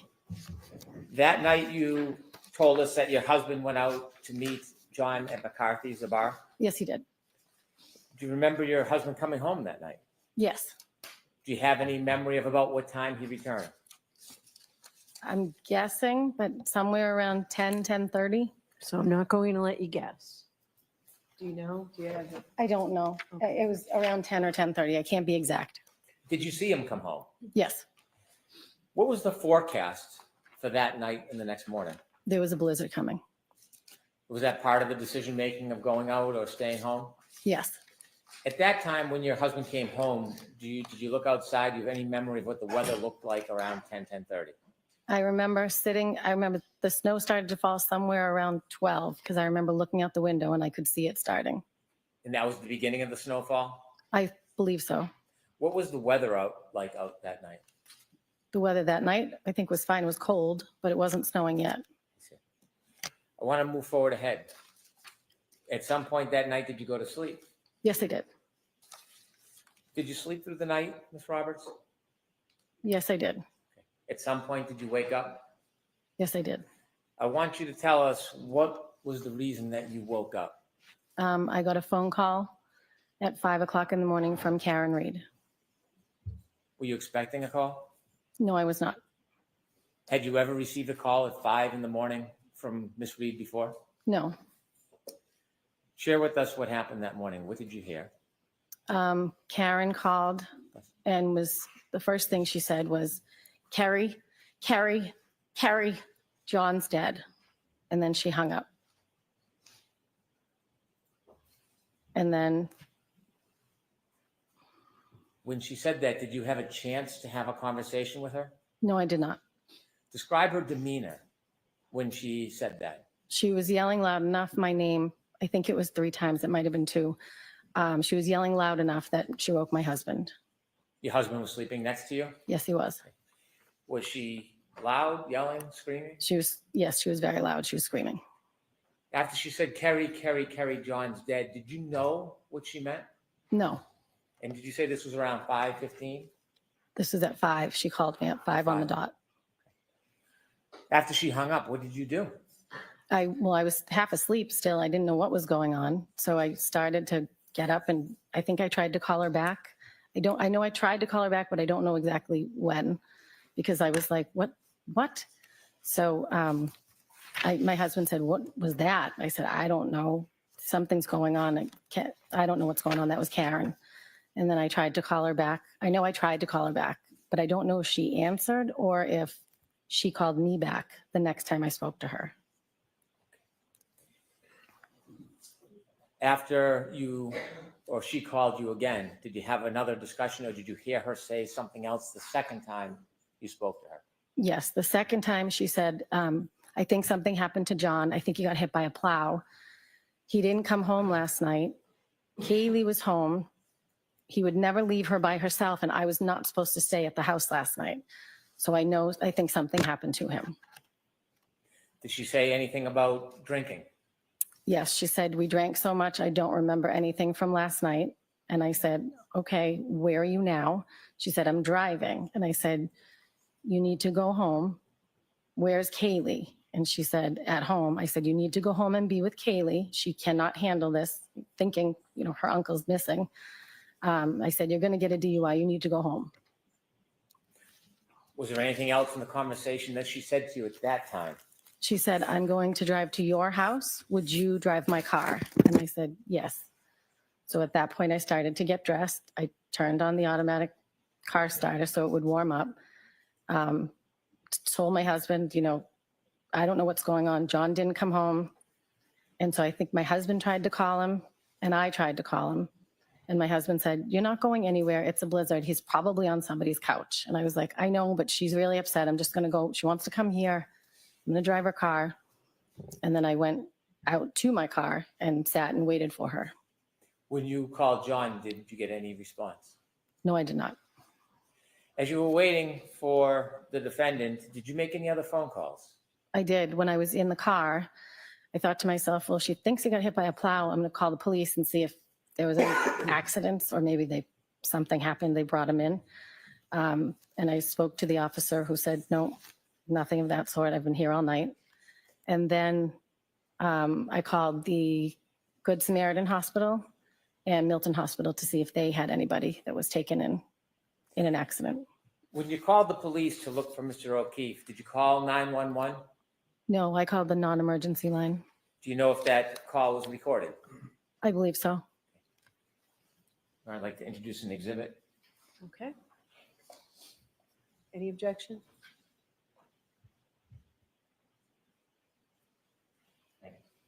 No objection, Your Honor.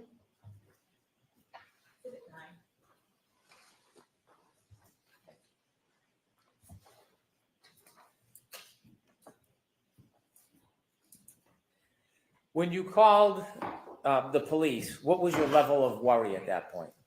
I wasn't super worried. I mean, he didn't come home, but they were out drinking. So I assumed, like my husband said, he's probably on somebody's couch. The second call you had with Miss Reed, can you describe her demeanor in that second call? She was frantic. She was frantic. I mean, she couldn't find John, so she was very worried. How soft or loud was that phone call? It wasn't as loud as the first one, but it wasn't a regular conversation. With the court's permission, I'd like to play the exhibit of the call. Okay.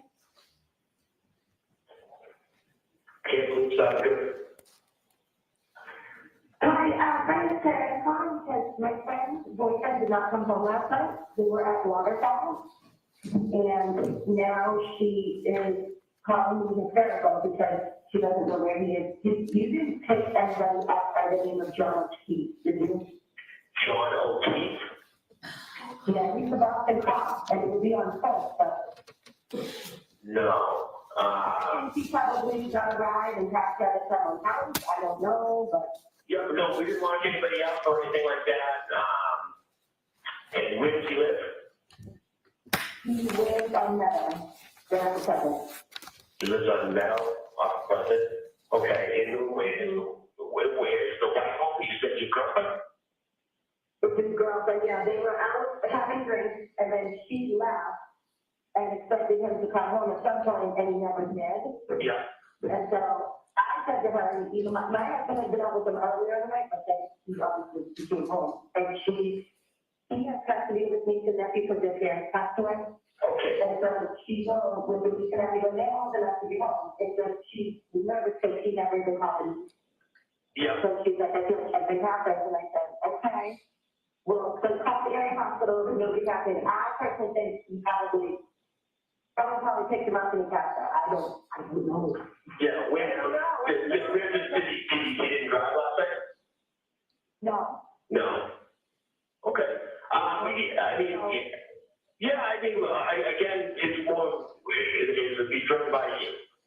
She would have to, call in, come to the patient, and talk to us, but I mean, as of right now, it's more, he just didn't come home last night. Is this common sometimes happen with him? No, that's why. Yeah. He didn't tell me. That's kind of why she's more freaking out. So I figured I called the area hospital, I said I would call Canton police just to make sure he didn't get picked up. Like I said, he's about some police officers, very old French people. If anybody could pick him up, Yeah. please get it off. Okay. Again, we don't have any bullets at the party and stuff.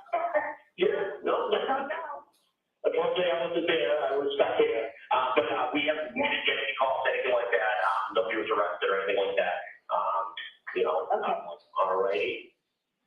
All right, well, thank you. All right, no problem, good luck. Okay, See ya. thank you, bye-bye.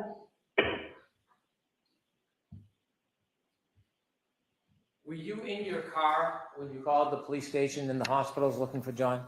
Yes, it was. Do you know at that point whether anybody else had called the police station? No, I don't know. Do you know at that point if anybody else had called any hospitals? I don't know. How long did you wait in your driveway? I don't know. I'm sorry. Okay. Maybe like 7 minutes, 8 minutes. What were the conditions like out that morning? It was bad. It was in the middle of a blizzard. When you were outside in your car in the driveway waiting, describe the lighting conditions for us. It was still dark out. It was 5 o'clock in the morning and it was snowing. So it was not great. How was the visibility? Not great. It was coming down really fast at that point. You said that night when you went to bed, the snow just started. Had snow accumulated at that point? No, I don't think so. It was just starting to stick. I'm sorry, that was the night before, but at this point when you were in the driveway, had the snow accumulated? Oh, yes. Do you know how many inches it was? No, I don't. Okay. Enough that the plows are out. As you were waiting for the defendant, did she arrive at your house? She did not. What happened? Again, I don't know if I called her or she called me, but eventually we connected on the phone and she said, I said, where are you? I'm waiting. And she said, I'm at Jen's house. And I said, Jen, who? And she said, McCabe, she's going to drive my car. And I said, okay, well, listen, they don't want cars on the road because it's so bad. I'm already in my car. I'll come there to Jen's house, stay there, and we'll follow each other and we'll go back and drop your car off. Did you look in the house for John? Could he just be in the house, passed out somewhere? And she said, no, she hadn't looked in the house. So I said, okay, now I'm going to come to Jen's. We're going to take the car home, drop it off. We'll check around the house. And then I don't know what the next step at this point was. I just wanted to check the house. At the time you directed that you were going to meet at Jen McCabe's house and then drive to John's house, was there any suggestion by the defendant where she wanted to go? I didn't know where Jen's house was. I knew the street. I had dropped Kaylee off or picked her up a few times. So I said, stay on the phone with me. So I don't know which house it is. And so when I got there, I pulled in the driveway and there was some conversation about. Can I back you up and just ask you a little bit about the drive there? I don't Yep. mean to interrupt. When you left your house, you talked a little bit about the weather conditions. How long did it take you to get from your home to Jen McCabe's? Oh, it's quick. Probably 4 minutes. What was the driving like? It was not good driving. That's why I didn't want 2 cars on the road. Did you have any difficulty driving through that storm? No, I mean, it was treacherous, but I was in 4-wheel drive. I have an SUV.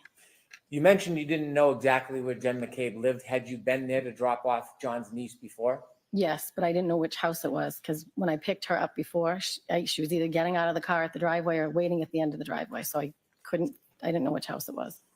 I think I interrupted you, but were you telling us that as you drove to Jen McCabe's house, you were on a Bluetooth, on an open conversation with her to help with directions? Yes, Jen and Karen were in Karen's car and I was on the phone essentially with both of them. Do you know what type of vehicle the defendant was driving at that time? A Lexus SUV. As you drove over to Jen McCabe's home and you had some guidance finding it, did you hear any conversations in that open line with, or even any statements by the defendant? I remember when I pulled in behind her car in Jen's driveway. And at some point Karen said, my taillight. And I looked and Jen she must've had the brake done because you could see that there was missing taillight. When you say missing taillight, was it merely cracked? No, there was a piece missing. Could you see that as you were parked right behind the defendant's SUV or Lexus? She must have been applying the brakes because you could see it, but there was a lot of snow.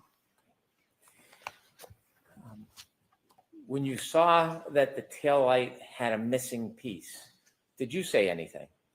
No, Did you think anything of it? no.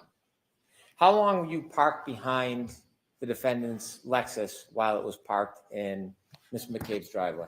Not long. We were just, I pulled in and then we stopped. And then the next plan, at some point in that conversation as well, or maybe on the ride, because now we're heading to John's house to drop a car off. I pulled out of the driveway, Jen pulled out and I followed behind all the way to John's house. And at some point, Karen said, I left him at Waterfall. And I heard Jen say, no, I saw you pull up in front of my sister's. Was anything else said about the broken taillight? No, You followed Ms. McCabe? yes, Where did you go? to John's house. Did you arrive? Yes, I want to ask you some questions about when you arrived and what you did next. okay. When you arrived at Mr. O'Keefe's home, you were in two separate cars. Who pulled into Mr. O'Keefe's driveway first? Jen pulled Karen's car in first. So Ms. McCabe was driving the Lexus Correct, and the defendant was in the passenger seat. yes. After you both pulled in, tell us what happens next. We went, I wasn't sure if it was, at some point Karen showed us the taillight up close, but I didn't know if it was when we arrived or when we left. But we went into the house to look for John. When the Lexus was parked by Ms. McCabe in Mr. O'Keefe's driveway, was it facing the street or facing away? Facing where the basketball hoop is, not facing the street. I'd like to approach. Okay.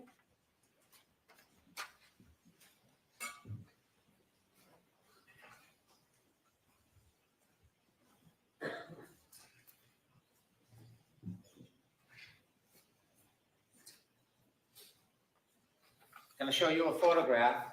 Do you recognize what's in that photograph? Yes, that's John's driveway. That's Karen's car on the left and John's car on the right. Do you recognize both those cars? Yes, I do. Do you recognize that photo as a fair depiction of his driveway? Yes, Do you recognize it as a fair depiction of the motor vehicles? yes. Now, when you went there that night and you pulled in behind Ms. McCabe and the defendant, is there any differences between how that area looked when you pulled in as opposed to that photo? Well, it was the early hours of the morning, so it was dark out and there was much more snow. And there was Other than snow this- coming down. I'm so sorry. You want to finish? Nope. Other than the snow and the lighting, is there any other differences? Nope. I'd like to introduce this as an exhibit, please. All right. There's no objections, Jackson? No objection. With the court's permission, I'd like to publish. Okay.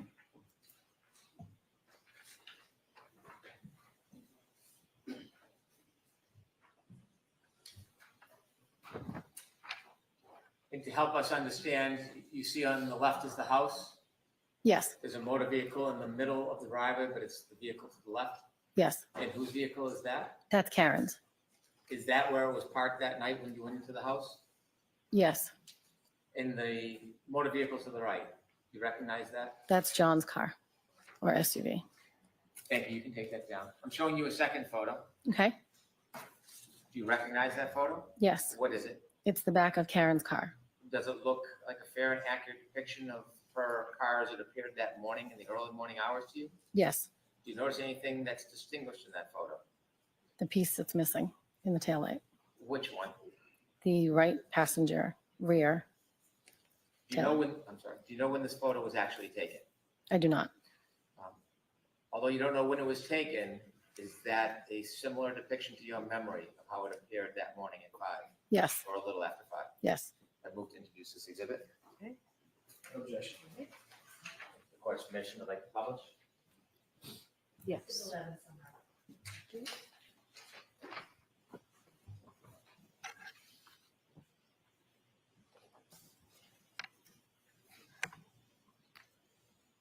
We could take that down, please. After you arrived at Mr. O'Keefe's house, what was the plan to go inside? What were you looking to do? To go inside and look and see if he was passed out somewhere. So we went in through the garage and I started looking. I think Jen ran upstairs to Kaylee's bedroom and I just started looking through the living room. Basement door was locked from the inside, so I knew he wasn't in the basement. And then I checked the other living room. He has a big house. Then I went to the top of the stairs to check his bedroom. As you looked around, what was your mood? What was my mood? Yes, were you calm? I mean, I was worried. So we were, at this point, Jen had already established that they went to her sister's. Sustained. Okay. Jen had already, Now let Hold me ask the on, question. Ms. I'll ask Roberts. the question better. My apologies. How many rooms did you look through in John's house? 1, 2, 5 or 6. Did you see Miss McCabe looking in rooms as well, searching? She went upstairs when I was looking downstairs.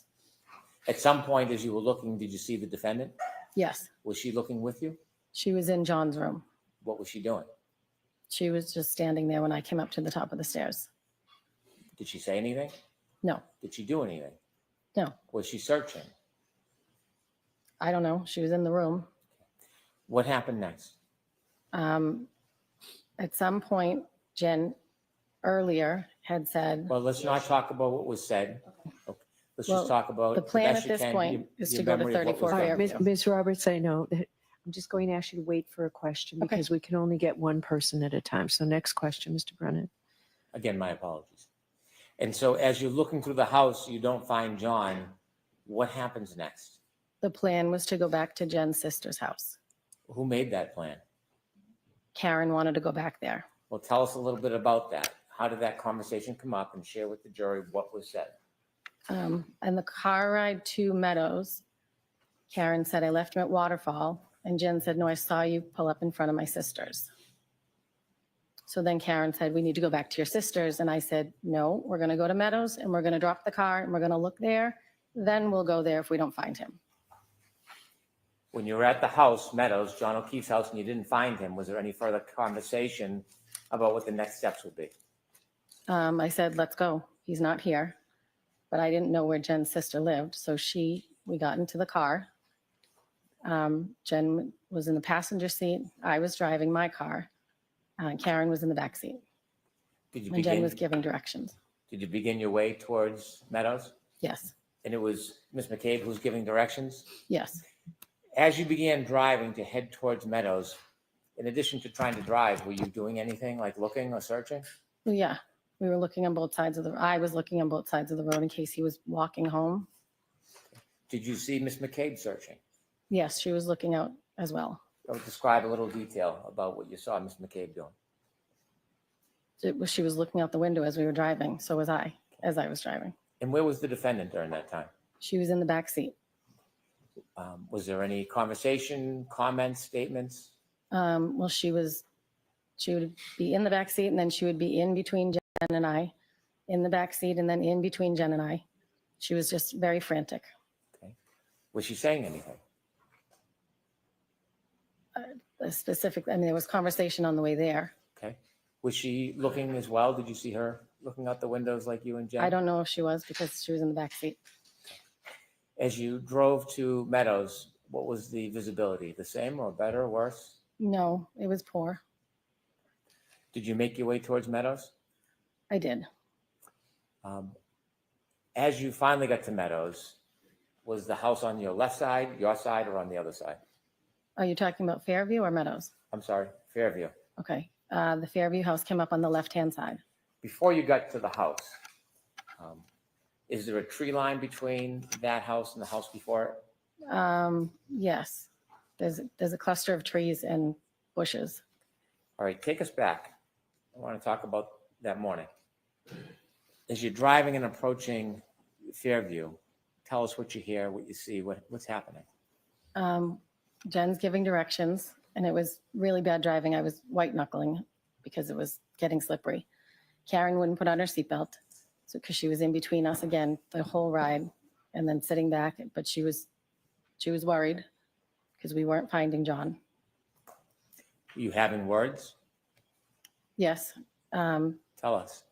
I said to Jen, where are we heading? And she said, my sister lives on Fairview. I said, where is that? She said, off of Chapman. I said, oh, okay, near Spring Lane. At some point, Bella's mom came up.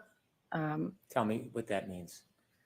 I didn't know who it was, but it was one of Kaylee's friends, Bella's mom. Well, the directions, at some point, Karen was talking about Bella's mom to Jen, saying she never liked me. I didn't know who this woman was that they were talking about. But apparently, Bella's mom lived near where Jen's sister lived on Fairview. Did you learn any more about the relevance of Bella's mom? No. Oh, well, I think John had dated her. Objection. I'm going to allow it. So as you approach Fairview, tell us what happens. As we approached Fairview at the house, you mean the house or the street? Yes, the The house. house. Jen said, my sister's house is right up here. And I said, okay. And as we approached the house, Karen from the back seat is now screaming, there he is, let me the F out of this car. And she's now kicking the back door to get out. When you heard the defendant scream, there he is, and started kicking the car door, did you see anything? I did not. Did you see anybody? I did not. Did you look? I looked. Was there anything that impeded your ability to see far? No, it was just snow. How far could you see when she was yelling, there he is? How far could I see? Yes. I mean, the visibility wasn't great. Okay. Was she pointing or giving any direction? No, she just said, there he is. Okay. What happens next? And then I unlocked the car. I looked over, I didn't see anything. And I unlocked it so she could get out of the back seat. I looked at Jen and I said, she's crazy. And then I turned around and watched, and she ran over to a mound of snow. When she started running, before she got anywhere, did you see anything at that point? I did not. Were you looking? I was looking. She said, there he is. So I'm looking around to see where he is. And you could see nothing? I did not. Did you see her run around or directly? She ran right over to the mound of snow. Could you tell what the mound of snow was from the car? Once she got to it, yes, it was.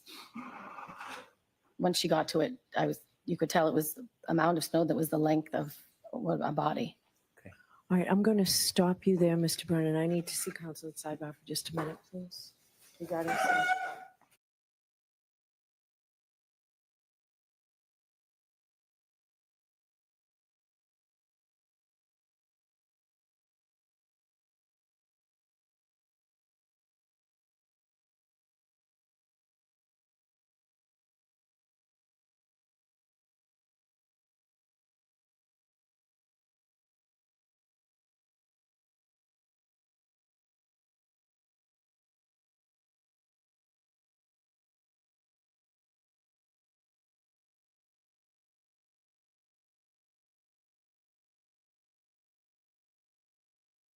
All right, so Ms. Roberts, we're going to have you come back tomorrow. Okay. Jurors, we're going to break for today, so we're going to send you home.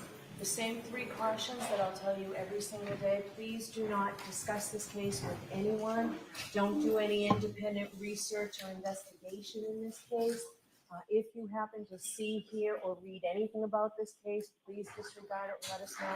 Please be extra careful with your social media. Okay? We'll see you tomorrow morning. Thank you. Court, all rise, please. Jurors, hold your books, put them on your seats. All in.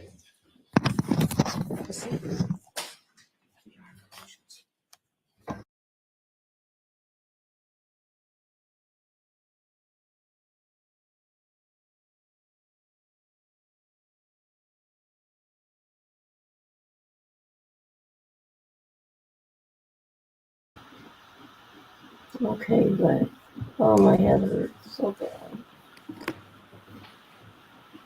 Jimmy? Those motions done today?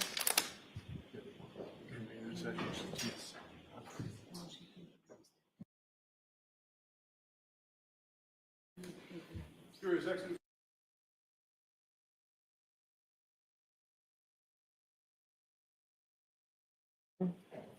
To enforce compliant with the court's April 16th ARCA discovery order and the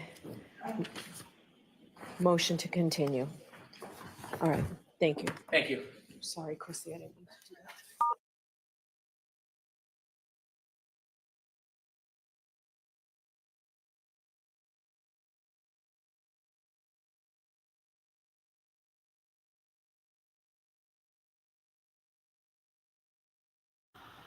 Hmm.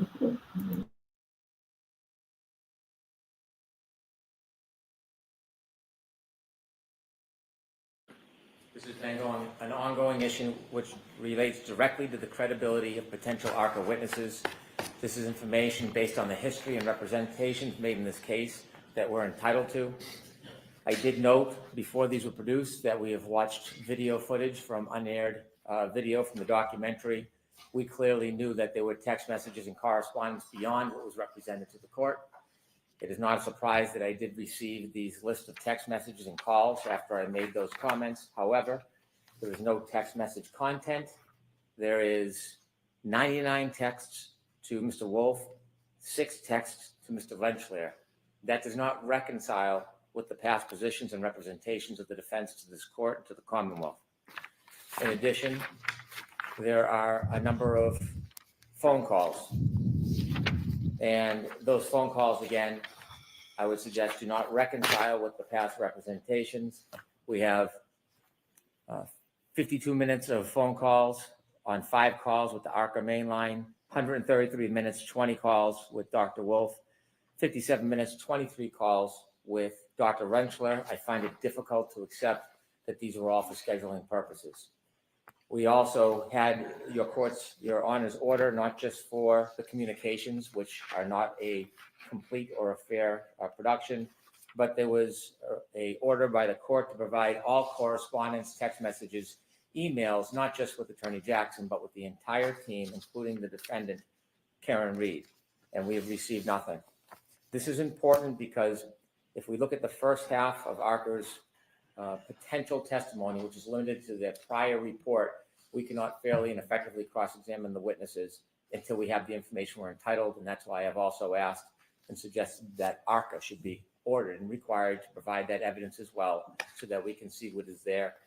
It is concerning that there are this many texts, this many phone calls, and the fact that this is totally in contrast to what was represented in the past. So before there's even a thought of ARCA testifying, I think we're entitled to the full discovery that we asked for, the full discovery that the court has ordered.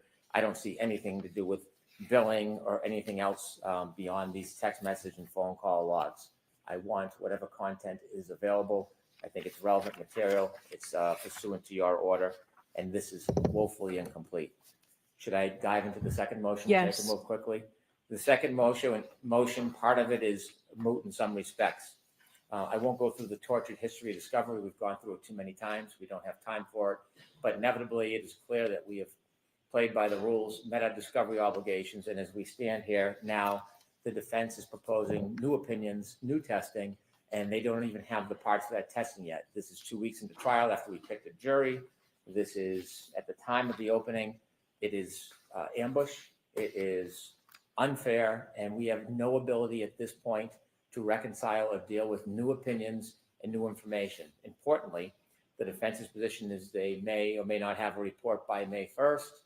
Our expert will be testifying somewhere at the beginning or middle of May. He is away. He is not available.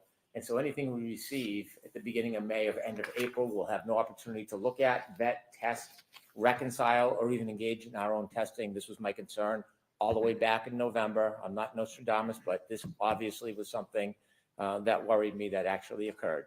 And so at this point, it would be fundamentally unfair for the defense to get a benefit for failing to comply with discovery orders by waiting until February to seek permission with ARCA. They could have called any expert, asked for any expert they wanted. They didn't. They chose this method, and this is the consequence of it. And at some point, the defense has to bear the burden of their decisions. We will not have the ability to rush through, have Dr.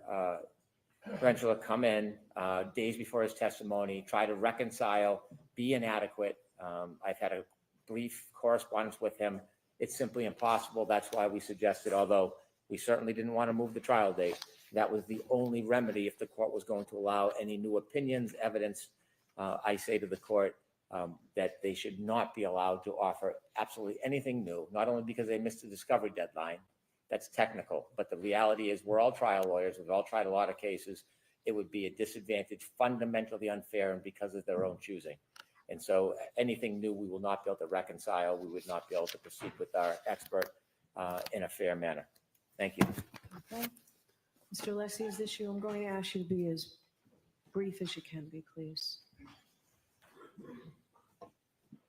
Your Honor, I understand your request to be as brief as possible, but this is the first opportunity the defense has had to respond to almost every allegation that's been made. We haven't had an opportunity, so I certainly respect the court and what the court's request is, but it is going to take a bit of time to put facts out. And I want to separate two categories that the Commonwealth has conflated.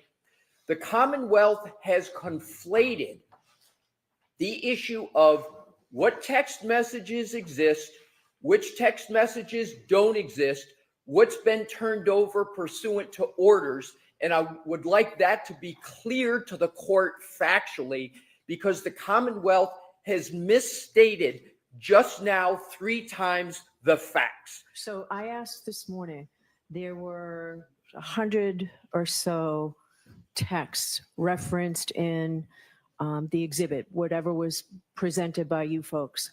I asked if Mr. Jackson, if he provided them, because my order was clear, they were to be provided. And he said no. And I asked you at sidebar whether they were deleted. And you said yes, in due course. I have no idea what that means, Mr. Alessi. Why don't you explain that? Well, thank you for the opportunity to explain it. Here's what it means. Like anybody's phone, those text messages are 2 years old. They don't exist.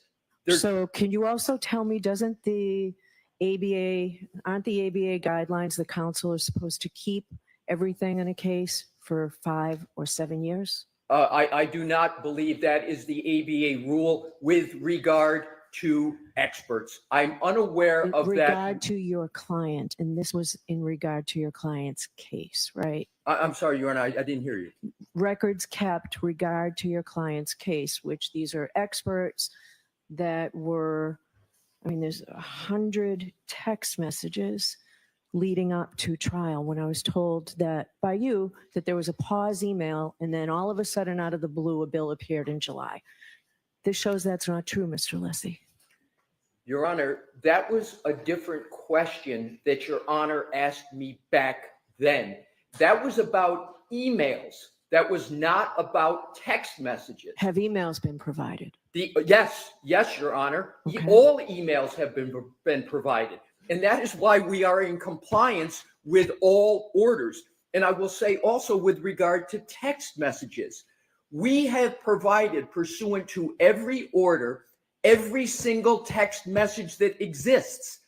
Mr. Brennan just said, I believe there has to be more there. There's not more there, and I don't believe there can be an order of preclusion based upon the speculation of opposing counsel that there must be more. We affirmatively created a document, Your Honor, to be more transparent than the records, where we summarize all of the communications. Yes, we don't have the text of the text messages, but we were completely forthright and set forth every text that was made. Plus, we turned over from Ms. Little, the only other person on the defense team who communicated with ARCA, we turned over her texts and the text of her text messages. There is nothing else in existence to provide. And importantly, the defense was under no order to preserve the text of text messages. And we have never received, as part of discovery in this case from the Commonwealth, any communications between the Commonwealth and its several experts. That has not been what has occurred in this case. But of course, once Your Honor on Friday issued that order to provide everything, we provided everything we can that we had. The bottom line is, Your Honor, we've turned over absolutely everything we have.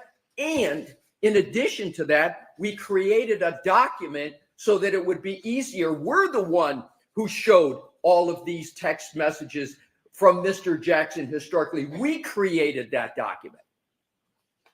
There's no basis for a discovery violation. There's no basis for an order violation. We are in full compliance. So that's the prong one, Your Honor. Prong one is what Mr. Brennan has alleged is incorrect because we turned over, and we did it recently and consistently. We've turned over all emails and Ms. Little's text we provided. There are no text messages in 2024, and there's no order that required those to be preserved, and there is no discovery violation because we can't be in violation of not turning over something that doesn't exist. All right, go to the second. Thank you, Your Honor. Motion. The second part of the motion, Your Honor, is the most maddening for the defense. And this is the timeline that I can go through very, very quickly.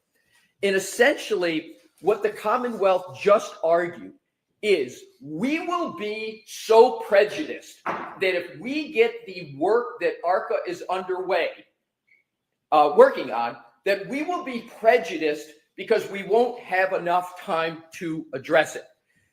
Your Honor, the facts show that the timeline for this has been caused by the Commonwealth, not the defense. And I can do it quickly. July 2024, the first trial concludes. November 2024, 4 months later, the Commonwealth decides to retain Aperture. Their decision to wait 4 months to retain an expert, we're the defense. We defend what the Commonwealth alleges. January 30th, 2025, 2 months after that, and 6 months after the first trial, we get an Aperture letter report that's barely discernible about what they've done. It's a 1 page and 1/4 of conclusions and opinions in outline form. Next, January 31, 2025, we get the initial Aperture 140 slide presentation. January 31st, February 5th, we get the case file.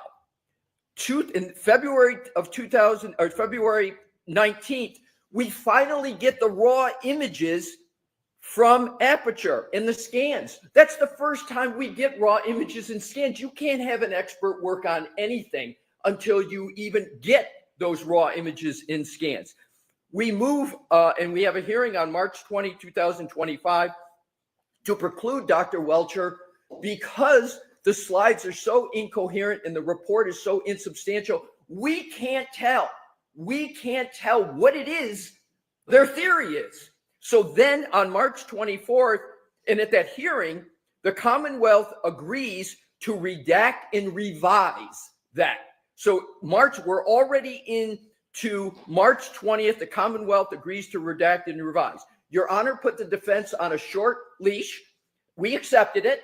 And by March 24, we receive the PowerPoint that was of the Aperture that was supposed to have two things happen.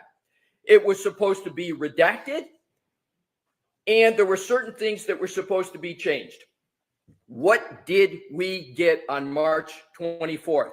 It wasn't redacted, and there were 3 substantive changes to it.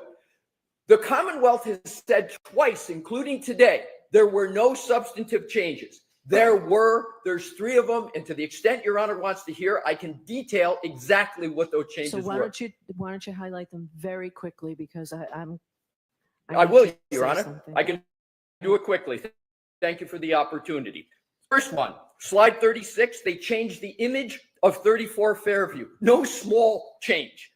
102, they changed the conclusion regarding the time that the tail light was broken. No small change. 123, they changed the image of 34 Fairview. No small change. So we ended up getting those changes, and I want to be clear on the date. That's March 24th. We have a hearing on March 25th. We agreed to provide our response to these revised Aperture documents. Here is the key data point. On March 26th, the defense engages ARCA. Just 2 days after we get the revised PowerPoint with 3 substantive changes. And then we started to respond and provide more information. On March 27th, we responded to the Commonwealth's revised PowerPoint and the Welch report. And then the last 2 items, we renewed our request to preclude Dr. Welcher on Delbert Lanigan grounds. April 1st, and this is another key date, the court decision allowed Dr. Welcher to testify, but also allowed the defense to re-raise objections at trial when Dr. Welcher testified. What does that timeline show? That timeline shows that the Commonwealth took 6 months from the last trial. 6 months. And the defense took merely 2 after they got the final report of Aperture to retain ARCA. Last point I want to make, Your Honor, is the argument of the Commonwealth that we strategically waited to retain ARCA. Nothing could be further from the truth. As the court knows, and has been the case with this unorthodox situation, ARCA was retained by the U.S. government. They worked pursuant to the U.S. government, and we had to get the permission of the U.S. government to retain ARCA. We moved expeditiously to do that. We got the permission from the government, and as soon as we got the permission from the government, and as soon as we got the final version of Aperture documents, including scans, we put ARCA on it. It has only been since March 24th, not even a month, have we had finally the information from Aperture, which is still inadequate. Our experts still say Aperture did. In some instances, they can't even figure it out because the information is so inadequate. Nonetheless, because of all the considerations we're aware of, we had ARCA proceed forthwith with post haste. And they are working post haste. But, Your Honor, we are the defense. That's where I started. We had to understand as best we could what happened. No violation whatsoever on text messages, emails, court orders. All complete, robust compliance. And with regard to the allegation that there was something said, that there's some surprise that there were so many text messages, on June 10th, 2024, and I've got the transcript on an, albeit on an electronic device, right in front of me. I just got to get the passcode. Mr. Jackson read a text message right live that he had with ARCA. He read it. So her issue is that she is available this week, but not next week. So I really need to get her in on Friday. Mr. Jackson. Hold on. The court reporter can't hear you. She asked you to stop. Oh, I'm sorry. My apologies. Am I going too fast? Yes. Thank you. All righty. Go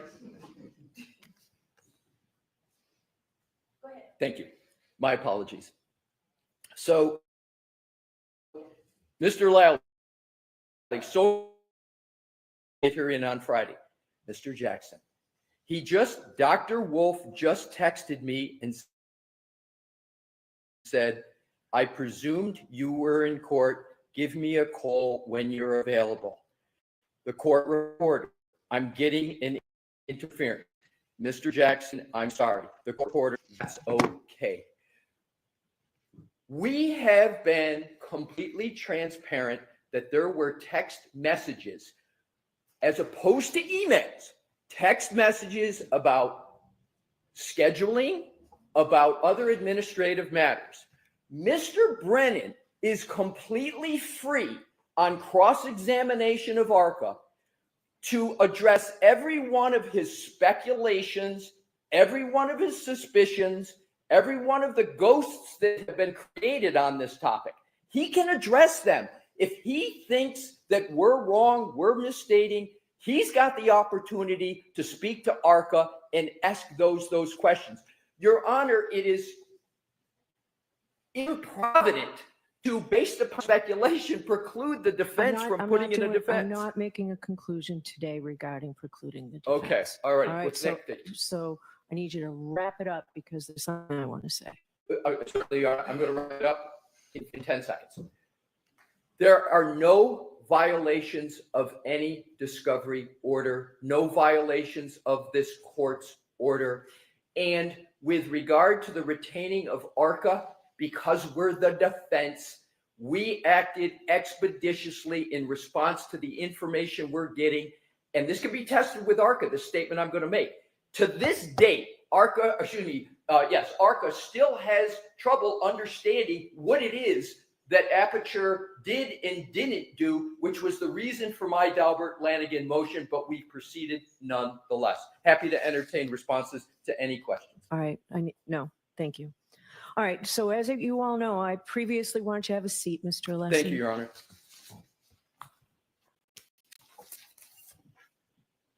I previously found and believe Mr. Alessi, when he was talking about the rules of professional conduct, did say, I agree, a violation of Rule 14, but not regarding the rules of conduct. At a prior hearing, I found a violation of the defense's reciprocal discovery obligations.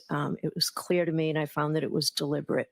This appears to me, contrary to what you've argued, Mr. Alessi, that this is another violation of my order and of the reciprocal discovery violations. We need to figure all of this out before you're allowed to call these witnesses. So I'm going to have a voir dire hearings Friday. I know we planned on having you. I need the ARCA witnesses Friday morning. So if you intend to call them on all this, and I'll send in order for production of records. I just need to amend it for ARCA to bring all these items with them. So Friday will be for ARCA for a voir dire hearing in the morning. So we'll see you tomorrow for trial, Friday morning for this. May I inquire briefly for scheduling purposes? Yes.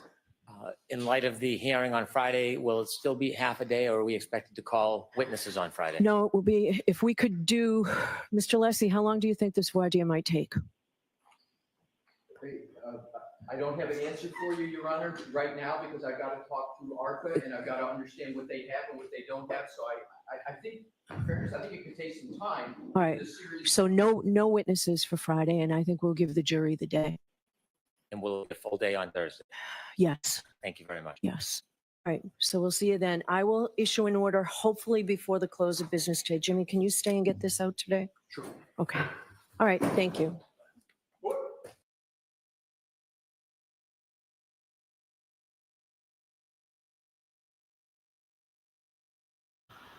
Ain't she something else? I cannot stand that judge. She is so biased, right? She shouldn't even be on this case because her brother represented somebody in this case on the who is it?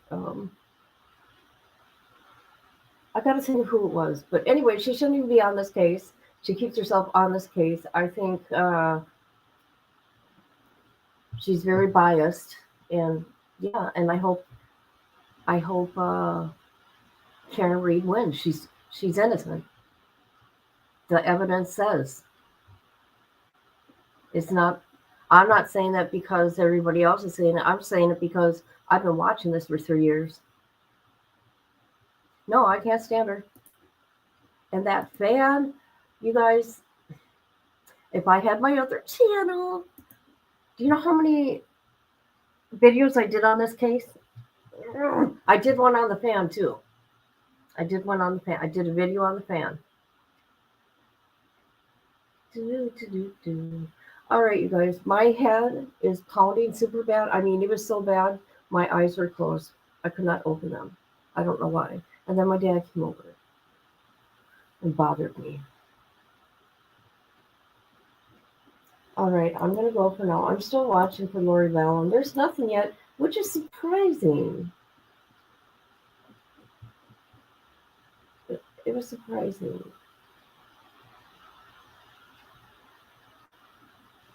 All right, you guys. Thank you for being here.